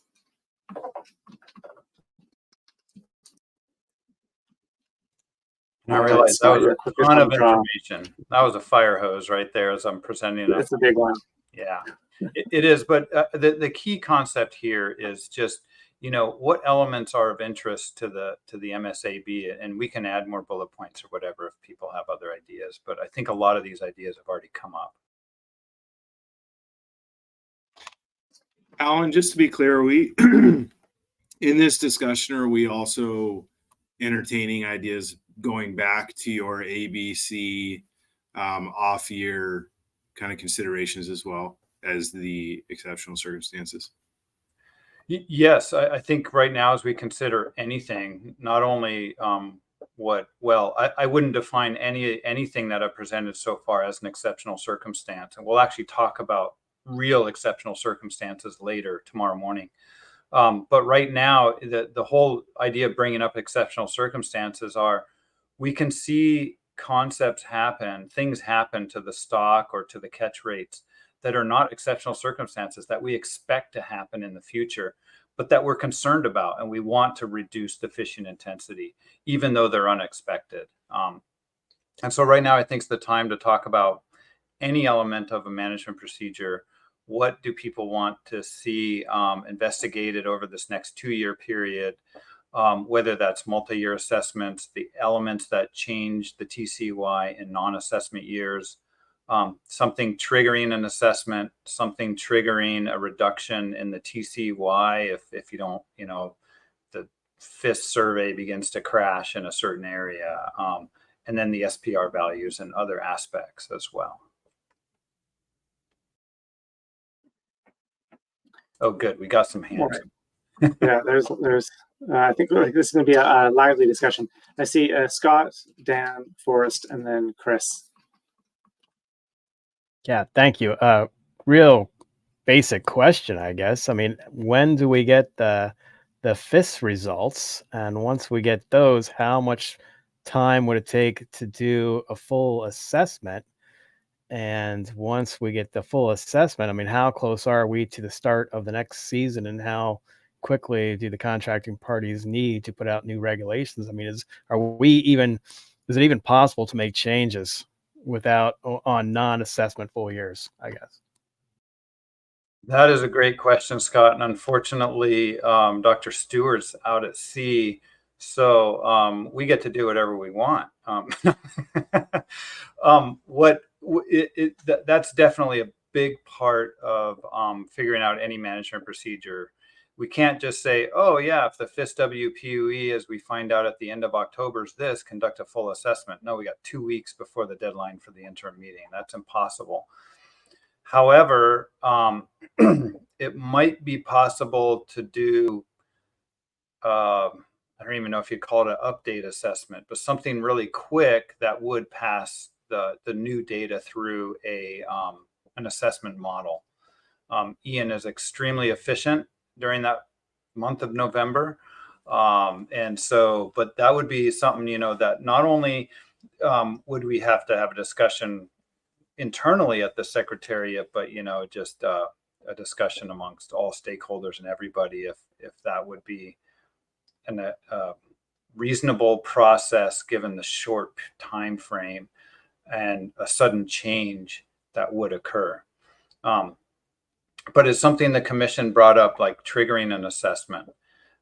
The other thing is, say we're in a triennial process and we're in that first year and big changes occur, then maybe we want to do assessment the next year or something like that. But I totally agree with you, Scott. It's an incredibly tight time frame between the first time the FIS results come out at the end of October and when an actual, even an update assessment would have to be completed, is at least 2 weeks of 80-hour weeks to do. Probably it would be a scramble for sure.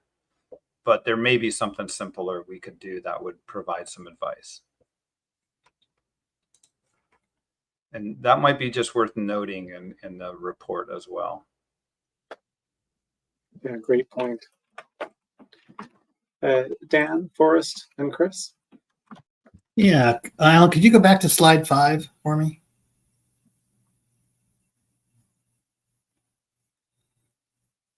So yes, the topics you raised for comments is this idea of multi-year assessments and, are there options we want to drop or other ones we feel would be important to look at.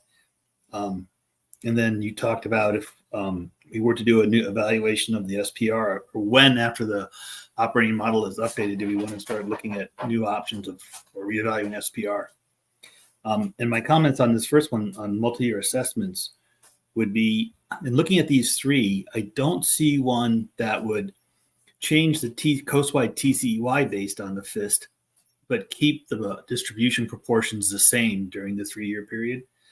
And, when Angel was talking earlier, I was realizing that, with the shift in the FIST to some areas not being sampled except for a 3-year cycle to sample all parts of an area, that, we may want some smoothing in there.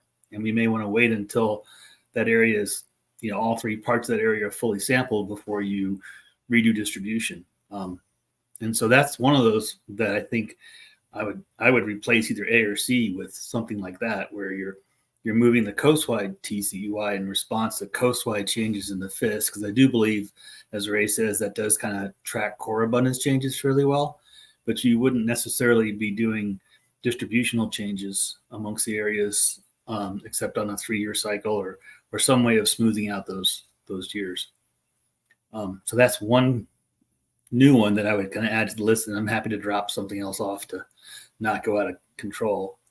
That does bring up the whole topic of constraints, which, Adam flagged earlier. And I do think that it would be nice to look at a coast-wide constraint. And then, depending on how we handle this distribution in between stock assessments, see what would be the appropriate, distributional constraints during that period. Is it a 3-year rolling average? Is it waiting every 3 years to do it? I'm not sure what it is, but we have identified the need for a constraint at both the coastwide scale and some smoother in annual FIS distributions that provides more stability without sacrificing yield or anything like that. And so I would really flag the coastwide and then the area constraints as part of a multi-year stock assessment. And then the third element on that my thought is that, you talked about wanting to try and have a little bit more resolution on what the transitions are in that 3rd year. Is it a 25% jump like this year? Or, the slide Ian showed at the annual meeting where it shows, was it like, for the last 7 years, we've had changes of more than 20% year to year. I think knowing what those are and then trying to see if there are transitions that would smooth out those large bumps between a new stock assessment and how we would ramp our way into or out of the old stock assessment would be important to consider. And it may be something like a 15% max constraint, does both the, buffers for recruitment uncertainty on a coastwide level and also provides a transitional change between stock assessment years. But those are the 3 that I flagged as considerations that would need to be part of that. So I just put those out on the table on that one. And then I'll stop on that and then just put a flag in when you guys want to talk about either the 36 metric pass fail or when it might be appropriate to do a full SPR evaluation again as different topics. I think that'll be the end of this item, but great points there, Dan. I will still not feeling 100%. I will be leaning on you to help document some of these suggestions because they're quite detailed. Judging by Alan's nodding, good pieces to investigate, but I want to make sure we capture them correctly. Okay, I'm out of here at noon tomorrow. Just put that marker on the table. Okay. Okay. We're working under timeline. There we go. All right, Forrest, Chris, and then I've got my hand as well. Okay, I'm going to test my microphone here since I was struggling. Am I good? Okay. Yeah, good. So I do have a comment about SPR, but I'll save that to a little bit later in the discussion. But I want to back up what Dan was saying. I was having similar thoughts. He was saying earlier that we have recruitment and stuff playing into the assessment, and so we have variability there. But we also know that we have FIS variability. So having just raw data drive, like if we were to choose B, having just raw data drive that without some type of smoothing would be concerning. And I'm also thinking about the concept of exceptional circumstances. It probably doesn't matter too much to most fleets or fisheries in mid to high abundance. Some of this may not matter as much as when you're in low abundance. And if we, for instance, got stuck on a TCY in one region or one area, and it produced very difficult measures for the fishery, we would be more apt to want to revisit that more often than just wait for 3 years and get stuck in that. So maybe that falls under maybe this is a high-low thing where this all can apply in a different way at high abundance than it can in low abundance, because we're also concerned about if we don't make assessments and don't track the stock as carefully, maybe we might wind up lower than we want. So I'm just going to throw that concept out there that maybe it's not a one size fits all, that we're focused on low abundance, that there are some triggers in there where we're revisiting that more, which may include not freezing TCYs on a regulatory area that might cause undue harm if the stock was actually leveling out or going back up.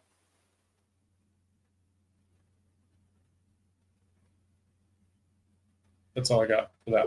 Thanks, Forrest. Yeah, so definitely lots of ongoing interest around constraints and how to operationalize constraints to limit catch variability. I know it's going to continue to be a really core item of any management procedure going forward. Chris? Yeah, just one thing on the constraints. We've talked in the past, we've had them at the coastwide level and then at the regulatory level. And we have talked about, do we actually need them at both levels? That was part of the discussion at one point. And I think from my perspective, one thing I'd like to look at is, what if you just had them at the regulatory level? Would you not then constrain, by definition, the coastwide level, albeit maybe not to the same degree? That's just one thing I'd like to kind of put out there for the discussion. The other thing is, I'm just looking when we have option A, you have the same TCY from previous year, and that could be for 2 or 3 years, or et cetera. I mean, halibut are a relatively long-lived species. For example, if you went and did a stock assessment every second year, and I guess this is something we could show within the MSC, would it really change things that much? And I guess that's something that we could evaluate. But I've just always sort of wondered about that, like what's really going to happen in such a short period of time. And then there was a last point I wanted to make, but I've forgotten it, so I'll think about it later. Thanks.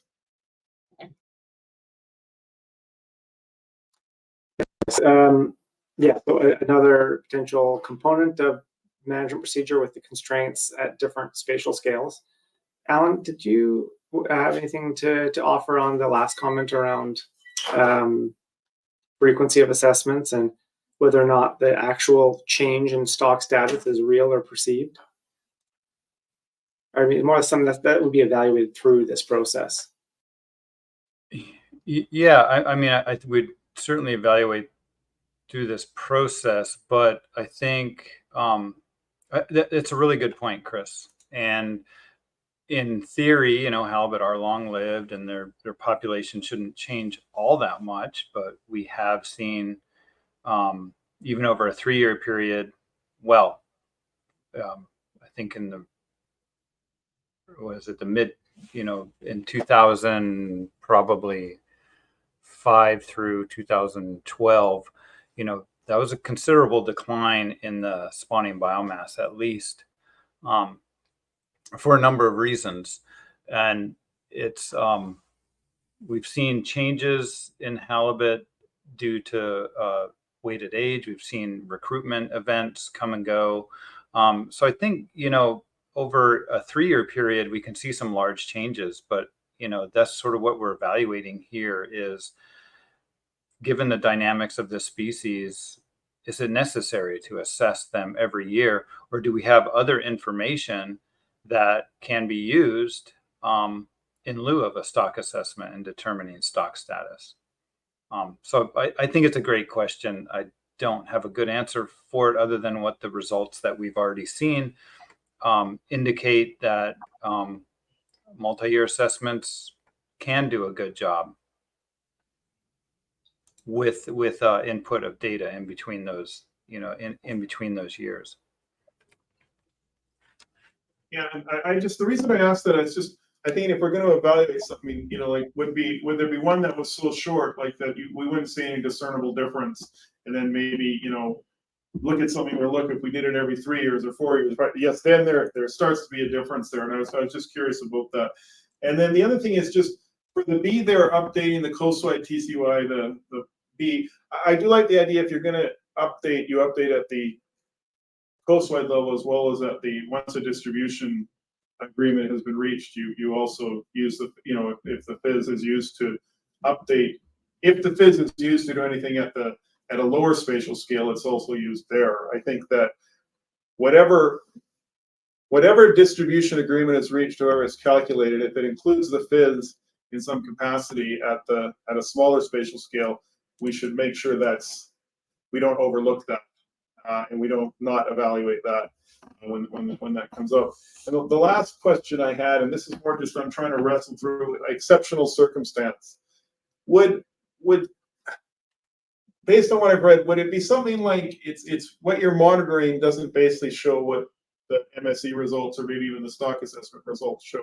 So could we say that in 2022, the stock assessment said you can harvest more, but the monitoring, the FIS was down? Is that an exceptional circumstance? Sorry, I'm trying to give myself a real example here. Yeah, great question, Chris. We'll get into a little bit more tomorrow, but I'll answer that now. Is that no, in terms of how an exceptional circumstance is defined in an MSE context. So an exceptional circumstance in an MSE context is that your observations are outside of what you've simulated in the MSE.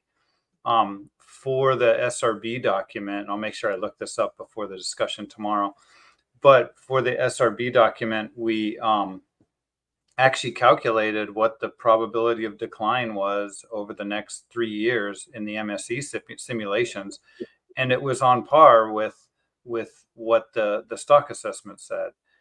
So there's no inconsistency, even if the WPUE was going down and the stock assessment was going up, the MSE simulations could still be simulating that given the assessment error.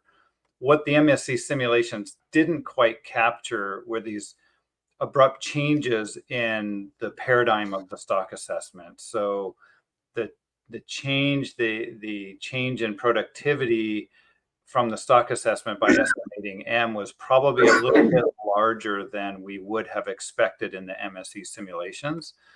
Maybe you can call that an exceptional circumstance, but I don't think any of the observations were outside the realm of what we were simulating.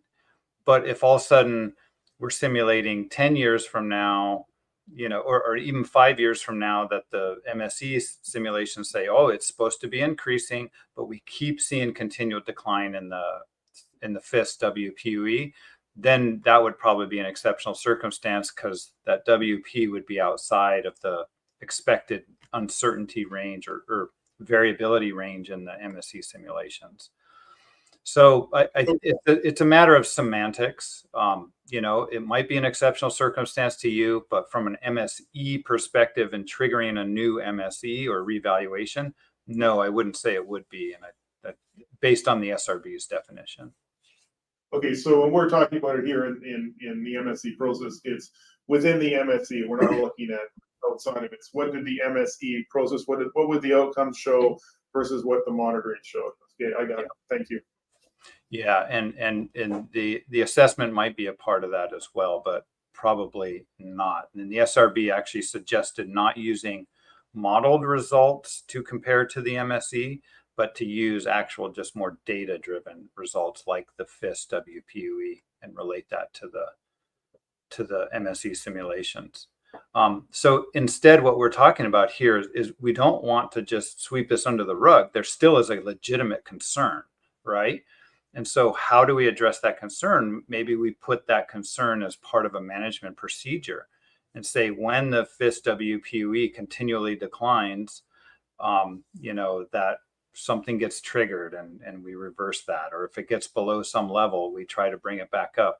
Or, you know, we want some efficiency in the fisheries.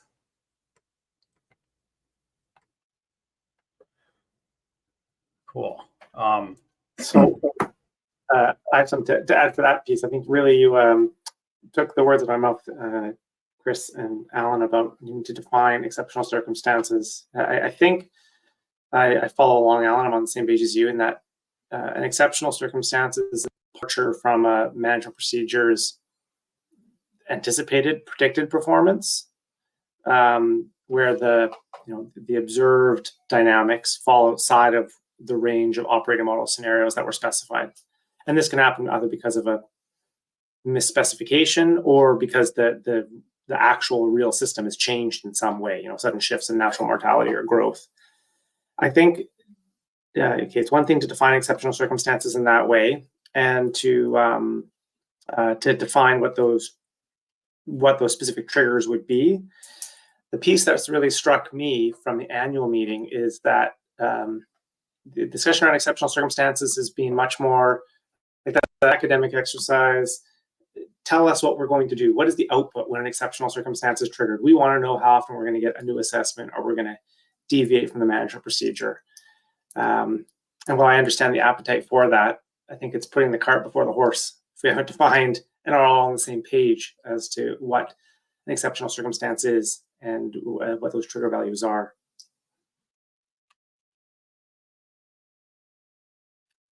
I see Jim has his hand up. Oh, and actually Pete as well. I wasn't sure who was first there. Jim was before me.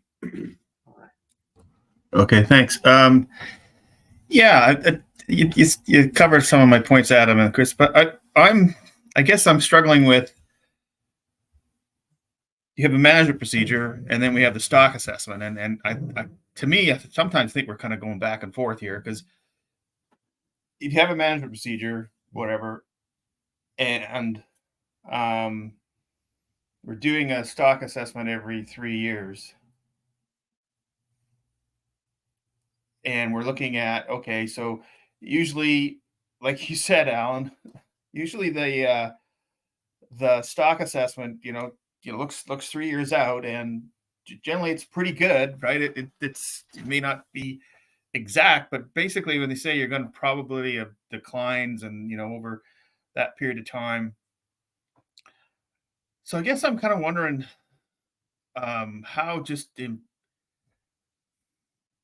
important is this? And I guess that goes back to, what is an exceptional circumstance? Because essentially what we've covered either in the stock assessment or the management procedures, they all kind of just, we kind of know what's going on. The information and is good. Yeah, we're not looking at it. To me, is this more like a specific area thing more than just overall coast-wide? Because to me, like I said, I don't keep repeating myself. We only look out 3 years, and we're talking about doing an assessment every 3 years as a proposal. I don't really see where the challenges are, or where the concerns are too much, because, like you said, it's fairly conservative harvest policy to start with, unless like you said, something catastrophic happened. But like you said, I guess we need to, like people said, define what that means, because overall in the normal kind of management and operation of the fishery, things are pretty well covered, to me. Anyways, I'll leave it at that. Yeah, thanks, Jim. When you were commenting there, it made me realize that maybe the biggest concern and why people, well, I think about it from this point of view. What if next year we were not going to have a stock assessment, or in 2023 we're not going to have a stock assessment? And I think many people saw, okay, the stock assessment all of a sudden says, oh, we can take this large TCY, but we've been seeing this continual decline in the spawning biomass, and that continual decline is not unexpected. The decline in the WP is not unexpected. People keep waiting, hoping it will turn the corner and start stabilizing or increasing. But we keep seeing these declines, yet the stock assessment says to increase the TCY. And I think maybe that's not an exceptional circumstance, but it's a confluence of events that resulted in confusion and concern. And in that case, people say, okay, there's been a change with the stock assessment. There's a little bit of discrepancy here that boggles my mind. Maybe we want to keep the stock assessment going next year, not skip one, because we just want to make sure that we're on the right track here. So it's not necessarily an exceptional circumstance, but it's something unexpected in the results, with an increase in the TCY and a decrease in the coastwide WPUE. So maybe it's defining those sorts of things where we'd have a continued stock assessment instead of, but I think there's also legitimate concern that the WPUE is at the lowest level seen in the time series as well. Yeah. So I guess for me, it was, all right, we had a change of perception of productivity of the stock. Okay.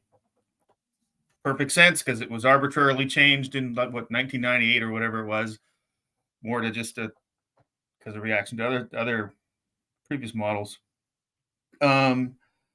But that's kind of like a stock productivity, not a stock status where you are at the moment, right?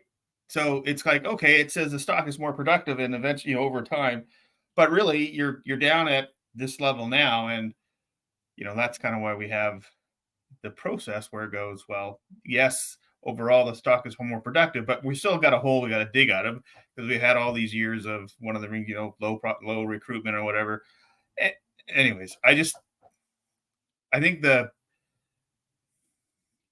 I think the process is pretty tight now, and an exceptional circumstance would be okay, but still every 3 years. I mean, most stock assessments for groundfish, at least in Canada, it's like 5 or 10 years, right?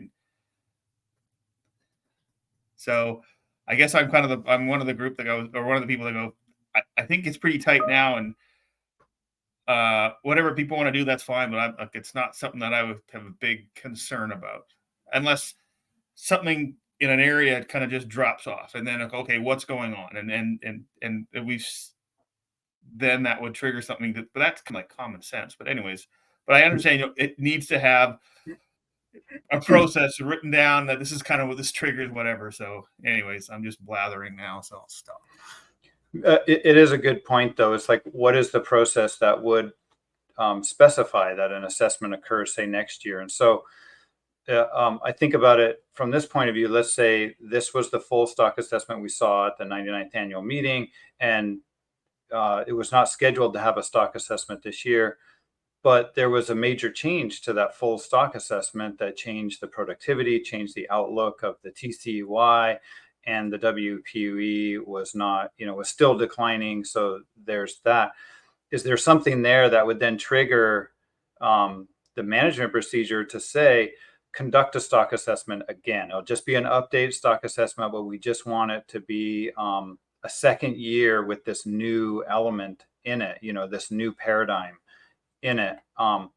And remember, the stock assessment is a part of the management procedure. So that's why we can just put in an element that says trigger the stock assessment or use the FIS data.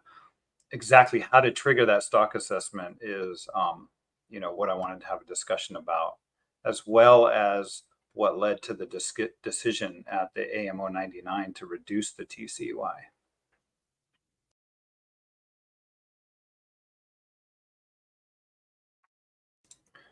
All right. Well, I see we have a couple other hands up. Yeah. Yeah, there's Pete and Forrest. I'm going to refrain from jumping into. I think there's lots there. Yeah. I guess. Do we want to forge ahead here? We're up against our break, or how would you like to do this, Alan? Do you want to keep talking, or? No, I think this is a really good discussion. We can. I think that there's a lot of elements that people are interested in, such as constraints and things like that. I think one thing we haven't fully discussed is this last point on this slide about the SPR, values and control rules to reevaluate. When that might occur, would we wait for a distribution agreement, what those range of values might be, et cetera. But yeah, so there's still Forrest hands up, and I don't know if you had another comment, Pete, but I've got a couple of things. Yeah. So I leave it up to the co-chairs. If they want to take a break now, have a few people think about management procedures, we can bleed into past 4 a little bit into the drafting session if you want, but it's really up to the co-chairs how they would like to proceed. But I think this is a very important part, is hashing out a few management procedures that might be investigated in the future. Yeah, I do think it's pretty core to the meeting report to have a bit more detail on this. So I think we should spend a bit more time talking about it. Let's still take a break now.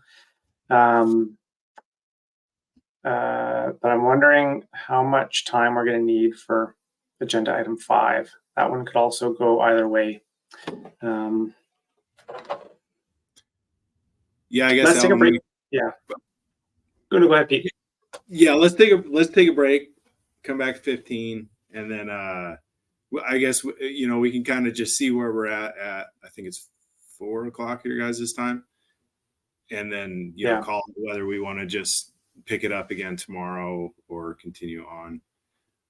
I'll keep my hand up because this is I have enjoyed this conversation, and this break will help me to maybe organize my thoughts and comments, maybe. Okay. So let's. What I was hoping to get through in the next agenda item 5.2 was just a brief review of the larger set of objectives, looking at the regional spawning biomass objectives, and then talking about additional performance metrics and a discussion about objectives and performance metrics, which we need to come back to the 36% reference point objective. Yeah. So there's 6 slides, but I think a considerable amount of discussion there as well.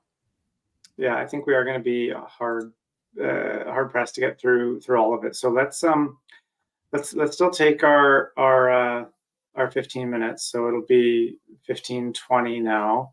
We can give ourselves maybe an extra 15 minutes to go through the agenda item 5, and then get into the drafting session a little bit later today. Yeah. Sounds good. Thanks. Great. Okay, well, be back shortly.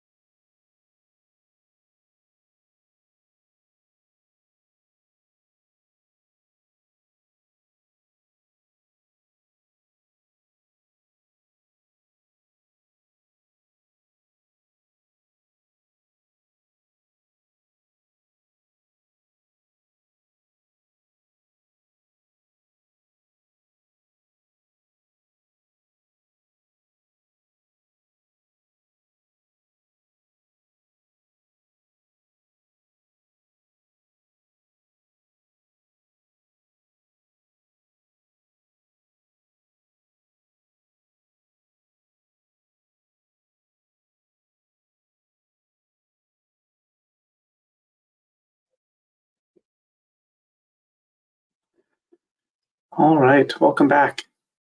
All good to go. Turn it over to you, Pete, with your questions. Oh boy. Okay. Yeah, I don't know if the break helped me to like distill these down any better. Apologies in advance, Alan. So I'm not sure if there's so much questions, but maybe some suggestions or comments. And this has been a real good discussion. I think we're kind of at the meat of what we're talking about for this meeting anyway. So could you go back up to those different options of interim year things? So yeah, so thanks, Alan. So I guess what I'm hearing generally is that, because you hit, and this is to your question of like, can we whittle these down or kind of reevaluate these, Alan? And I guess what I kind of heard was that C isn't so interesting anymore, but doing the opposite permutation of that maybe, where the coast-wide changes, but the distribution is frozen. The other thing here I thought I would throw out is that I wonder if it's just listening to the group, if it's time to kind of maybe seriously consider a smoothing function as an alternative to the interim years. As you all know, we've been working on some of these in the North Pacific, so perhaps that could be an additional one that we consider. Granted, I wouldn't say that let's decide what smoothing function we use right now.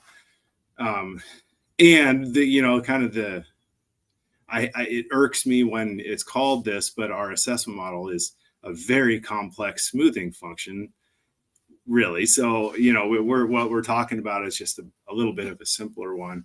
So I wonder if that is something that we could,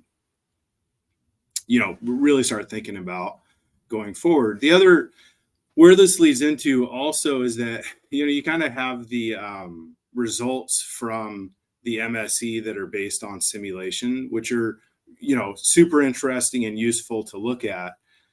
I wonder if it might be helpful for us to understand the implications of some of these interim year procedure or interim year results would be to start tracking them in the actual assessment as well. Maybe even go back like 3 years and say, okay, here's what would have happened. So you have your assessment results, and then you can show like, and I think this may be more pertinent in like the MSC presentation or something, that, here's what the assessment did. Here's what could have happened under A, under B, under C, under D, under whichever one's the one. Start tracking that so that people can start seeing what the real implications would be of changing these, like the AAV and TCY and all those results are interesting to look at. But I think it would really kind of drive that point home of here's what you would have been looking at this year if we had not done an assessment and done the interim procedure. So that's kind of where that is. And then the next one is just going into those, like thinking about the exceptional circumstances. And, I think where I heard the conversation going was you could pretty easily use the projection coming from like your end year projection to project out as something to define what an exceptional circumstance is, where that FIS would fall out of what you projected it to happen. Where I see this like being somewhat like perhaps problematic is when you're using, like, my assumption is that in the MSE simulation, you're using the historical level of uncertainty in the FIS to generate randomness around it. And, the point being that with a coastwide of 5 to 10% CV, you're going to have to draw a lot of numbers to see it drop by 18%, like what we saw last year. I mean, that's like way outside of the 95% confidence interval. So again, that's one of those ones where you could potentially look at that with the actual assessment and what the projection does, and start thinking about like what would be an exceptional circumstance, like the FIS drops outside of the 95% confidence intervals or something like that, rather than like setting. I mean, the easy way is to set like a threshold, like 15% or something. If it changes by 15%, then you do something. And then the last kind of comment here is talking to like what happened this past year. and what's a way to simulate that within the MSC process. And I think like one of the things that struck me was that you had the model go in an opposite direction of what the FIS did, right? And that's not to say that the recommended model didn't decrease from what it would have been last year because it's following the FIS, but it's just you had that divergence between the two based on the model implementation. I have no idea how you would incorporate that sort of model implementation into the MSC other than to like really kind of open up that uncertainty in that. Because it goes both ways, right? It's like the model, something's going to happen if the model goes up and the FIS goes down, or the model goes down and the FIS goes up, right? There's going to be a reaction to that somehow. How that comes out, I don't know. And then, lastly, on your last kind of question there about, do we reevaluate the SPR rates before we have a distribution? I guess, of course, leave it up to the group. But my opinion I'm always going to be on the side of efficiency and not doing things twice. So if doing it now and then perhaps having a distribution procedure accepted in the near term means that you have to do it again, then I guess I would suggest just like holding off until you do it again. So all that said, recognizing I'm an assessment person, so I'm going right into the here's how I would code it up sort of comments. But anyway, that's what I've got. So.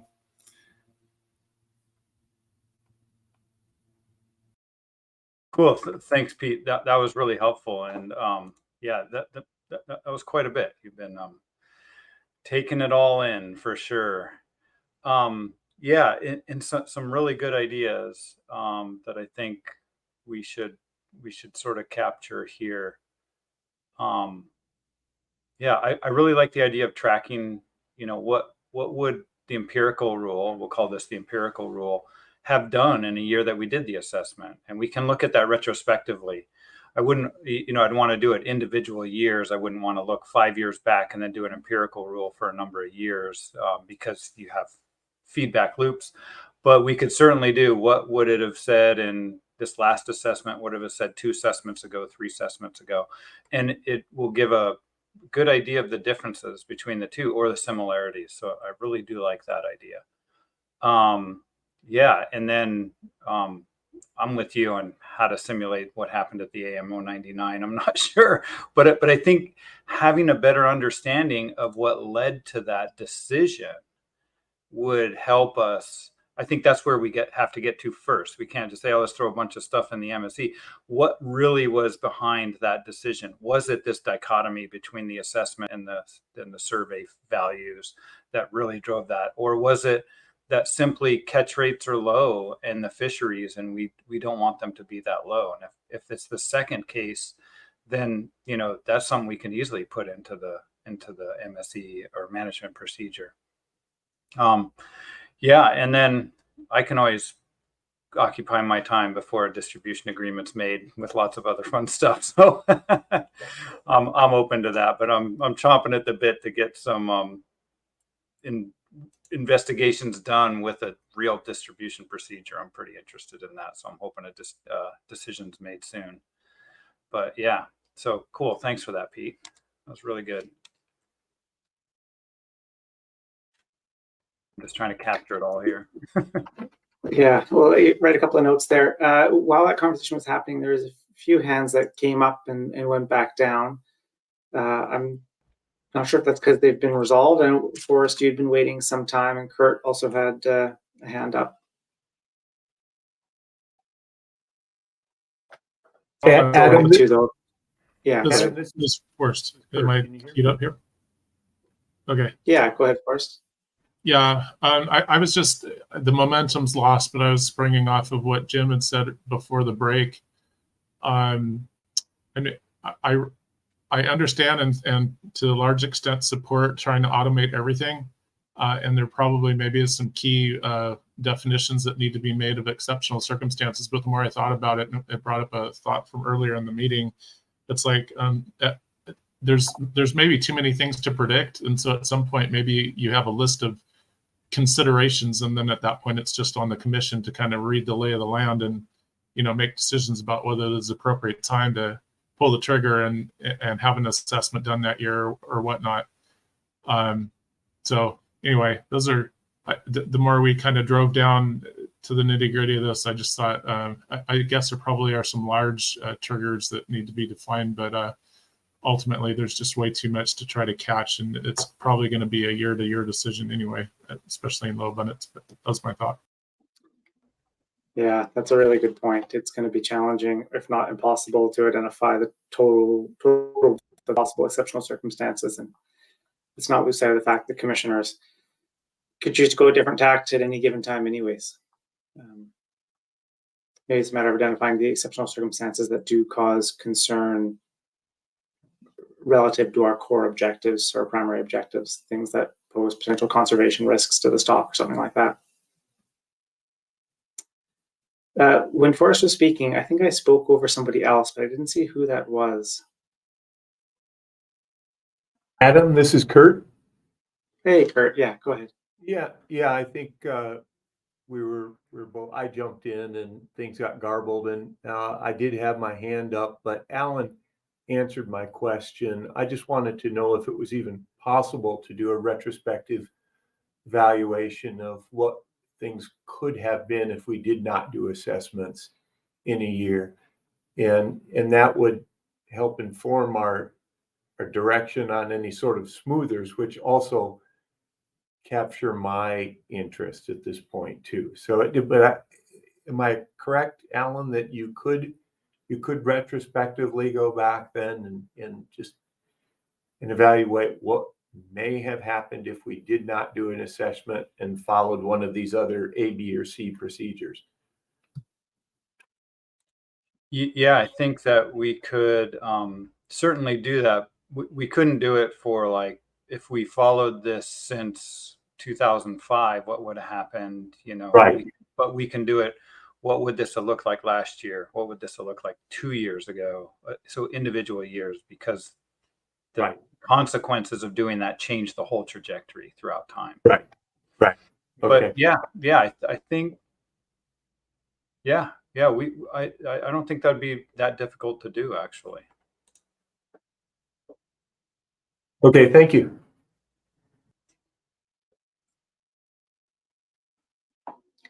Okay, so we've gone through quite a few potential work plan items around multi-year assessments, particular constraints, but also some prospective evaluation in the context of I don't want to call them exceptional circumstances, but unexpected things happening. I think we should move on to the next agenda item to not eat too much into our drafting session this afternoon. I think it is going to be a bit of a tall order to consolidate our comments or discussion from the past hour into this drafting session. So I really encourage folks with some of that input to stick around this afternoon. Or if you've got something kind of bubbling in the background, to send it into an email, pass along to Pete and Alan and myself. So we mull over that. I'll turn back to you, Alan. Can I ask one quick question before we move on, just so we have something put into the report? And it relates to what Pete said about, waiting until a distribution of procedure is agreed upon before doing, looking at various SPR values and appropriate SPR values. So I'll have a newly updated OM by the end of June, hopefully, or early July. Would the MSAB like to make a comment about waiting until there's a distribution agreement to really go into investigating SPR values, or would they like to see that done immediately after this new OM is developed? Would that be something worth putting in the report?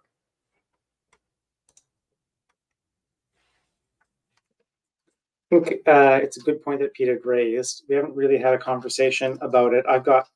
My views are the same as Pete's. I don't think it makes sense to be doing work twice, but we haven't had a chance to have this conversation with everybody else. So maybe two things. First of all, I think it'd be helpful if we affirm what's in the annual meeting report, because I think there was some guidance on that. Maybe a bit vague, or just I think we should confirm that because I can't recall. And then maybe we can have a conversation tomorrow to see if folks are supportive of that approach, that we do not proceed with reevaluating coastwide fishing until there's some agreement on distribution, so as to not do work twice. Yeah, thanks, Adam. It certainly was a agreement, I think, in the annual meeting report on, that these things should be investigated when a distribution agreement is made. But there's also, the MSAB's interested in an update, with the operating models updated. They wanted to know the effect on that on the SPR as well. I agree, doing these two things together, but if an agreement's not made until the annual meeting, that's a ways away. But I could certainly do the simulations before the spring MSAB meeting at that point in time. So yeah, I agree. Some to think about. I just want to make sure it's brought up so that we can have a discussion about it for the report. Makes good sense to me. Thanks, Alan. So with that, I'll move on, if that's okay, co-chairs. Yes, please do. All right, thanks. So here's again the repeat of the slide I showed earlier today, showing those 4 priority coastwide objectives with the changes from target to threshold here, and also noting that it fails if greater than 0.05. So one thing we want to maybe discuss and put in here is that it would also be noted as pass. It's just a fail or a pass. It's not reported as a number. Although the MSC Explorer probably would have it as a number as well. So we could get to that number. So those are the priority objectives, but I wanted to remind the MSAB of the primary objective. So this larger set of objectives, and I've put it into 2 columns here and cut out the performance metrics parts. But you can basically see that those priority objectives are nested in here. But there's other objectives as well, such as this one, maintaining a defined minimum proportion of female spawning biomass in each biological region. So this is an area-specific objective. We have area-specific TCY, optimize TCY among regulatory areas, maintain a minimum TCY for each regulatory area, and then annual changes, AAV by area, and this is also supposed to be the annual change by area as well down here. So a lot of it is just repeating the same statistics from the coastwide down to the area levels, except, noting this is a percentage of spawning biomass in each region, which we've had trouble with 4B. So those are, that's that. And I wanted to have a really brief discussion on the historical stock distribution on this, maintaining a defined minimum proportion of female spawning biomass in each biological region. Now, where this came from was a look by the Secretariat just at these historical percent stock distribution in each region. So I plotted here what we've seen earlier, and then I put in the red lines to correspond to these thresholds up at the top in this measurable outcome. And so you see for region 2, it's 5%. Region 4B was arbitrarily defined at 2%. So these are not just, well, they're ad hoc. They're not arbitrary. They're, not just thrown out there, but they had a little bit of reasoning behind them in that, it was never seen to have gone that low before. But you can see 4B was chosen as 2%. And if you recall, what we found in these MSC simulations is that this objective for 4B, being greater than 2% of the coastwide spawning biomass, was actually not met in any of the management procedures. And so that was a bit tough because this wasn't, this number was sort of determined in an ad hoc manner. So I thought, well, we looked at why that was, and it just was simulations were showing some potential declines. So what we decided to do was look at the results, looking at the PDO, and see if we can just understand this a little bit more and how this is affecting it. So first off, switching back and forth, recall that these historical stock distribution percentages are only going back to, or starting in 1992.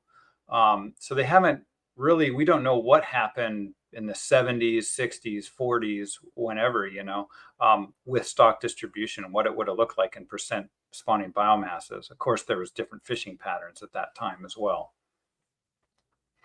But these plots are the same as we shown earlier, with both low and high being related to the PDO regime on the x-axis, an unfished and an unfished sort of cases or management procedures where the fished is with an SPR 43%. And now for the unfished, I've actually plotted the low and the high PDO regimes as well for without fishing. So we can see the effect of just the environmental regime without fishing in this plot. But really what I wanted to look at was I put those red lines on there, and are there any cases, like why are some of these areas, or 3 out of 4 of these areas, meeting that objective while others are not? And so what you can see is that region 4 definitely meets the objective, because we saw the percentage actually goes up, which could be related to a difference in the relative harvest rates between these different regions. But here then is the case over with 4B, showing when it doesn't. So being below the red line says that it does not meet that criteria or that measurable outcome. And you see that only happens during the high PDO regime. So it's more of an effect. It's more a combination of effect of fishing and a specific environmental regime that causes us not to meet that objective. You can see without fishing, the environmental regime also has effect, but it remains around 3% and doesn't drop below 2. So that's just some more results that might inform some of these numbers. But in reality, is this even the best measurable outcome to use? Would there be something better related to actual absolute spawning biomass in these regions, or a spawning biomass more specific to its own region? Like, you don't want to reduce the spawning biomass in a particular region to a level below some value that's, again, determined ad hoc. So this is something I just want to point out to the MSAB that we're working with the SRB on as well, this being a conservation objective, that we want to talk to them about ways to maybe modify this objective and in the end have one that's a little bit more meaningful and useful to our process.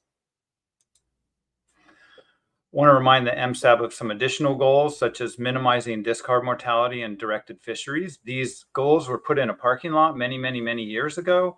But, I just want to remind that they were once there, even though they're not being considered by the commission at this point in time. We could potentially bring in this goal of minimizing discard mortality because the frameworks now has meaningful performance metrics related to this. However, the discards are still modeled as sort of a random factor, and it would not be a meaningful performance metric because its link to management choices is very weak. So you wouldn't really see much meaningful output there comparing management procedures. So I want to also note that there are many different performance metrics that the MSAB has been using actually for their evaluations over the past few iterations. And these you can see in the MSC Explorer on the left column in there. If you click more, I forget what it says now. It used to be advanced options, but now I think it's just more options or something like that. And you can see many, many different performance metrics, and many of them are by regulatory area or region. So there's a whole bunch to look at, which can get overwhelming for sure. But the point here is that we have those performance metrics, but if there are additional performance metrics people would like to see, or ones that the MSAB can just agree, like we don't need those, you can remove those to make things simpler, that we can have that discussion as well.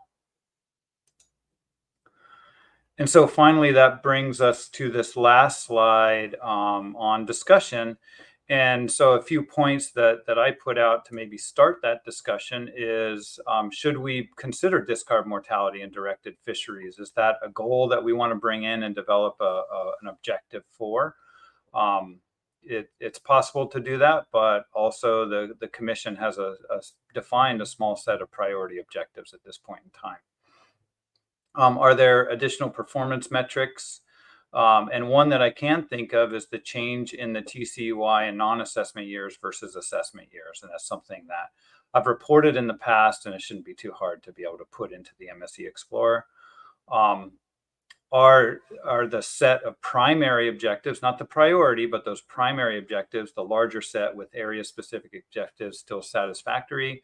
And is there a new objective related to, say, fishery performance or efficiency, or some objective that relates to the decisions made at AM099 that we could bring in to help us understand why that decision was made and how to avoid those situations with a management procedure.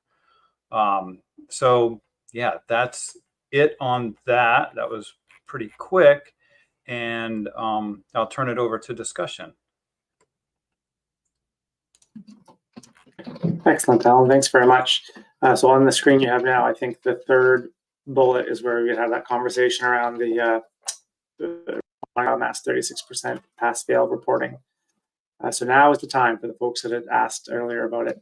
I have a question, though, on a slightly different topic. Going back to the distribution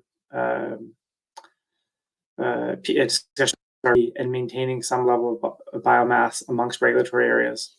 Yeah. Is the conversation with the SRB defining new values, new percent SRBs, or perhaps would we be going into like talking about more causal mechanisms, like more to the root of what we're concerned? Because right now the way it's defined is basically maintain some iteration of status quo distribution. And I'm wondering how, is that even feasible in our current world? Yeah. Similar to like I'm not thinking of my salmon backgrounds now, like weak stock management. How much are we putting into a weak stock? And it's not at all to say that we should just let it disappear, but we should be clear, I think, about what we're trying to conserve, not just because this is the way it always was, but there's some other biological metric or genetic composition, future migratory options, things like that. And so that's my view. My question is the SRB able to advise or support on that, or another area of research that we would potentially identify to the commission as an information need? Yeah, a really good question, Adam. And in the past, the SRB has weighed in on this and saying, yeah, having an objective that conserves spawning biomass across the entire convention area is a useful objective because there's a lot of uncertainties about stock structure. And we don't know how good recruitment years, how successful recruitment is tied to different areas. Maybe it's this area given these conditions and a totally different area or region given a different set of conditions. We just don't have an understanding of that. So we want to make sure that we have spawning biomass across the entire convention area as a precautionary approach. And so that was where this objective sort of came out. And it was, okay, I need to define something. And we threw it in there. And of course, once you put something in, it's actually harder to change. Yeah. And so, but this is also a conservation objective. And I think in the past, the SRB has been more one to these science-based conservation objectives to be more one to comment on that. But I do want to give the MSAB the opportunity to have their say on this as well. And I think you're right that the MSAB on this would, maybe say, hey, some research would be useful, some understanding of this. And then the SRB would approve that type of research and analysis, and then provide, then we can, Secretariat can go away and do that work. So. Okay, thanks. Now, that's helpful. And to be clear, I'm not at all suggesting it's not a valuable objective. I'm more coming to the realization about I don't have a. If someone asked me why, I couldn't say with a great level of confidence these are the reasons why. So it'd be helpful for us somewhere to document, to articulate what's important. To provide a refuge, to protect against potentially unique genetic composition, future spawning events, something along those lines. Mm-hmm. Yeah, there was a SRB document from a while ago that outlined a lot of that, but excellent. Okay, I need to refresh my memory. Yeah, it was a number of years ago. Okay, I see Jim's hand is up as well. Yeah, thanks. So this is more just for clarification on the interpretation of the maintaining the the spawning biomass, the target or the threshold of 36%. So the way I read it, it says it's maintain at 50, at or above 50% of the time. So if a management procedure is under 50%, it fails. If it's over 50%, did you also say that it fails? I didn't quite get that. It would fail if it's below 36% more than 50% of the time. So yeah, and it would pass. So so what's happening is I'm reading it in the other direction, right? Yeah. And so that clarifies it. And it's hard. We try to phrase all of this in terms of risk. So you want to reduce risk, and the risk is going below 36%. And if you're below 36% a lot, that's high risk.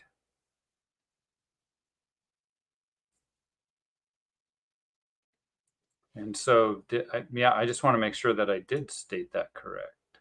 Fail, yeah, if greater, right. And then so the 1.1 or the going below 20% would also fail if greater than 0.05. So we no, I was looking at it the other way, like just reversing it, saying if it's above 36 more than 50% of the time, that would pass. Yeah. So I was looking at it the other. Yeah. Okay. That's clarification. Thanks. Okay.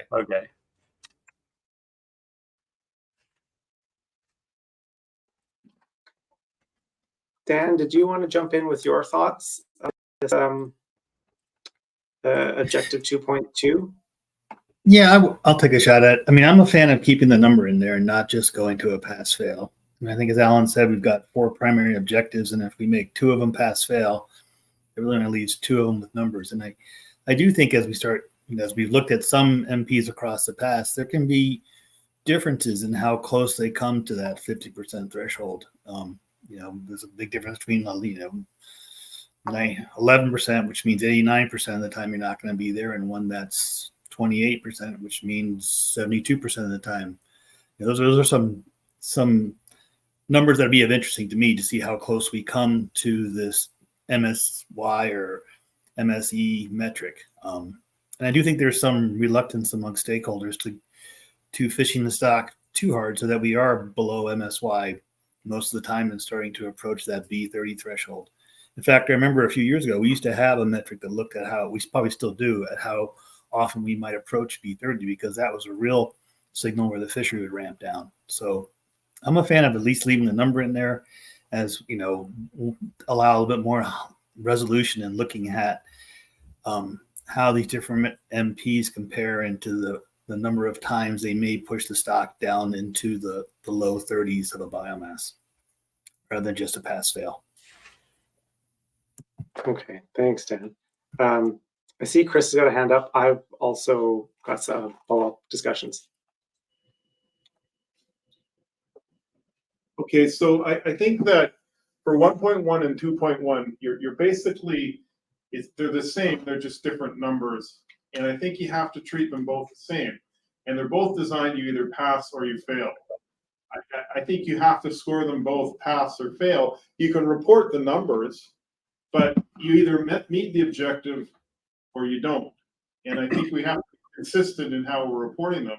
I think you have to say it passes, it fails. You can still report the numbers. The numbers are there. Anybody can get them off the shiny tool, but they have to be, they either pass or they fail. It's green means go, red means stop. So that's my only comment there. I guess the other question I have is I just want to be clear that I understand this. That my recollection was we got to the 36% because when we were up in Sitka, we used, as somebody said, it was MEY, which was 1.2, a proxy of 1.2 of BMSY. Do I have that correct? That was how we got to the 36%, but also there was justification that that it should be increased due to uncertainty as well. So we took the 1.2 as an MEY proxy, but we also said, let's move to this MEY proxy, not only for an economic yield approach, but because there are other uncertainties that weren't accounted for in the determination of the 30%. Okay, so the 36% is above BMSY? Yes, that's correct. It's okay, higher so what this than is that at least 50% of the time we have to be above BMSY. I'm sorry, not even just above BMSY, above 120% of BMSY. That's correct. 120% of our estimated BMSY using a fixed steepness and some other fixed parameters. So the percentage of the time we'd actually be above BMSY is going to be greater than 50% if we're meeting this objective. That's correct. Okay. Thank you. If I could just follow up on Chris's comment, if Chris is proposing it be both the pass fail and the number, I'm fine with that. I'm just not in favor of just reporting a pass fail and having people go to the shiny tool to dig out the number. If we want to put pass, comma, and here's the number in our reporting, I think that's a great solution.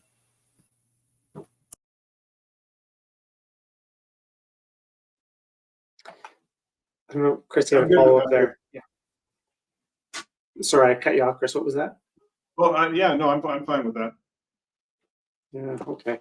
I think that's. We could do the same thing for 1.1 too. If Chris really feels that parallel reporting is important across all the objectives, so I'm fine with that. But my main interest is in 2.1 having both the number, and I'm fine with having a pass fail before the number.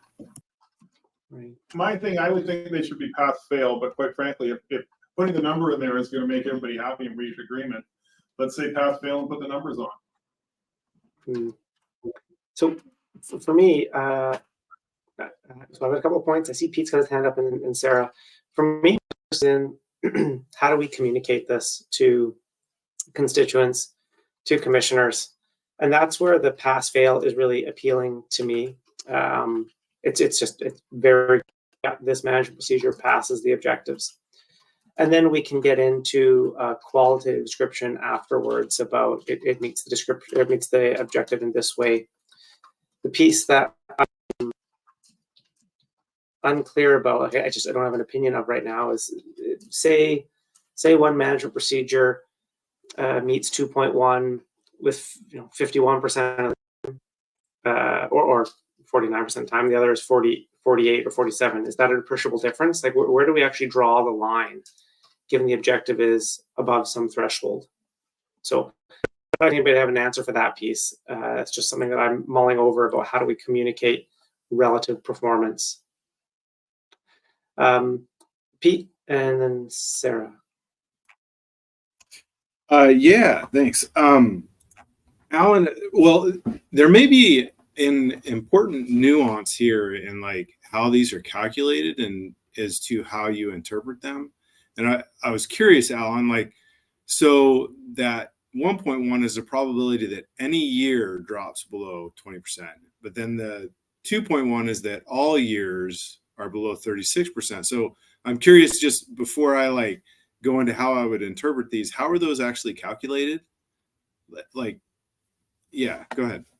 Yeah, it's that's a to be honest, I'm not sure that I'm ready to explain that because I haven't thought about that in quite a while. And but the gist of it is okay, so you have to think about it as you're using a 10-year period from a single simulation, and then you have multiple simulations. So I think about it as columns, 10 columns, so those are the years, and then you have 1,000 rows for the different simulations. So the way any is calculated is it calculates any year in that 10-year period, and then so it summarizes those columns into one, and then calculates the probability across all the rows. So it's saying, did it happen in any of those years out of a 10-year period? The all is, it just looks at all of those 10,000 cells and says, what's the probability that it occurred? And there's a distinct difference between them, and they both have usefulness. And quite a while ago, we determined that this risk for 1.1 should be calculated as an any. We just don't want that limit to go below that value in any 10-year of one simulation. And then the all is just more or less thinking about what's the overall probability that it drops below 36%. And on average, we just want to keep it at or above that level. So I can dig out some references. The Europeans have thought about this a lot more than I have, and they call it like a type 1 and a type 2 probability, I think, or type A or B. I forget what it was. Yeah, it's been a while since I've really sorted out those thoughts, so I'm probably not doing a very good job explaining that. Okay, well, thanks. Yeah, I think that we'll try to diverge here from the statistical mumbo jumbo for everybody, but that makes sense. Like the way I'm interpreting what you just said is that, if for the 1.1, if you have any year, it's a 1 across those rows, and it's a 0 if it's not. So it's really just the sum of how many times it happens divided by the number of iterations. So yeah, that makes sense, and I think that's a nuanced difference between 2.1 and that 2.1. What you're really looking at is like, gosh, I hate to use this word, but the integrated uncertainty across all your simulations and years. Yep. And so I guess the point that I wanted to make was that the difference between using a number or interpreting a number in 2.1 as compared to 1.1 is that 2.1 gives you an idea of the uncertainty and the relative spawning biomass. So the way that you can look at that is you can look at like median average TCEYs for those simulation scenarios that have those similar. You can look at that 2.1 probability and see which one of those is more uncertain than the other. Mm-hmm. For example, like, you have 58.3 TCEY for an annual and then a triannual, but that 2.1 number is larger for the triennial, meaning that the uncertainty in that relative spawning biomass is slightly larger. So anyway, that was something that is a nuance that makes the number a little bit more appropriate for 2.1 as 1.1. And all in all, I'm fine with however you do the past number, but I think that number in 2.1 is a little more interpretable and important for some other, for these reasons and how they're calculated. Yeah, that's a really good point, Pete. Thanks for that. Yeah, great. Excellent clarification, Pete. That's something that I'll definitely have to lean on you for the report writing, because I think it's really important that we document that. We'll go to Sarah and then let others mull over this most recent conversation to see if that affects how folks feel about reporting results as a pass-fail or a value or both.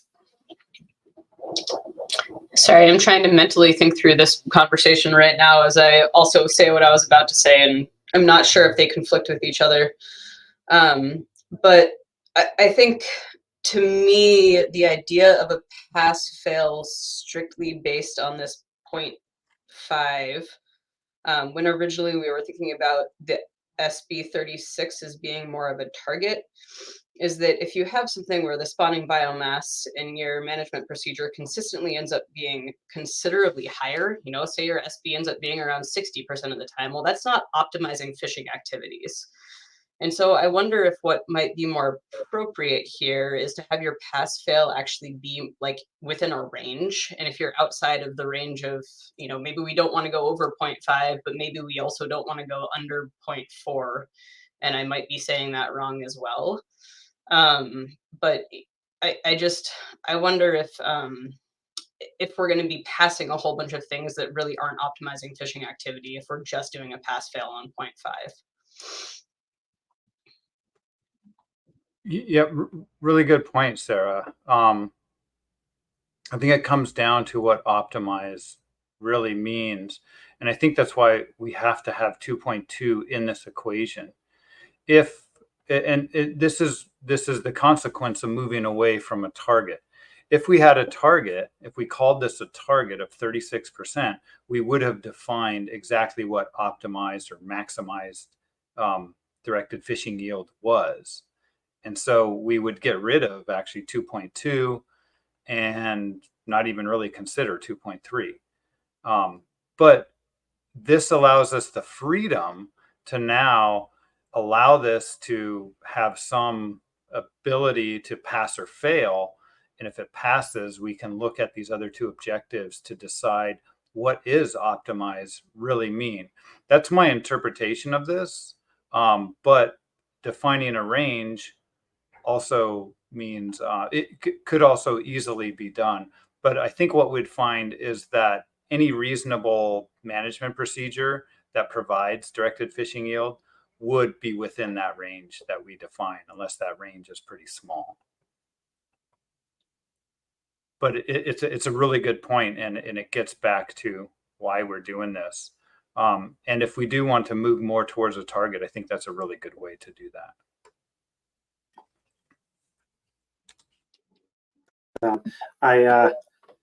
I'm feeling pretty gun shy about opening up objectives and defining targets again, but that's more conversation for the group here. Maybe to help provide a bit of context, folks, in terms of how I interpret these two objectives. 1.1 is we are trying to keep the stock out of a very bad place with a very high level of certainty.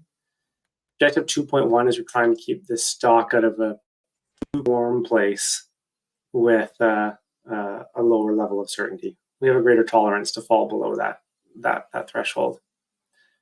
At least that's how I think about it in my mind.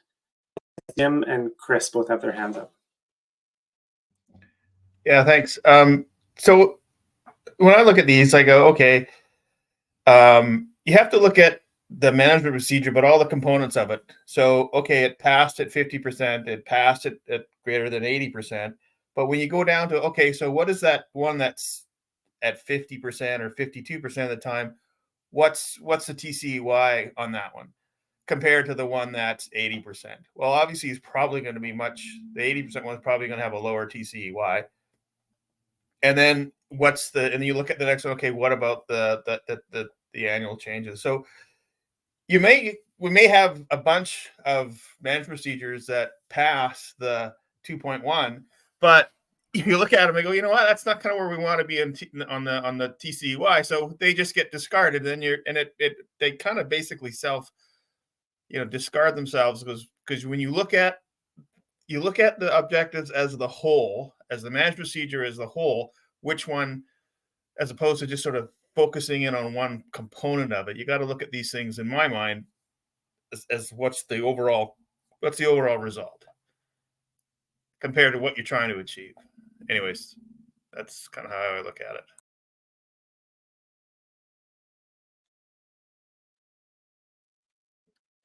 Thanks, Jim.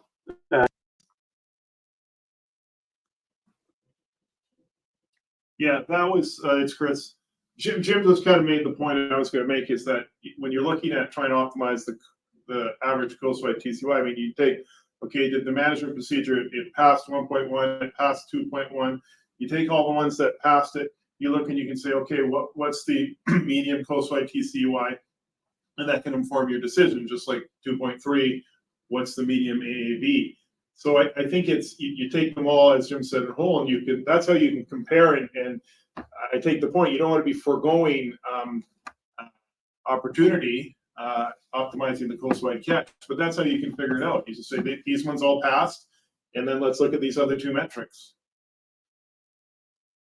Thanks. Yeah, thanks, Jim and Chris. That's really good points, and it really comes down to what optimized means. And I point everyone to the chat where Kurt Iverson noted that optimized does indeed have many definitions, and it also has two different spellings. So there you go.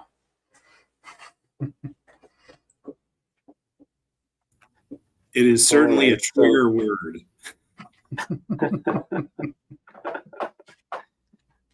I think we should do a time check and figure out where we want to go to wrap up this and roll into report writing.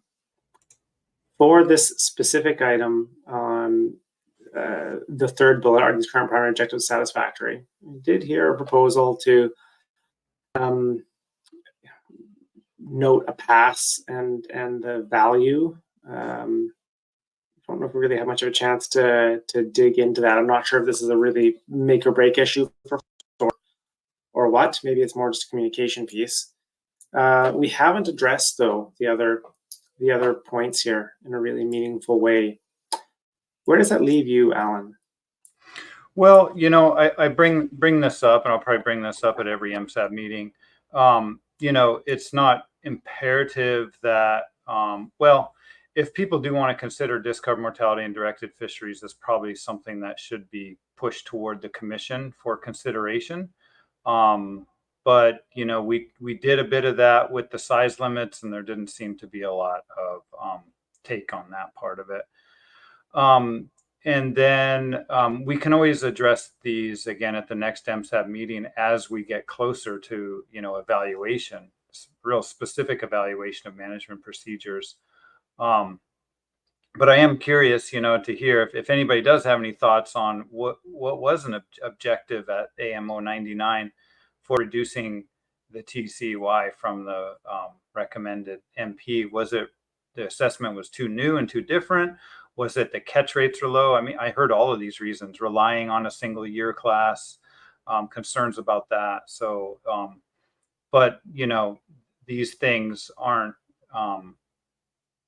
it's not really urgent right now that we address all of these, but I think the discussion we've had thus far has been a really good one.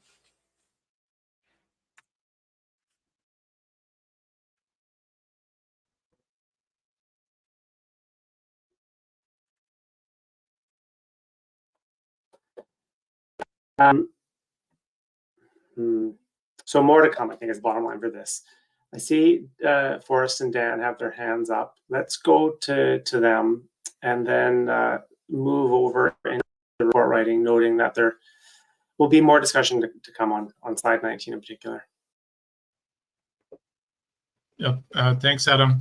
So since we bought this last bullet point, new objectives, and we talked about catch rates, and I kind of want to work back to the annual meeting, and there was a definite conflict of interest there. I think I did hear people cite the declining catch rates in the fishery as reason for wanting to cut back and get them back to an economic level, because people were, you know, running and burning fuel and not, you know, coming back with less than ideal loads, etc. From a sport fish perspective, the cuts were untenable, and so there was a, you know, there was kind of a bump going on there, while all the time the science sort of considered that maybe we could have fished at, you know, at status quo or even at 3-year surplus. And I'm bringing this up because earlier in the meeting we talked about the SPR number, and I keep seeing these divergent concepts. Like we used to talk in the MSAB about, you know, sticking with the F43 and kind of letting it roll, and then we have the ramp that are our safety, that are you know, our safeties. But then you showed, you know, considerations. Do we want to do a 2040 or a 2050? And it's almost like we're trying to accommodate you know, we're trying to accommodate what the commission has done to this point rather than like have an opinion about what we should be doing. So I'm throwing a bunch of stuff on the table here, but one thing I'd like to clarify is where the MSAB lands in terms of support for F43 and letting it roll now, because I'm not seeing that anymore. You know, it seems like we're going a different direction. And the other thing, as far as maximizing yield, how do we treat that in terms of conflict between fisheries? And just going back to my earlier example, like, you know, we needed a certain amount of yield coming to certain areas so that we could maintain a fishery, and other people are saying, no, we need to, you know, pull back or tap on the brakes or put on the brakes heavy now so that our catch rates go up. So I'm not sure how this group would handle that, or whether we go anywhere with that or not, but it's on my mind, so I'm throwing it out there.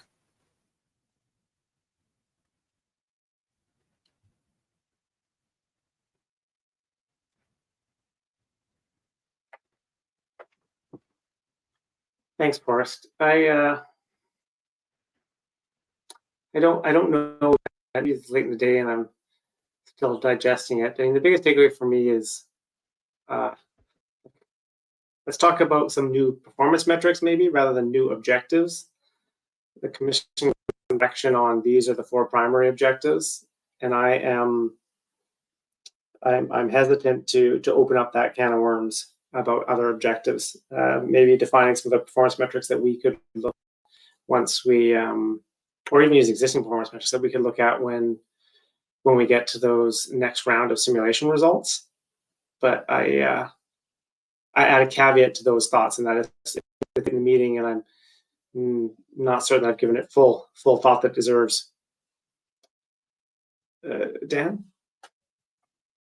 Yeah, I mean, I'll just be really brief. I don't think we could identify objectives that will capture all the different decision-making options at the annual meeting. You know, I think it was a situational thing. There'll be situations in the future where you look at multiple things and come up with a decision that's different than the hardest policy, you know, just implemented as written. But in terms of performance metric, where I do think would be of interest is your second bullet, is that if we are looking at multi-year assessments, the change in TCY in non-assessment years versus assessment years is going to be very interesting to me. You know, one of the performance metrics that kind of got dropped from the primary ones was the change in 2 out of 3 years, you know, the average change over 3 years. AAV tells you what the average change over a 10-year period is. And, you know, it could be 5% from beginning to end, but it could go up and down 30% every year in between, as long as the start and end points were only 5% off. Whereas if you look at the average change over 3 years, you know, it gave you a little bit more idea of what the volatility would be like in each of those years. Going into the multi-year objective assessment, I do think that change with the new stock assessment is really going to be what's interesting. And if they are on the order of 20 or 25%, like we've seen over the past decade, then we may want to start looking at, you know, again, constraints or ways to transition in the first couple of years. So I'd put a plug in for that bullet 2 and having that be one of our performance metrics as we look at the multi-year assessment.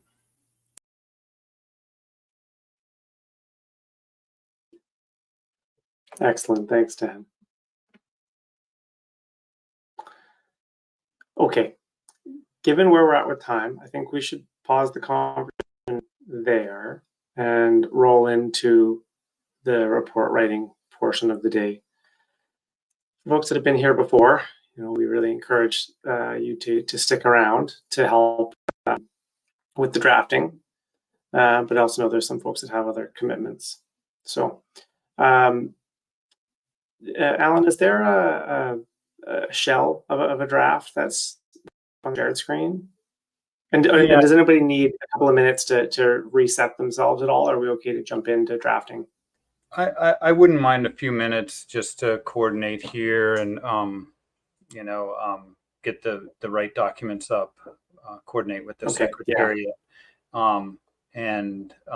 Yeah, so if that would be okay, would 10 minutes be too long, or would you prefer 5? Okay, let's go to 4:30 or reconvene at 4:30 Pacific time, and go from there. It shouldn't. We'll see how far we can get. It may take a little bit of hours work, but right now, we'll see if we can get within the 30 minutes that are allotted. And just real quick, Adam and Alan, I did send you an email with some thoughts on the multi-year objectives. Yeah, thanks, Oh, Dan. okay, I'll take a saw look. that.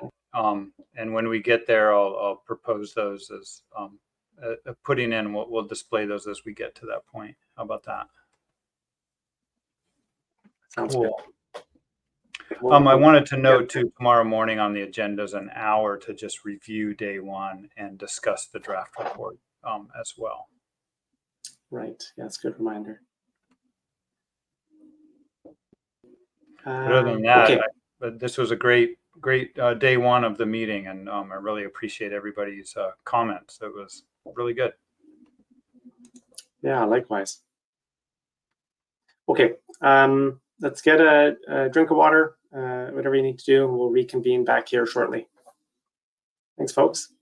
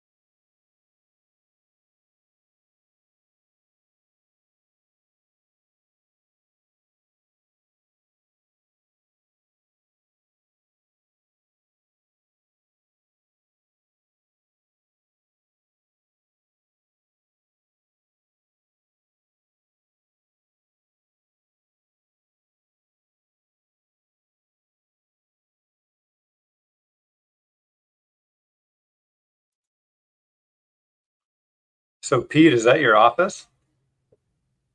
It is, yeah. Nice. Yeah.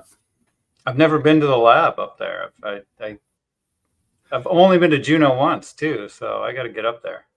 Yeah, no, it definitely, yeah, it's fun. It's fun. It's cool. It's a fun lab. Yeah, we have a fun lab. Yeah. I always like to brag a little bit. These these paintings right here, my mom did. This is nice. These are where I Wow. used to fish out east. So. Oh, that's awesome.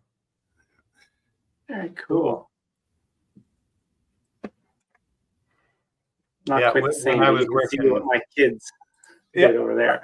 I could see all those back there. I have the same wall. Mine's just behind the video screen. You can't see them.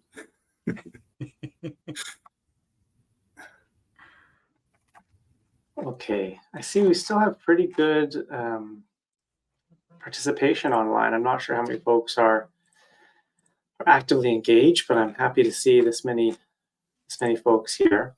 Maybe just a reminder for folks who about the report writing is it's pretty informal. So unless you really get a mad flurry of hands, I think just feel free to unmute and speak up. And Alan, the report, it's just on the shared screen, right? There isn't another looking at in their emails or anything, right? No, it's on the shared screen, and then That's after totally this fine. drafting session, I'll send it to Dave, and he'll just format, anything, and then send it out to the MSAB for review before the session in the morning. Sounds good. And I just want to make sure that it looks okay on your screen. I'm also connected via my laptop, so I can actually see what it looks like through the Connect app. But I just want to make sure everybody sees it okay. Perfect. Looks good.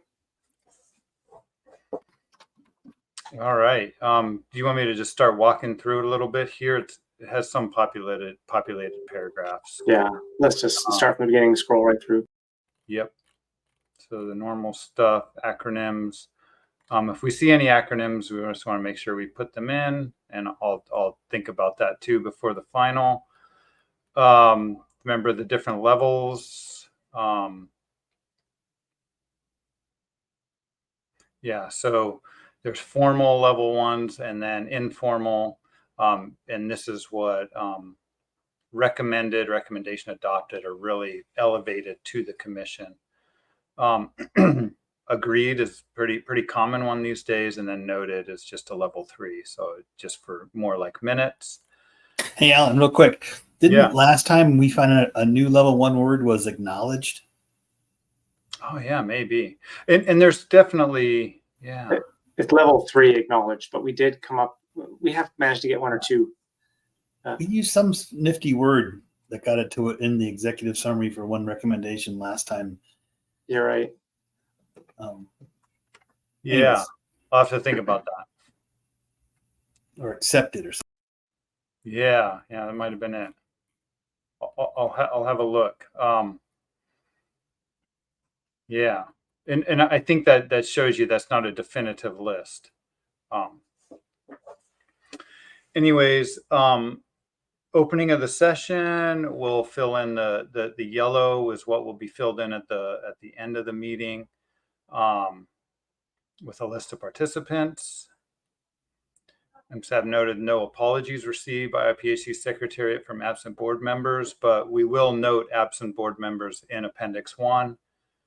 And actually, I'm going to turn off my camera because I won't be looking straight at it. It might be annoying.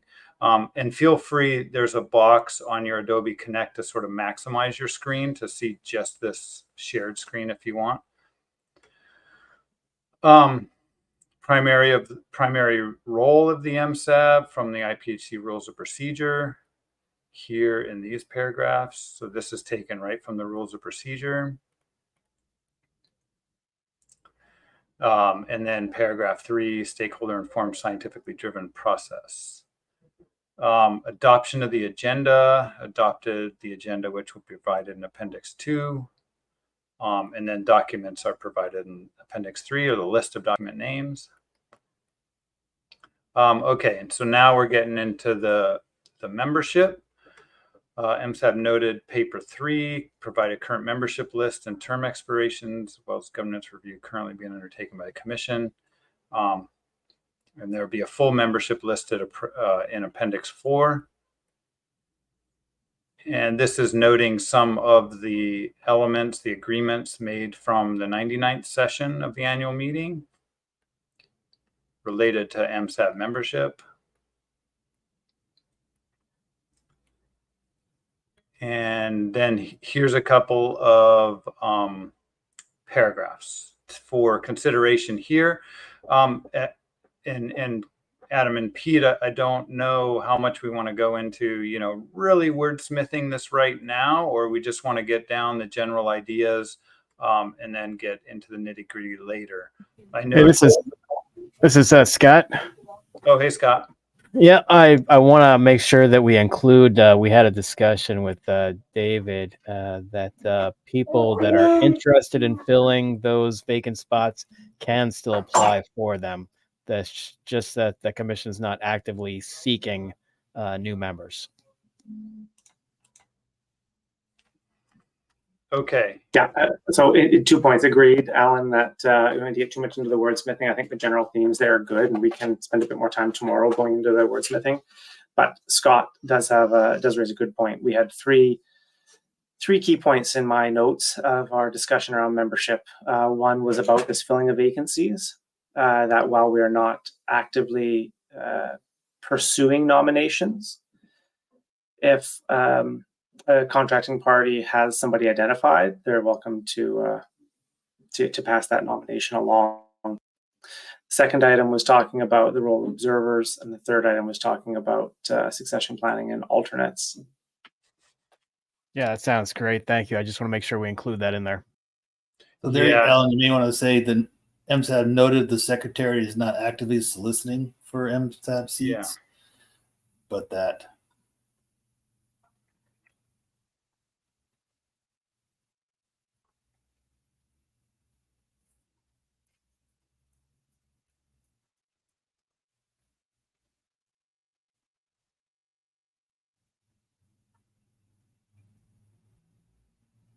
Interested stakeholders may continue to apply.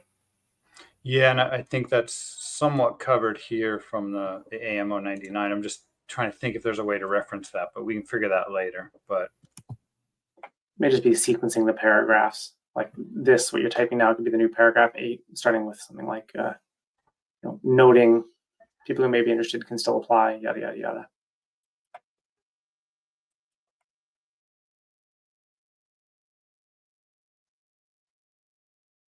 But Adam, you referred to contracting party, and that wasn't the what Chris Dr. Wilson suggests. He suggests applying straight to the website.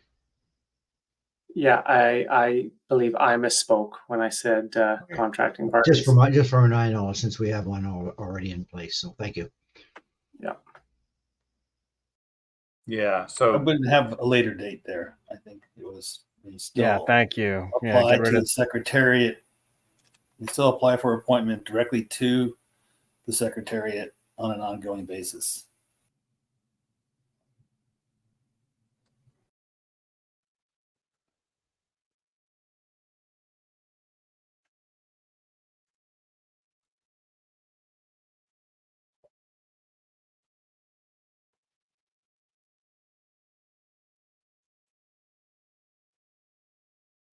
all right. So do these 3 paragraphs now 8, 9, and 10 capture the concepts you were talking about, Adam? I think it's sufficiently high level. Yeah, no need to wordsmith more details now. Thank you. But it captures, those were your 3 points, right, earlier? Yeah, exactly. Maybe an operational piece is the request is to domestic agency staff, and I'm wondering how we close the loop on that.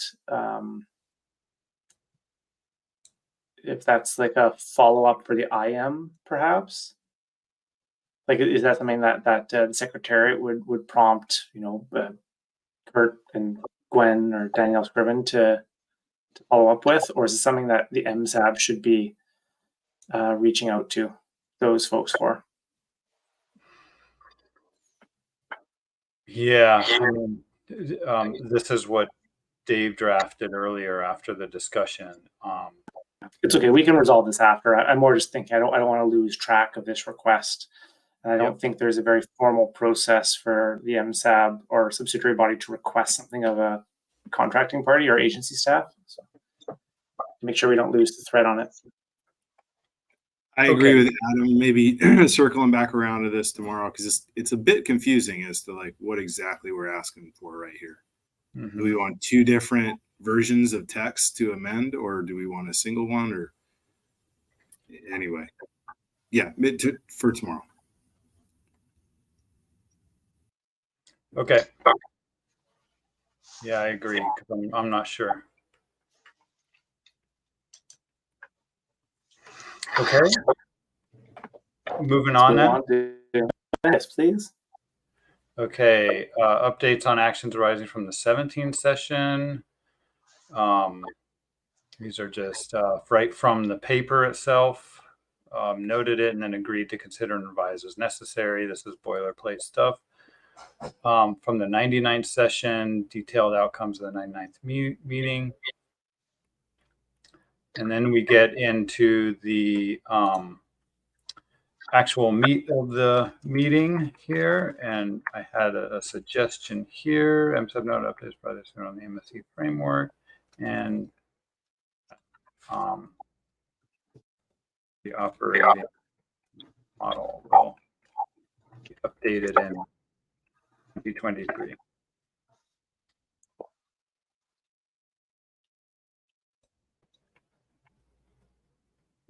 How's that look?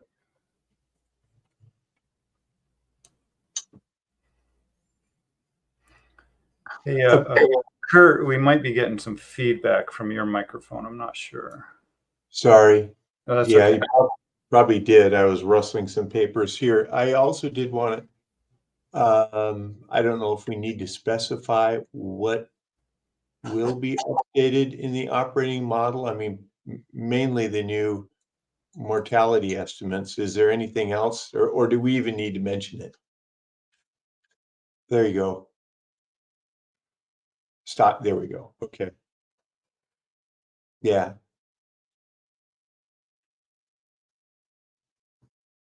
This is Chuck. Do we need to now differentiate between the two operating models, one for MSC and one for assessment? Well, the assessment one is not an operating model. The term operating model is really only refers to the MSE model, simulation model. Okay. Well, and the assessment model is the stock assessment model or the ensemble assessment.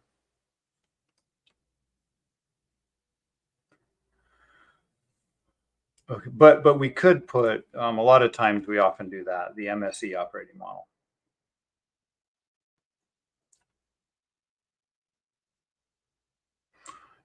Anything else? I don't know that there's any other updates to the MSE framework that were really presented. I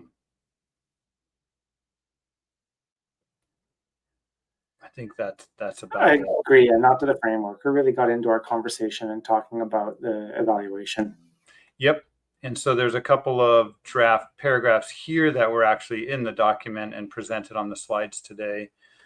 Noted paper 06 provided simulations performed since MSAB017, priority objectives defined by the commission, and potential outcomes after updating the operating model.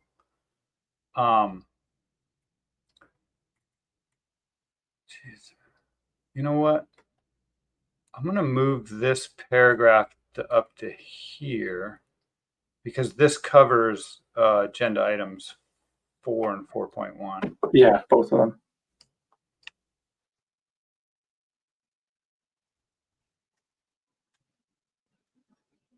Oh boy, that's a mess.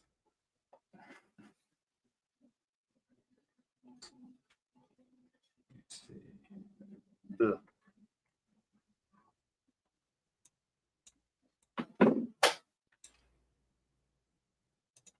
This is where I need Dave's magic.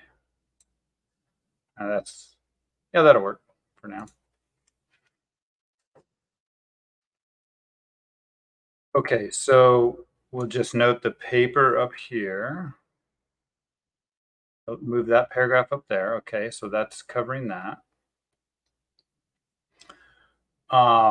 This is related to those, extra replicates that were performed. Additional simulations beyond those presented, MSAB017 resulted in more precise and slightly different values performance metrics, but the comparisons between management procedures remained the same. So that's covering that topic. Scroll up a little bit more for 1718. We talk about what the results actually are with the PDO regimes. Yeah, and so this was a considerable amount of discussion around this. This is just the summary that I provided. Had little effect on priority objectives, low and high PDOs, low and high TCYs. Affected the long-term distribution of spawning biomass differently in each biological region, and may have as much or a larger effect on the long-term distribution of spawning biomass in each biological region than fishing. That's not worded very well. This is a little confusing. Yeah, the 17C was really the takeaway from our conversation following the presentation, and I'm trying to figure out how to make it a bit more punchy. Yeah, and there were a number of comments made. One was, one part of this was, what if the PDO does become shorter? We might want to put something in there that this can be, this tool can be used to investigate certain scenarios.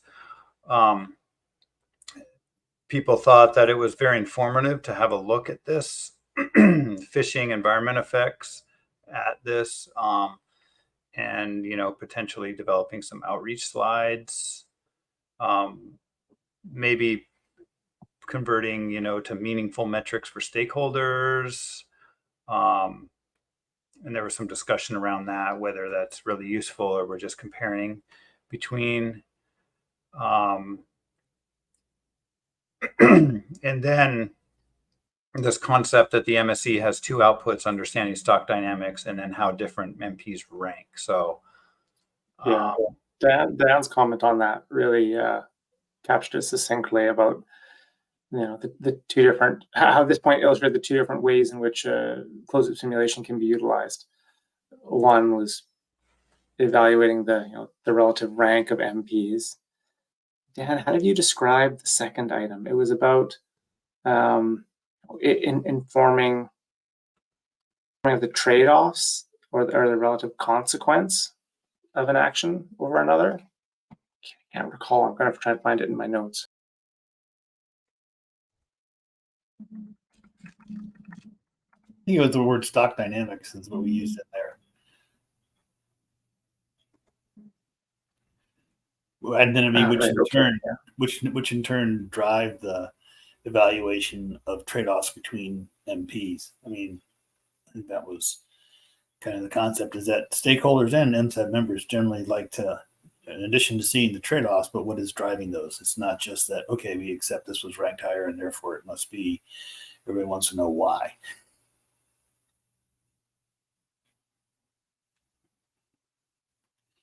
Then I would agree. I was going to suggest that in 18, you say that we requested that the Secretariat prepare outreach materials that synthesize the effect of PDO regimes and fishing pressure. Well, we put that as its own paragraph. Yeah. Oh, sorry. I didn't know you had an 18 already. I thought it was the new one. But yeah, that's what that is. Where the blue is highlighted, that was where I was going to put the request. Yep. So that the Secretariat develop outreach materials that synthesize the effect of the PDO. And do we want to say recruitment and size at age on?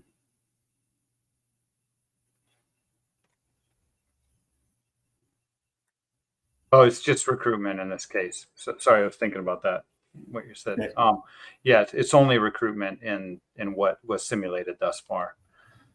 to develop outreach materials that what was the wording, Dan? Reflect? That synthesize the effect right. of the PDO and recruitment on short and long-term stock sizes, or as well as the effects of fishing pressure. Something like that, you know. Yep. That's a placeholder for it.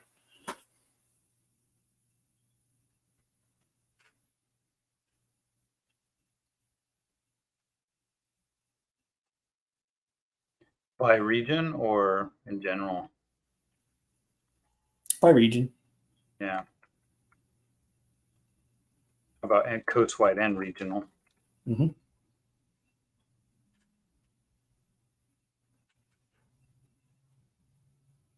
PDO recruitment on the effect. Yeah. Wow, this is a real mess.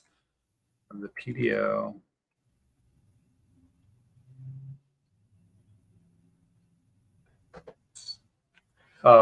Anything else in there, Dan? Sorry, I'm losing the thread here. Yeah, and then I guess I would end after stock dynamics and the relative effect of fishing pressure. Okay, yeah. And people can wordsmith that afterward, but that's the concept, yep. right? Yep.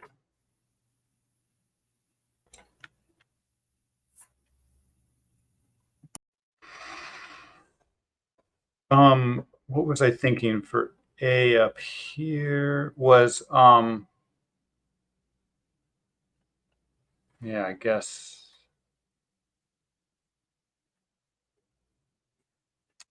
I was not. What happened? For 18A, do we change low PDO and high PDO to, or no, sorry, not the PDO, but the low TCEY and the high TCEY to lower and higher? Because there's sort of a value judgment in there about this is low and this is high. Right. And then a question about 17 in terms of understand stock dynamics. Is it understand stock dynamics or is it understand like the impacts of stock dynamics? Understand.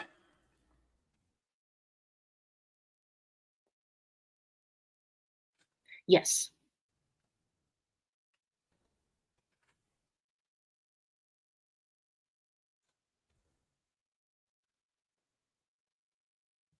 And so, Dan, I think you were going into, you know, the concept that both of these are useful for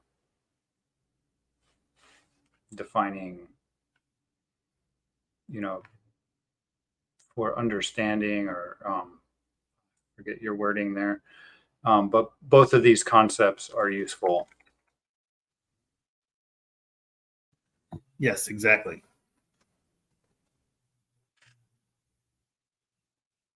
Understand something. Both of these concepts are useful.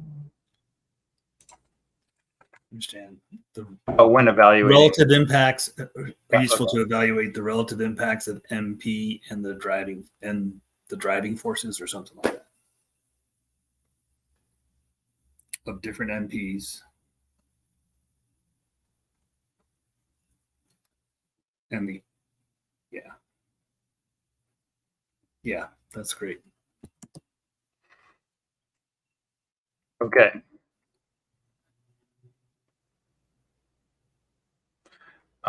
Yeah, no, I think that captures it. So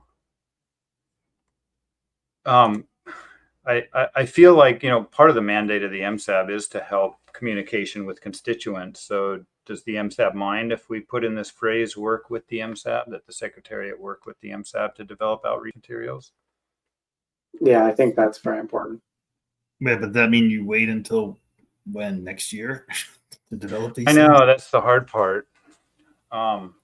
Well, I certainly wouldn't want to go away, develop a bunch of outreach materials and then send them out without the MSAB having to look at them in some way. You could put an agenda item on October saying, you know, outreach materials for the January annual meeting, and you can run a couple of different presentations by us and we can comment on them. Right. So there currently is not an October meeting scheduled. Oh. Yeah, that's what I was actually just going to say, jump the gun on that in the agenda, but I do think that's going to be a discussion point for tomorrow for sure, Alan, is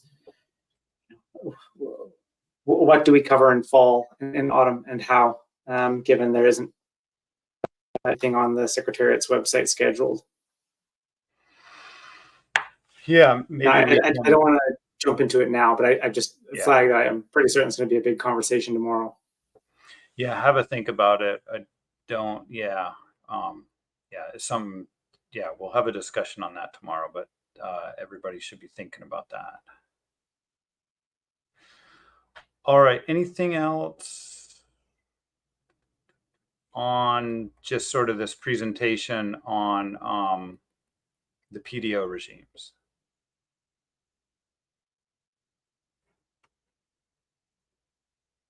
Actually, you can put a sentence at the beginning saying that the MSAB appreciated the work of the Secretariat. And I mean, you did this in response to some of our requests, right? Yeah, I mean, it certainly was things I've heard from the MSAB, but it wasn't a specific. Was it a request? It might have been a request from quite a while ago, but I don't think it was a more recent request. So even if we didn't ask you for this specific thing, Alan, I'm sure there's many other things that we've asked you for and we have not said thank you. So I'm definitely comfortable with at least putting that acknowledgement in. That's up to you. So at the part of this, I put at the beginning of the section, but finish writing it. Oh, even before 18 here? Or is this just in reference to the PDO regimes analysis, the environmental analysis? You're right. It's in reference to the PDO analysis. I don't So appreciate the fact that you updated the model at all. Yeah, and so start with the understanding the impacts, and that's useful in general.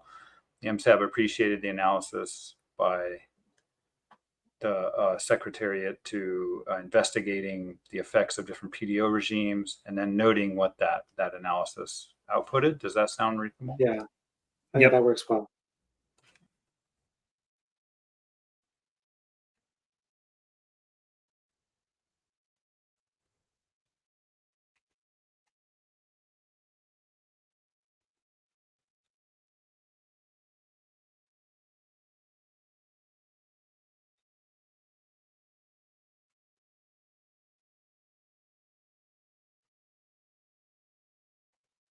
Okay. Thanks for that, Dan. Appreciate that myself.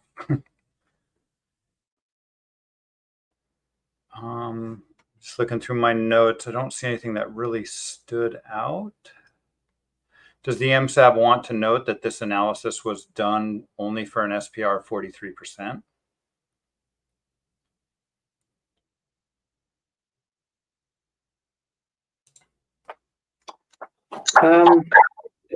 If you've got something, sure. I don't know that it's a make or break. Given most of our conversation really got into we have much more detailed conversations coming up about subsequent items. I don't think it's that important because we didn't really ask you to revise the analysis to look at other SPRs. The only reason you would introduce that here is if it led to further action down below. But I think it might be useful because these are results that are pretty specific to that level. They might change at different SPR values. So it might just be more thorough to mention that in some way, if you're okay with that. I'm okay with it. Cool. Let's leave that in for now then. Yeah. Okay.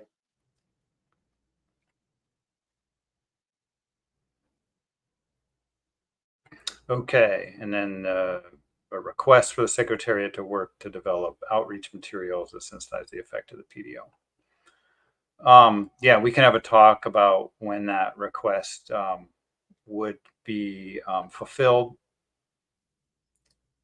Yeah, or we could strike work with the MSAB, and I could go away and try to do it, but I would definitely want help from all of you or some of you or something like that.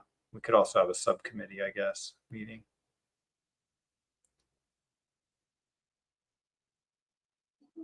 Yeah, I think if we put together an ad hoc group, a subcommittee, that would be one venue to actually get the work done.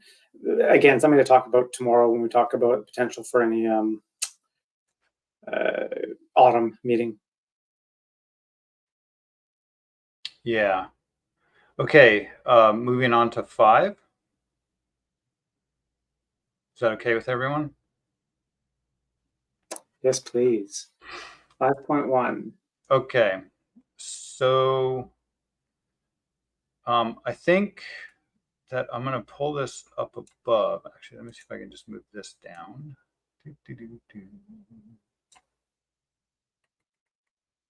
Yeah, so I think just generally the paper applies to 5.1, 5.2, all those different things. I guess I need to talk to Dave about how we assign papers to different agenda items. But nevertheless, I think we note the paper, all this stuff like that. And I was wondering if right here, we want to say that MSAB noted something about the Harvard Strategy Policy document. Do you think that belongs right here? Do you think it belongs in agenda item 4? The problem is in the report, we really can't add a new agenda item, but I think it can fall into the program of work because we could say something. The MPAD noted that the Secretariat will update the Harvest Strategy Policy document to reflect work completed in the MSE process and to identify areas that are incomplete or to be completed, areas to be completed.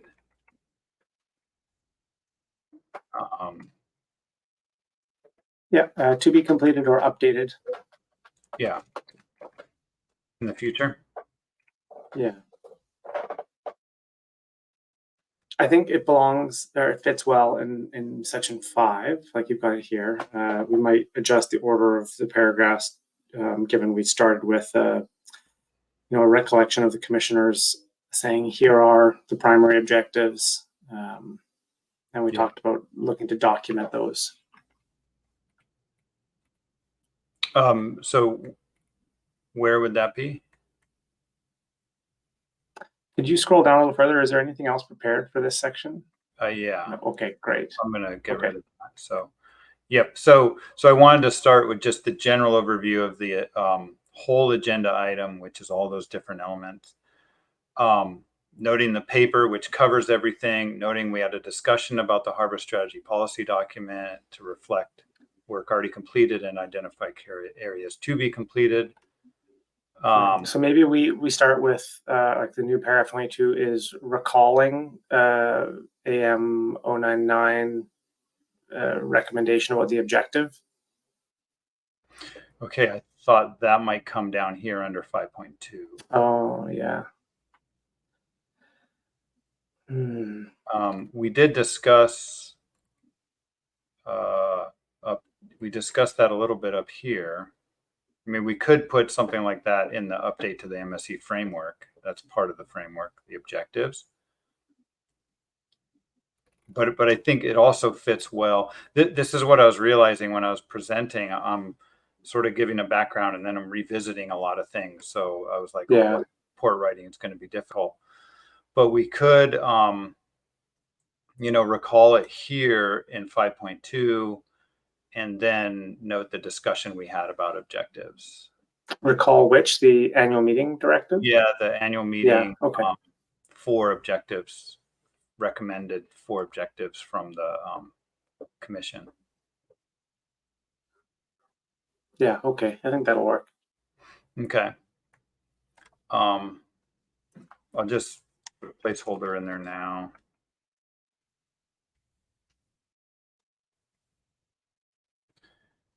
But while Alan's doing that, go ahead, Alan. Sorry. Oh, I was just thinking, do we want to back up and visit and fill in 5.1 before we get to those objectives? Sure, I'll go through my notes as well. I'll just interject noting that we are past 5. I understand if some folks need to depart for other arrangements. Attendance is always appreciated, but not expected when we're after hours here. So if folks need to sign off, please feel free to do so. We'll talk to you tomorrow morning.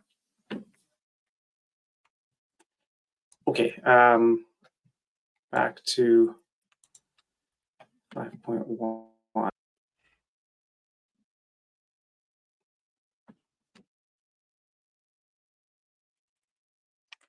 Yeah, sorry. Yeah, So, no, Dan had a few suggestions for this in the real specifics of elements of the management procedures to evaluate in the future or to simulate. But I wonder if we want any back. We don't really need any background unless the tab wants to recall the AM099 agreed that there's still utility in investigating multi-year. I think some of those headers wouldn't hurt. Is, you know, like I think we had kind of broken it down to multi-year assessments was like one major, and then the SPR, you know, evaluating the new SPR number, and then we talked about the F-36 target or whatever you want to call it now.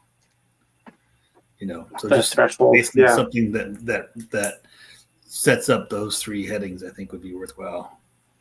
You know.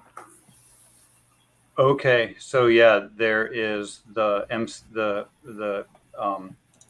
paragraph from AM099 on there's utility in the multi-year. There's a paragraph in AM099 on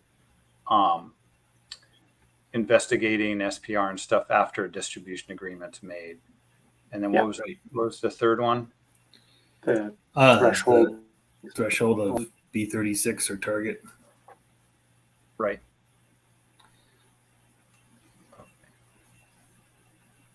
And that one would go under objectives, though, I think. Yeah. I think it's listed on slide 3 what you're looking for of 07. Mm-hmm. Oh, paper 7. Is that what you said, Chris? Slide 3 of paper 7? Yep. First edition 07, slide 3, I think, 3 points. Yep, and I can fill those in. So that's paragraph 85. And I'll just put a note here that this is multi-year. And then I'll just fill these in. You don't need to watch me try to get all that text in here. And this one is distribution SPR after distribution procedure. Unless you want to see those again, I can paste those in. I'm good with that. We can come back tomorrow. Yeah. Yep. And so I think up here we can then fill those in, and then down here this one will be the discussion of 2.1, the target threshold discussion. Yeah. So I can just input. This is something Dan has sent. Oh, that's weird. Sorry. I'm going to formatting, not Dan's input. Yeah, right. No, yeah, the formatting's weird. Okay, there we go. Oh, that red is annoying. Actually, I'm going to take out the blue. I don't think we need the blue in there. It's super annoying. Not sure that's any better. How does it look on your screen? This is all track changes, so I really can't do anything about the red color. It's okay. It'll suffice for now. Thanks. I can change the view if it's really bothering people. It works fine for now. Okay. Yeah, so these are just some notes I was taking on the points that were brought up, and over the break I just threw some draft language together. Feel free to modify. This is really helpful, Dan. Thanks. Before we get into wordsmithing these pieces, a couple of other items that came up during the multi-year assessment discussion was understanding how this, potentially poses a new question about what's the value of information that's garnered from the surveys. Yep. We had talked about, I think Scott had raised a point about, well, what are the timelines for if we had a multi-year assessment for suddenly changing things? So maybe both of those go under like a broader consideration. That there are, if multi-year assessments were to be implemented as an MP, the MSAB anticipates there to be discussion or questions about the value of information the survey garners, the ability to, I don't know what the word is, the ability to pivot a management procedure or adjust a management procedure on short notice. I don't know that we have any specific recommendations here, just noting that we had some almost navel-gazing conversations about, well, what might this mean? Really just brainstorming.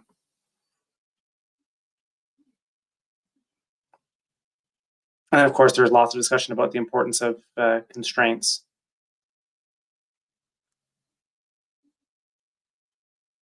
Or presumed importance of constraints. Yes.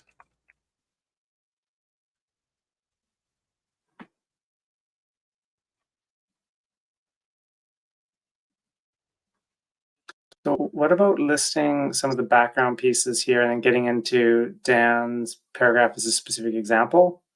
Or do we want to switch the order around? Any thoughts on that, Dan? As I stall and read your paragraph again? You should actually, there's about 4 paragraphs in this, and each one just has a note that try and sets up an action. So, you can reformat it however you want. And I think instead of MSAB agreed, I would say the MSAB requests, if we can elevate it to that level on all of those, but I left them blank.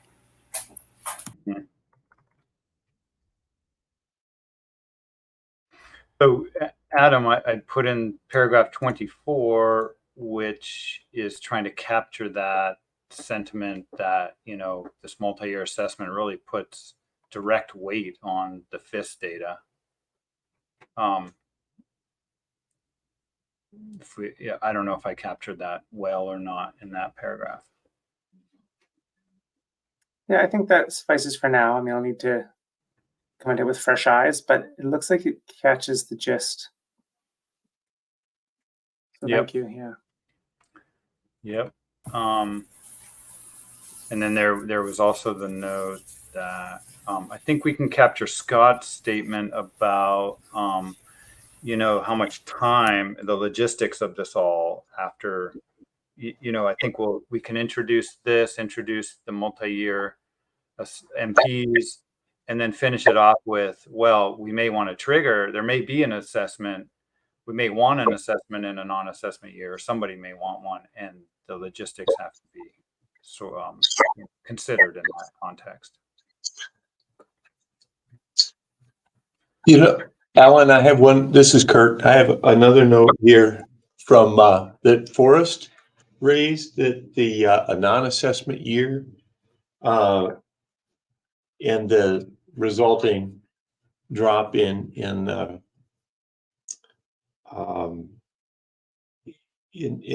precision may be less of an issue in a big in years of big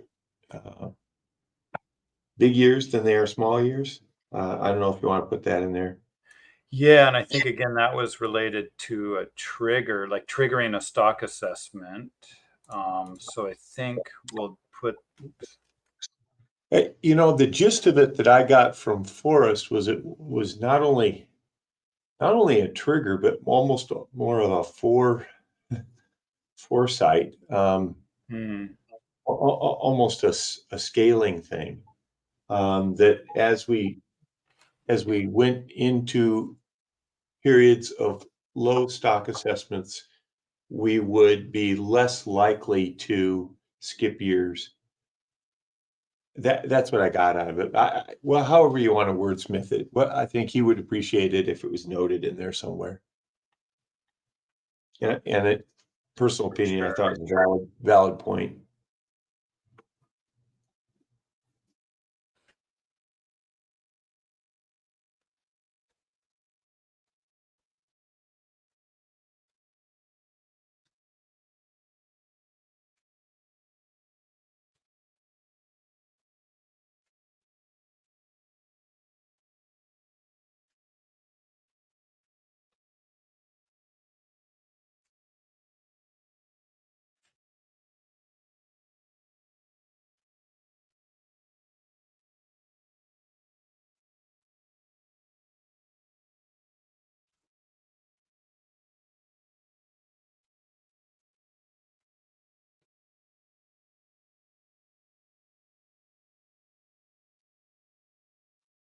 Yeah, that looks great. Thanks a lot.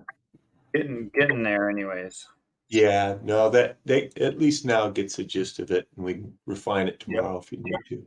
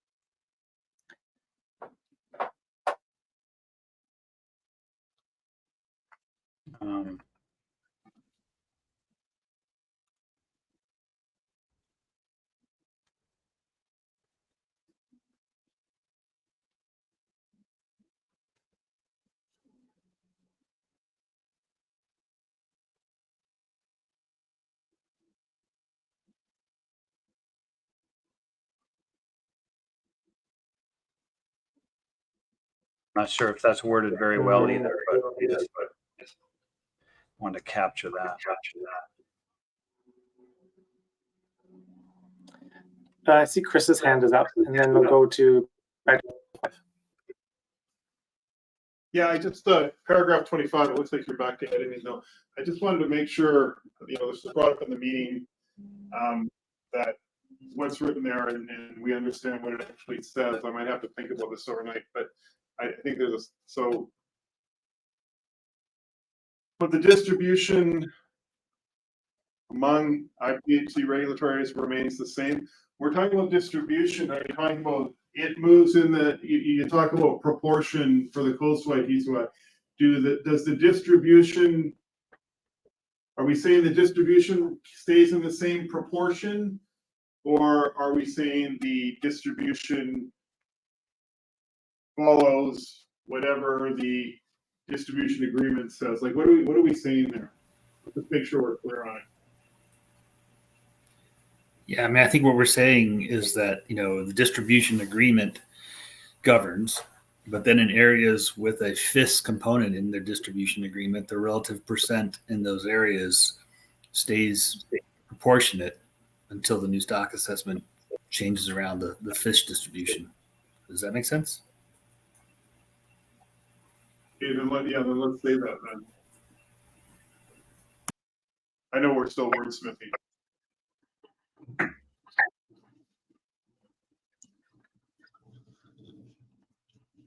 Can you speak to that point again? I'm not sure I followed.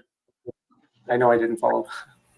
Well, I think the first noted is responsive to Angel's comments about how the changes in the FIS design may be affecting some of the areas, and so we're requesting, and that's kind of a basis for perhaps holding the FIS component of areas that have a FIS component in their distribution constant in between years, rather than what C does now, which is basically adjusted based on the new FIS each year.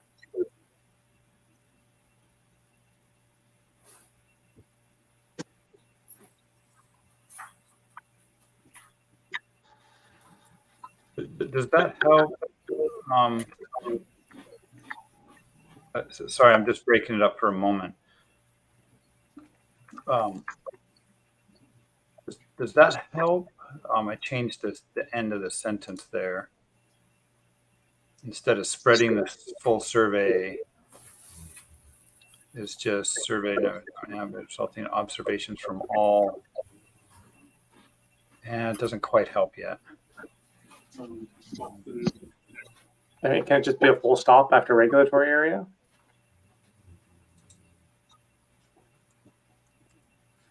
On an annual basis, I think you put the full stop after basis. Yeah. Or may reduce the number of fish stations surveyed in the regulatory area from year to year.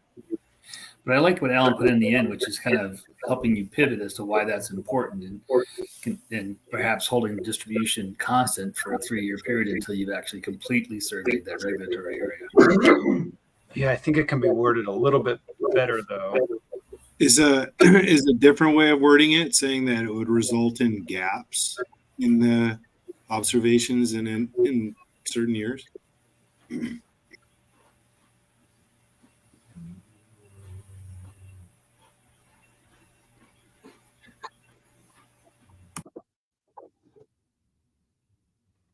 Yeah, I think what Dan, I'm trying to paraphrase Dan here, but what I'm getting out of this is that I think Dan's trying to set up the justification for some sort of smoothing across years because you really don't have observations. Your observations are occurring at a 3-year interval or something like that as well. Yeah. I mean, I'm happy to take advice. I'm just trying to clear it up in my mind as well. Yeah, 3 years or longer for some areas.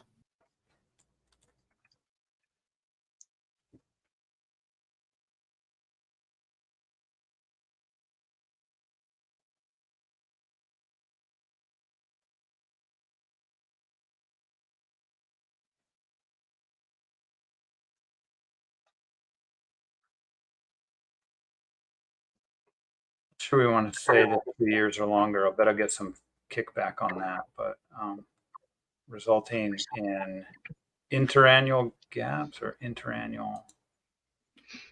I'd rather put it here so it's clear in our mind to get the kickback that we can deal with tomorrow than try to arrange it if we can. Yeah, true. Is 24, 25, and 26 sort of all getting at the same idea in terms of because of the way that the FIS is set up, we're going to have some areas that will not be surveyed in every single year. And so then there's the practical outcome in terms of how you want to think about how you set up the FIS a bit more, which I think is what 24 is at in terms of the data that we're using. And then here's the modeling outcome that we want to have people think about, which is 26. Yeah, and I temporarily split 26 off of 25. We'll recombine them. I was just trying to focus on that one sentence. But I think, Dan, you would prefer them to be together because it's the justification. Is that correct? No, it's not. It can be separated. I mean, and you can get rid of the therefore and just start with our request. Yeah. But I think you're right, Anne Marie. They all related and they're building up to this request. Correct. I'm just trying to figure out a way to state that there's these gaps in some areas.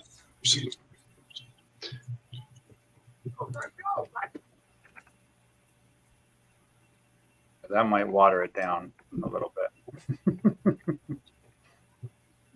If I may, could I ask a question here? Mm-hmm.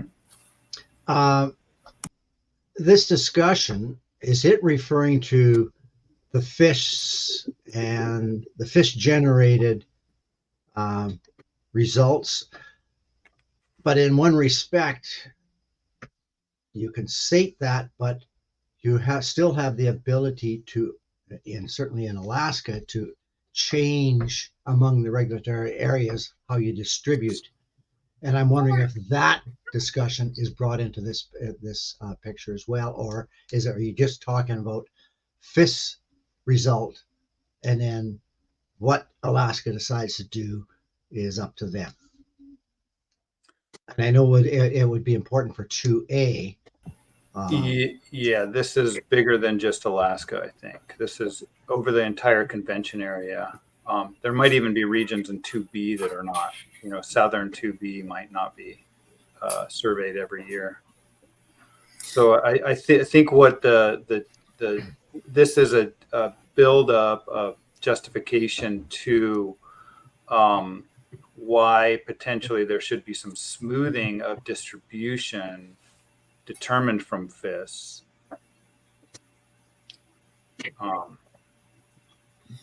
And in response to Chuck, this really is what defines the base distribution formula. And yes, the U.S. can move fish between areas after that base is set, but there needs to be some management procedure that sets the base. I think that's what we're trying for here. Yeah, I remember bringing up if commercial CPU data was included, and I remember Chris had wanted to talk about that, and I don't know if that was discussed. I had to step away for a little bit, so I might have missed it.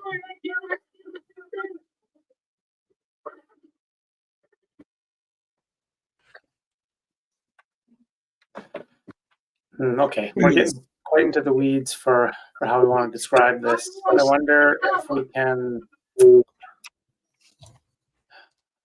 we can focus on paragraph 26, or maybe just put a pin in these pieces and reflect on it overnight.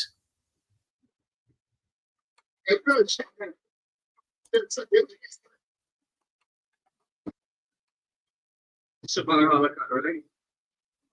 wonder if people can make sure they're muted. There's some feedback coming through. And I don't want to stifle conversation, but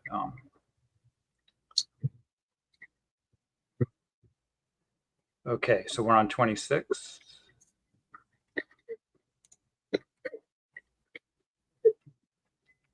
Yeah, Kurt, could you mute yourself, please? Unless you have something for 26.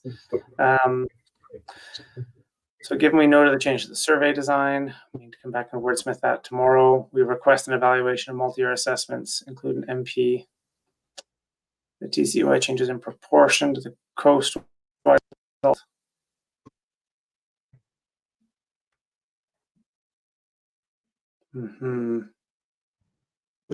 But I think we would say, but the FIS component of the distribution formula among IPHC regulatory areas stays the same.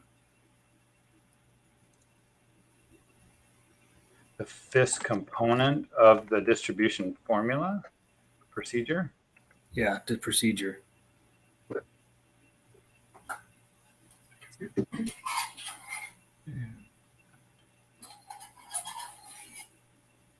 Where the coastwide TCUI changes in proportion with the coastwide FIS results in between stocks.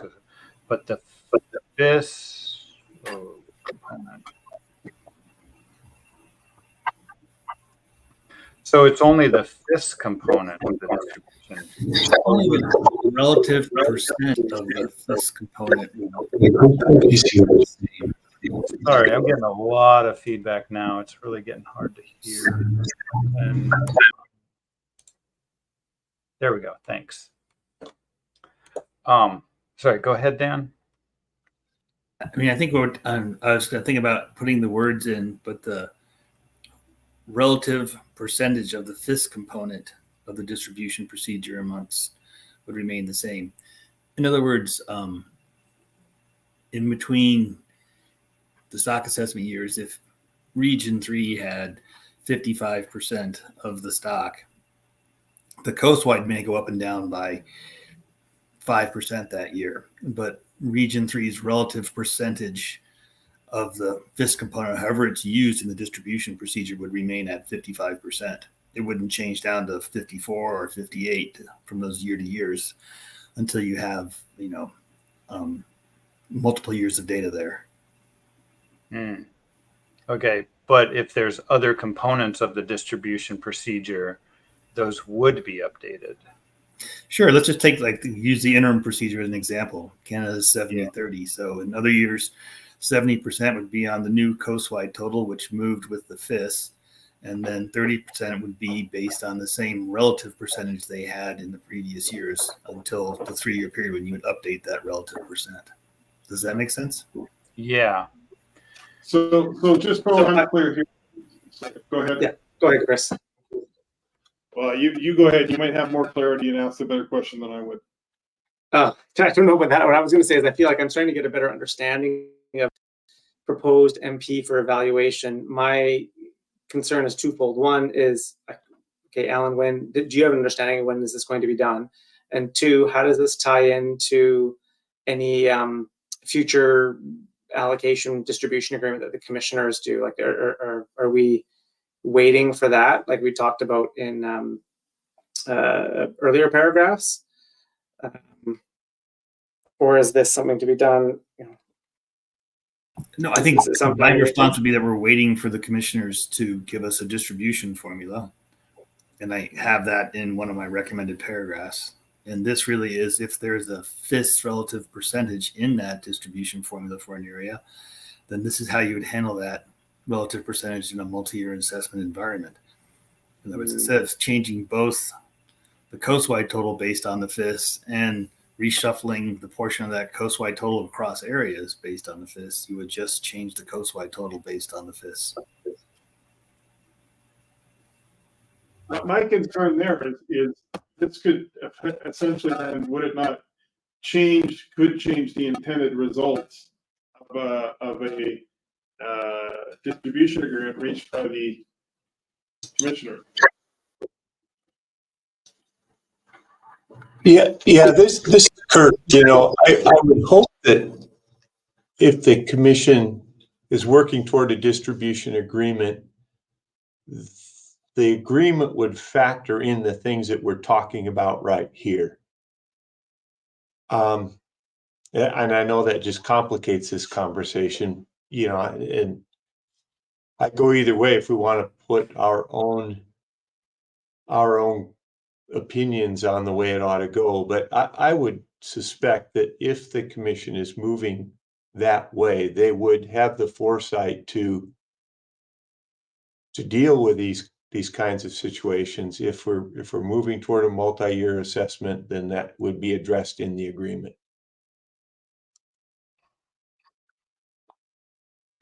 Actually, Kurt, really quick, let me jump in, and you sparked an interesting thought in that what I'm trying to do is in response to B, which is the one that the slides recommended move forward, which changes both the coastwide assessment based on the FIS and would by default redistribute amongst the different areas based on the FIS. And so what I heard you just say, Kurt, is maybe the way to proceed is to put a pin in it for a little bit until after the commission comes up with a distribution agreement. And then then B would then be changed to be that it would track the coastwide number based on the year, and then the distribution agreement would govern how that's distributed rather than having a second part of B that we do now. Is that kind of it? That's what I was getting at. Yes. One way to craft this. Yeah.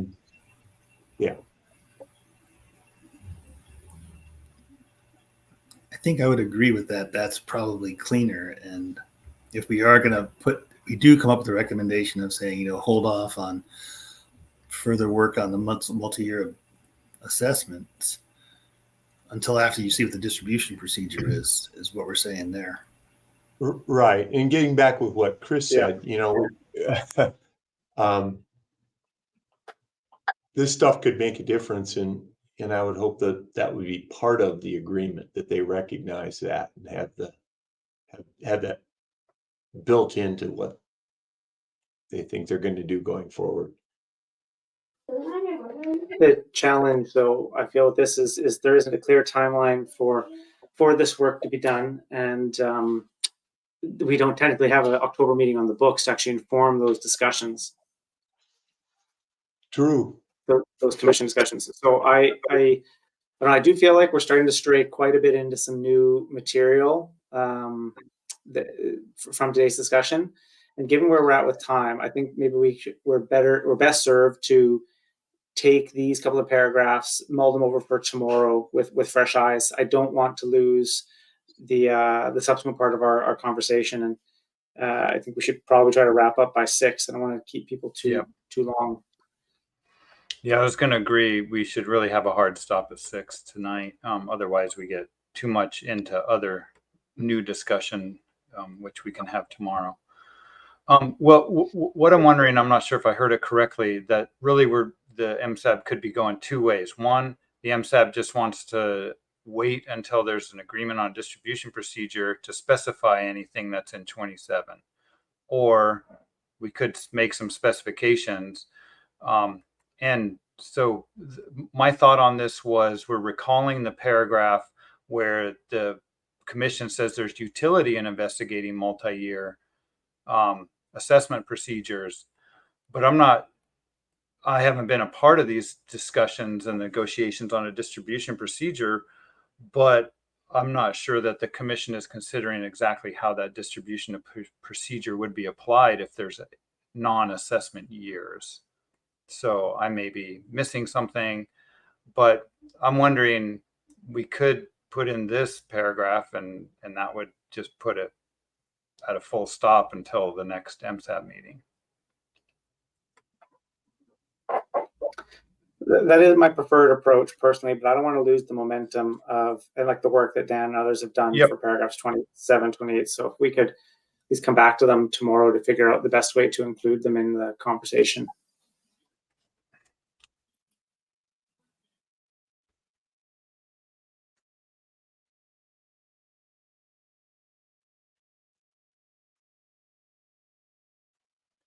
And it could be retained in saying, the MSAB agreed that subsequent to an agreement on a distribution procedure, these are potential elements to investigate. And then we could wordsmith those elements, A, B, and C. I mean, I think we're going to need to do the subsequent to an agreement one if we're going to, because I do think we did make some recommendations about constraints and that type of thing. And so the question is whether or not we include 27C as one of those subsequent ones. Okay. And I'm fine with not. If the group decides to go with paragraph 26, then we don't need C at this point.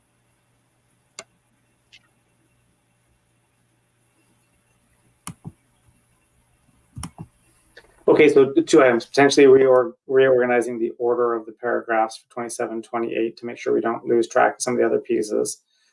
And then the other piece is, the other item is how we document 27. I don't think they're totally mutually exclusive. If 26 was adopted and 27 still had a place there, maybe it's just the verb that's adjusted. And noting this part of it as well, subsequent to an agreement. Right. I mean, I think 27, if we do subsequent to an agreement, then 27A and B reflects, A is the coastwide constraint and B is the smoothing of the survey between, regulatory area constraint that we discussed is what would go into those. Okay, yeah, we might have to have more discussion about this because I am a little bit confused. I was thinking these are more elements in non-assessment years, how the empirical rule operates. Right, yeah. I think we need to take just the night to think about this. I would prefer to do that because I think we're straying away from what was actually discussed at the meeting. Yeah. Okay. Yeah, we can bring this up in the morning. Yeah, we can have a draft document, come back to it in the morning. But let's move on to the next couple of paragraphs. I think it's 30, maybe 28, 29. I'm just going to put that there. That was a comment from Sarah that 032 does not necessarily have to be the only option. So something that's again for discussion. So, what was there anything else we could write in this section on management procedures? Hey, Alan, this is Forrest. Yeah. I didn't see it in any of these numbered lines where it talked about constraints. Where are those? I was just gonna bring that up. And that's not necessarily dependent on a distribution agreement. So I think that is useful to bring back up that the MSAB is still interested in constraints on the change in the TCY, whether at the coastwide or area level, something along that lines. Yeah, and maybe I was off in left field, but I brought up the point, whether it was valid or not, that the that the FIS has its own variability, and that we're talking about constraints like a max 15, but also smoothers if we're actually going to use the change in FIS to drive distribution or something like that, because I've seen it here in the past several years where we've had quite a bit of variability between years just in the FIS, but maybe that's after it was run through the assessment. I don't know. Maybe there's really not the need for that, but it was brought up if it's a valid point. And the other thing that might fit in this section, or would fit in this section, is any of these options that would freeze TCY for a particular area, especially in low abundance, could be harmful to a particular fishery.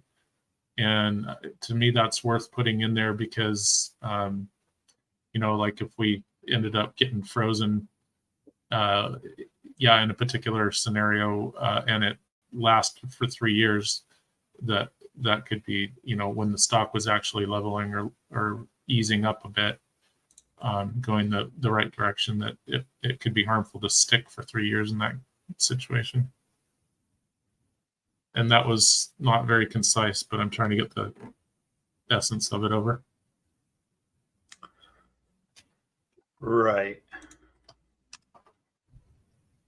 Yeah, we may have to sort of just outline, and it'd probably be best to do it out of the report, outline all the sort of elements that are on the table right now. I'm not sure if I'm a Canadian or US term there, but the things that are being considered, all the elements that are being considered, and have a discussion about what of those elements end up in the report. So what I'm seeing, let me just, I don't know how best to proceed now, because it seems like we're still in a discussion point and a whole lot of different concepts are coming up, and the MSAB hasn't had a chance to discuss them yet. Yeah. So I'm wondering if at this meeting for the MSAB, since it really isn't clear that I'll be going away and have to do a bunch of simulation work, that maybe the MSAB can outline elements of interest to evaluate in the future, and those can then be finalized at the next MSAB meeting once we're a little further down the road here. And so what I'm seeing are constraints coastwide and at the area level. I'm seeing multi-year assessments, different elements of the empirical rule there, SPRs and other things like that. So would it be perhaps we could define some general themes in the report, but then have some ancillary document for folks to go away and submit some more detailed thoughts as like submissions that we can raise at the next meeting, or distribute to folks in like pseudo intercessional. Yeah, I totally agree, because I don't want to lose these great threads that are coming up, but I don't know that the MSAB is ready to actually make specific recommendations on these things. And we could just be spinning our wheels for a while trying to do that. Does that make sense?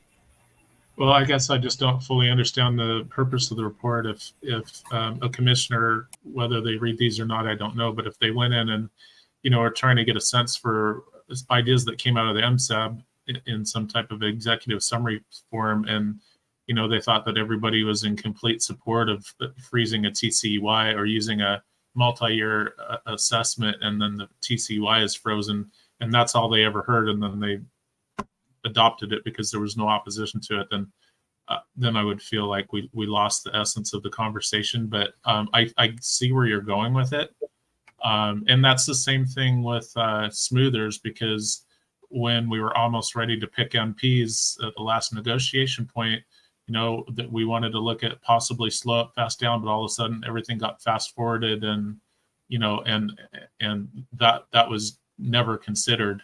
Only what was on the record was considered, sort of. I don't know. Yeah, just don't mind me. You guys are way, way higher level than I am, and I'm still an infant and all those stuff. So just do what you're suggesting, and I'm sure that makes the most sense. Not at all, Forrest. It's not about higher level or anything like that. It's more making sure that we, one, capture the general themes, that it is communicated clearly to readers, whether it's commissioners or others, and then two, we are able to articulate these themes in a greater detail so they can be operationalized by Alan and others, and that the entire MSAB's had an opportunity to discuss it. I don't think we've met the bar for either of those two yet. So the proposal is keep the themes in the minutes in the report, and then we develop some other document to further flesh out those specific technical details of management procedures to evaluate. And that those fleshing out will occur at the next MSAB meeting. So, Forrest, I definitely don't want to lose track of constraints. And, we can have a paragraph, the MSAB agreed that future investigation of coast-wide constraints and constraints at area level would be useful to evaluate in the future. Another paragraph could be the MSAB agreed or noted or agreed or whatever it is that there are concerns about holding the TCY constant for a 3-year period that may be challenging for certain sectors, or to get those points out there. We want to make sure those points are made here. But I don't think we're ready to say the MSAB recommends evaluating this, because You're right. You're right. Yep. But I definitely don't want to lose the thread, and I want to make sure that it is elevated to the commissioners that constraints are something of very much of interest to the MSAB. We just haven't decided exactly how that constraint will look like at this point in time. And we don't need to, because there isn't an urgency to evaluate management procedures right now. We're in a 2-year process, and we can discuss that process tomorrow. Thanks. Yeah. So this is Dan. So in a way, I keep coming back to Kurt's point that are we asking for continued work on the multi-year assessment before there is an agreement on distribution, or are we asking that further work on the multi-year assessment and reevaluation of the SPR be delayed until there is a distribution agreement to incorporate in them? And the reason I kind of think that's a fork in the road is if the answer is one, we're going to say, well, delay things until you guys come up with a distribution agreement. That makes a lot of sense to me. But if we say move ahead on multi-year assessments before you reach a distribution agreement, then we have to specify what the distribution component of those multi-year assessments will look like, right? That's where we're getting ourselves all wrapped up in the details. Exactly. And I don't think that we're ready to specify the real specifics of me to go away tomorrow and start new management procedures. I come back to what we have in 26 and 27 is if people agree that we're going to pause work on multi-year assessments until there is an agreed upon distribution, then 27 says once we start work again, we want to make sure we capture these components. And I think constraints are right up there with A and B and perhaps some other considerations that we've talked about. But to me, that's the decision point. I think if we move ahead with work absent a distribution process, then we need to spend some time specifying what that distribution should be. And I don't think we've got the time to do that. Yeah, it's well put, Dan. I agree. I agree too. This is Kurt. Yeah, so there's constraints. There was SPR values.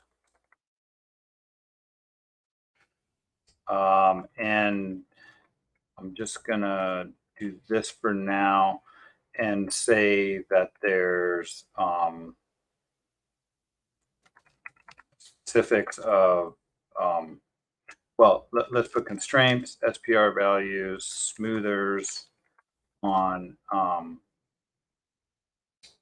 distribution, estimates, estimates of stock distribution.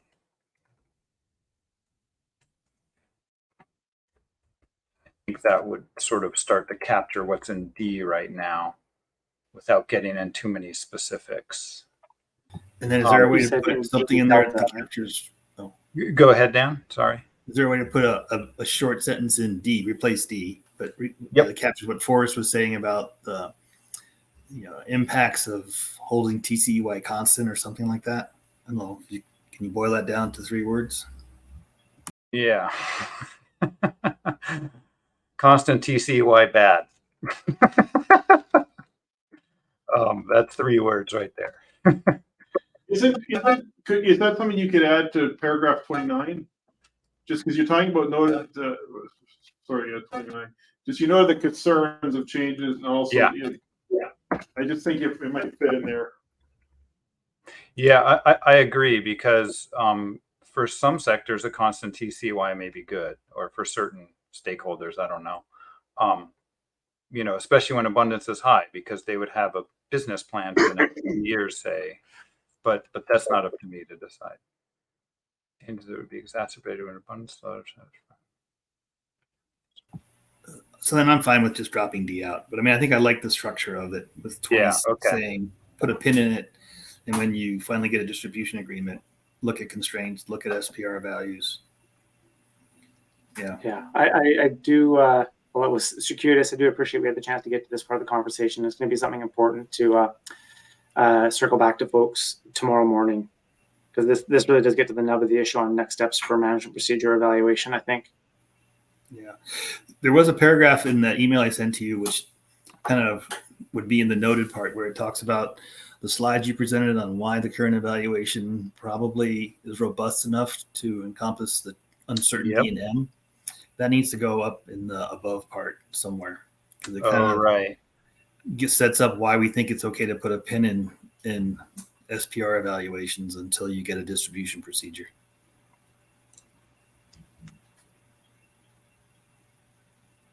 Let me just, sorry about that. Let's reformat here.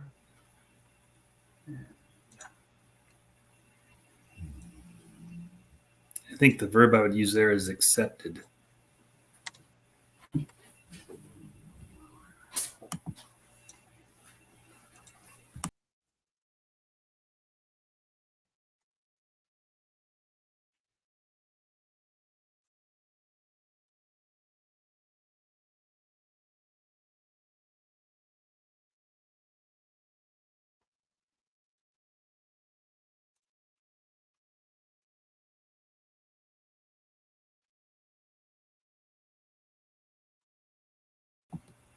And again, wordsmith all you want, but the concept is that you did present some slides to us that kind of show why you think the current estimation and the uncertainty that we have with the estimation of M in the operating model is broad enough that it certainly within the bounds that the new stock assessment shows, and it takes the urgency of a full reevaluation of the SPR off the table for a little bit until distribution is decided. Yeah, I mean, that looks pretty good to me, and I can fill in the details here. I think that works well. Yeah. Go ahead. Sorry. No, I was just, sorry, I lost my train of thought there. Go ahead. Sorry for interrupting. I was going to say, we're almost at 6. I know we haven't got through the full bit of today's agenda, but I think now we're at the end of this subsection, probably a good break point. I do think we've got quite a bit of time to finish drafting more tomorrow, but I'm not sure, Alan, if there's anything that Dave or others at the Secretariat require. Are we in a sufficient position to start cleaning up what we have here? Yes, so I think it's fine. I mean, today's sort of a bonus. I'll go through and clean up a lot of this. I think what I'll do is, sorry for all the scrolling, but I'm going to come down here. I'll just put a break at this point, and just note to Dave that the MSAB is still considering everything below this, so that he doesn't go in and say, what are you talking about? Because there's a lot of stuff here that is sort of, needs to be fleshed out. But I think everything up to this point should be fine.